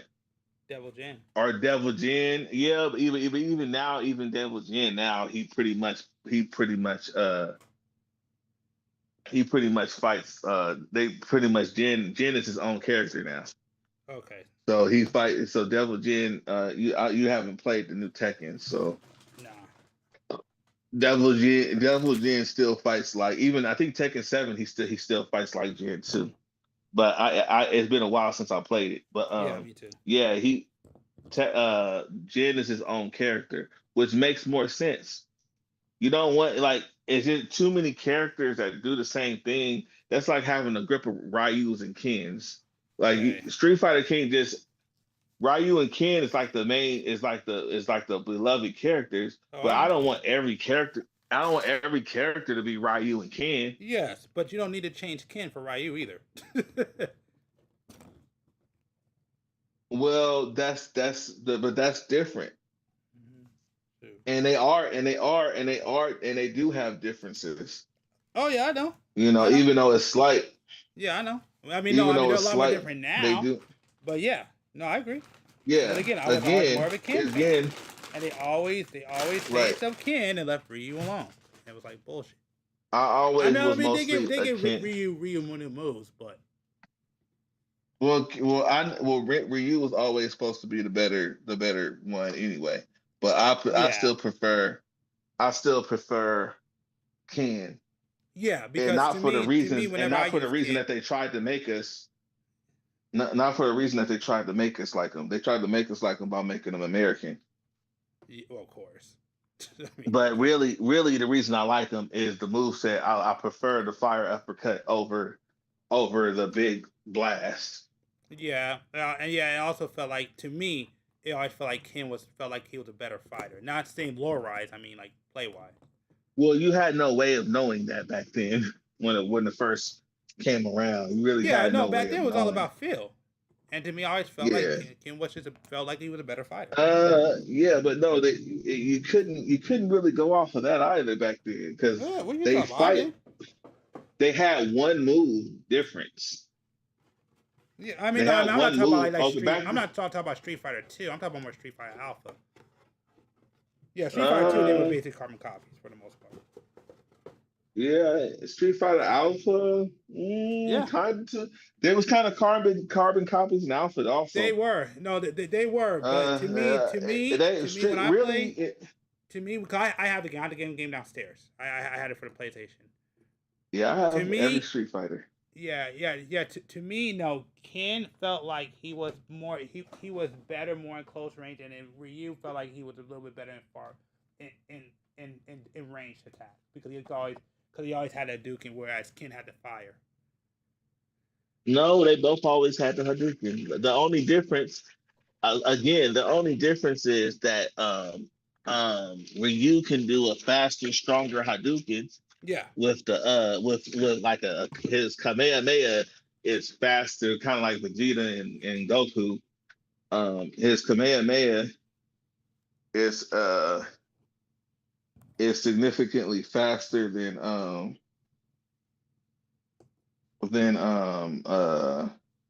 what's his name? Ken, because but that's only when you do the fire one. Yeah. That's only when you do the fire one. And the fire one and the fire one is stronger. The fire one is stronger. But But that's what I'm saying. Back then you went off a field. And so Ken felt better. You played. You didn't know why. You just to me, Ken always felt better than Ryu. Yeah. I just like I said again, it's for me, it was just the move set. He had a better move to me. I preferred the fire uppercut. I still prefer the fire uppercut. Other than that, for the Street Fighter fans, we're retarded. For the last games outside of maybe up until Street Fighter 5, they both were carbon copies of each other. Yeah, no, they had a couple of differences, but yeah, for the most part, yeah, I agree with that. Man, name some. Let me see. Well, you kind of already said the uppercut was no, the uppercut was stronger. Yeah, no, basically the same thing. And if I remember right, the same thing they had different. Yeah, if I remember right, there was something about Ken. I can't remember what it was because I haven't looked into it in years, but there was something that Ken could do that was a little bit faster than Ryu. I just forgot what it was because it's been years since I looked into it. Dude, it's ain't shit. That's the only difference is up until Street Fighter. What number Street Fighter was the last one that came out? I gotta look. I have it, but I can't think of it. It's 6. 6. Okay. Street Fighter 5 was the time when they made it different. Mm-hmm. Anything before Street Fighter 5, they was carbon copies of each other. Yeah, no cap. There was a few differences, but they were slight. You ain't named one yet. Of course not, because I don't remember what it was. I had to go back because there wasn't any. Because there wasn't. If you gotta look it up, if you gotta look it up, it was not. It's not significant enough to be in this conversation. I will agree with that statement. I'll give you that statement. It wasn't significant enough, but that doesn't mean that there wasn't difference. But I'll give you that. Okay. They were carbon copies, and this is what I was saying because I'm a fighting game guy. I'm not the best at them, but I love fighting games because I grew. Fighting games is how I got my love for video games. It was the first game. The first game I ever learned how to play was Street Fighter. Yeah, same with me. I couldn't play anything else. I sucked at even playing Donkey Kong until I didn't.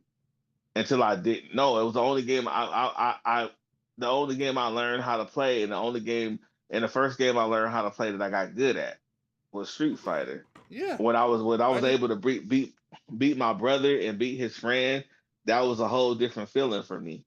Yeah. So, that being said, that was done. So when I say I've been playing Street Fighter a long time, and on Street Fighter 5, this is without looking anything up.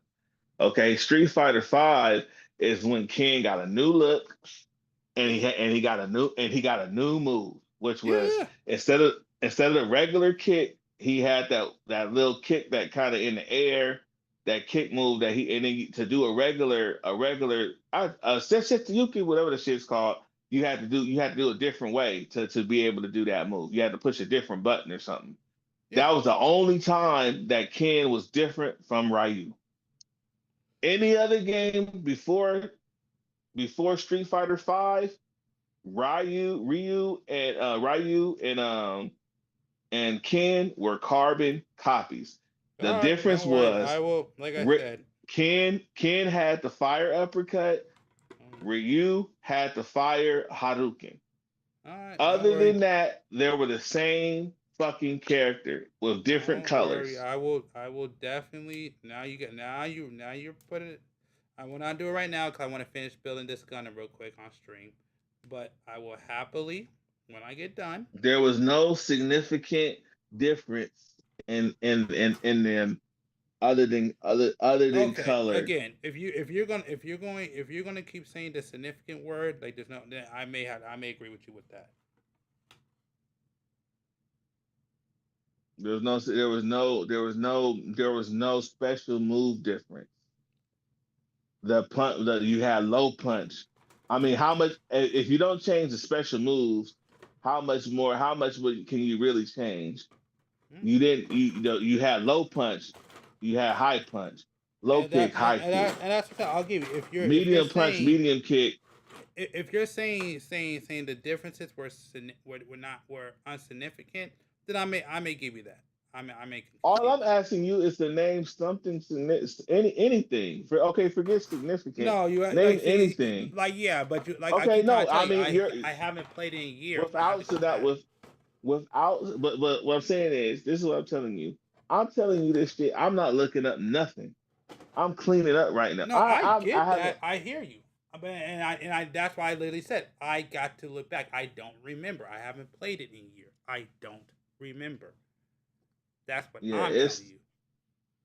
I get you. I'm just saying ain't no dang difference with these cats because and I'm not just saying I'm not trying to be an asshole about it. No. I will agree. I will agree. That's why I said I will concede there because you the one where you keep saying the differences weren't significant enough to matter. I'm like, you know what? I may concede with that. So I will give you that. I am saying that yeah, there were differences. Like I said, I gotta look it up to find the video, but I may also agree with you that it wasn't that significant though. It wasn't nothing to talk about. Like you had to really understand the differences. You had to be like a real dude. Like you can't be a casual guy. You had to be a dude who's like crunching number. Like oh well, Ken punches 3 seconds. It's a tenth of a second frame rate faster. Like, come on, bro. At that point, it doesn't even need to be in. And like I said, at that point, it doesn't even need to be in the conversation. Yeah. Okay. And that's why I sit down and say I agree if you say it's not significant enough. I'm like I concede there. I will concede with that. All right, but I'm gonna give me one time. I'm gonna put this together real quick. So, all right, so. Let me go ahead and put it together. We're going to start off with the legs. Start off with the legs, bruh. Uh-huh. That was not what's playing. That was not what's playing through my head, but okay. Yeah, put them legs on, bruh.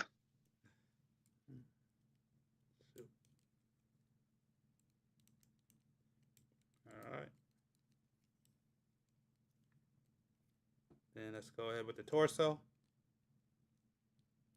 Yeah, there we go.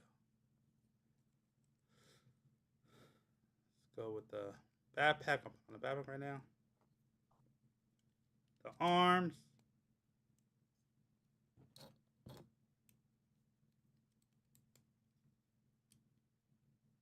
And now the head.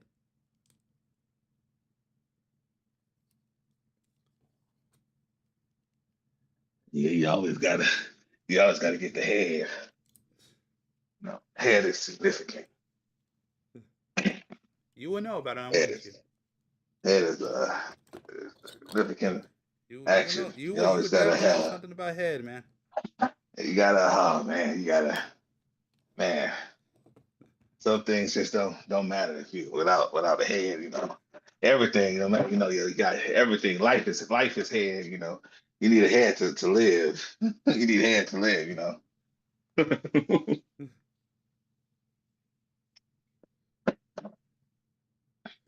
So I just want to say this to all y'all, like, yeah, as cool as this is definitely better from the original one back in the day, but the failure point of this is that you can't stick the gun on the back. That's bullcrap. Because back in the day you could do that. So that's a failure. But I'll put this on. So there y'all go. We're done. And it only took you 5 hours. Yep. It always does. It always does. Well, actually, it takes me longer. You might want to be glad I'm not building a real grade. That I would have been here. You might want to like zoom in on it or something, so it can actually be viewed. I could do this. Like the distance is quite far. I could do this. There you go.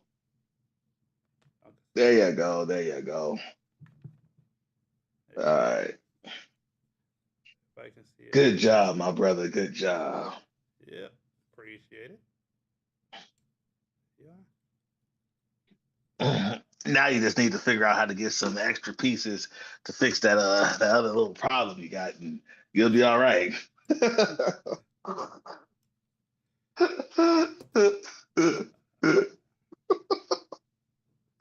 I'm retarded.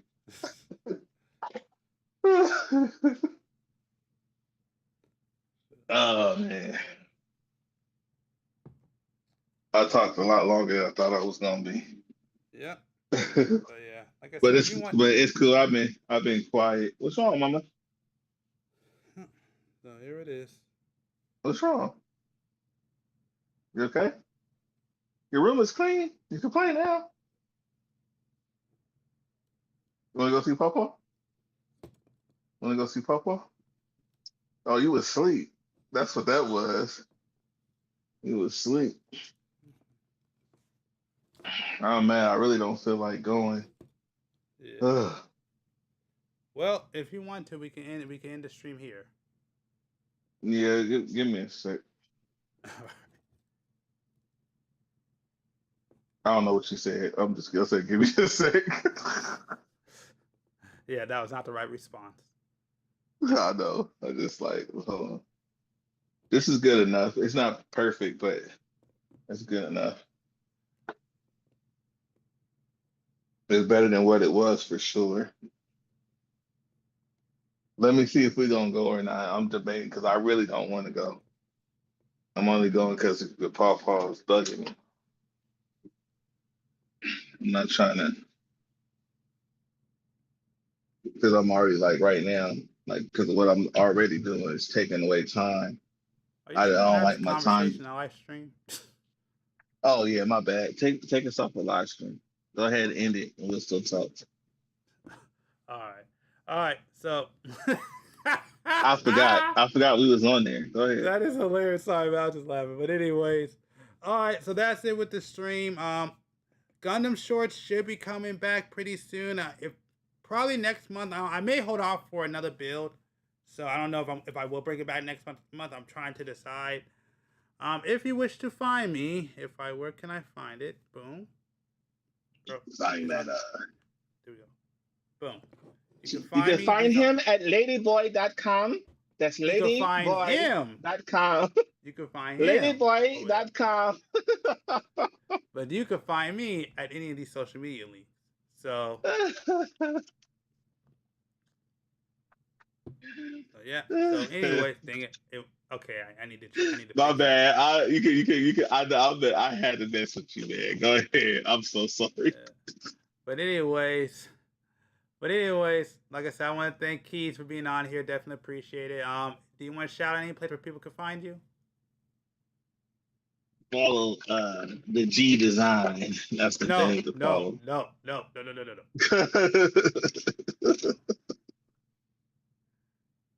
KEEZ _art. That's KEEZ underscore art, and you can find me on Instagram because I like to draw. I do the art thing that's also dying, just like physical media. This world is going to hell. All right, anyway, go ahead. Yeah, sorry, my friend's over here having a midlife crisis.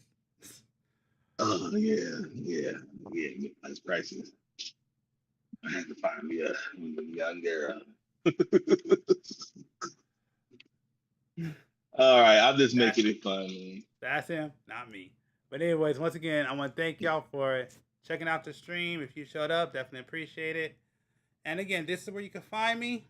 And like I said, Gundam Shorts will be back pretty soon here, probably if not next month, maybe the month after. And yeah, make sure to go over to the community tab over there on YouTube if you would like to vote for the next Gundam build that I do. So with that being said, I want to thank y'all. And I appreciate y'all. And yeah, I will see y'all on the next live stream. Have a good one. Y'all come back now, you hear? Let me end it. I'm sorry, you said y'all a little bit too much. So I was like, y'all come back now, you hear?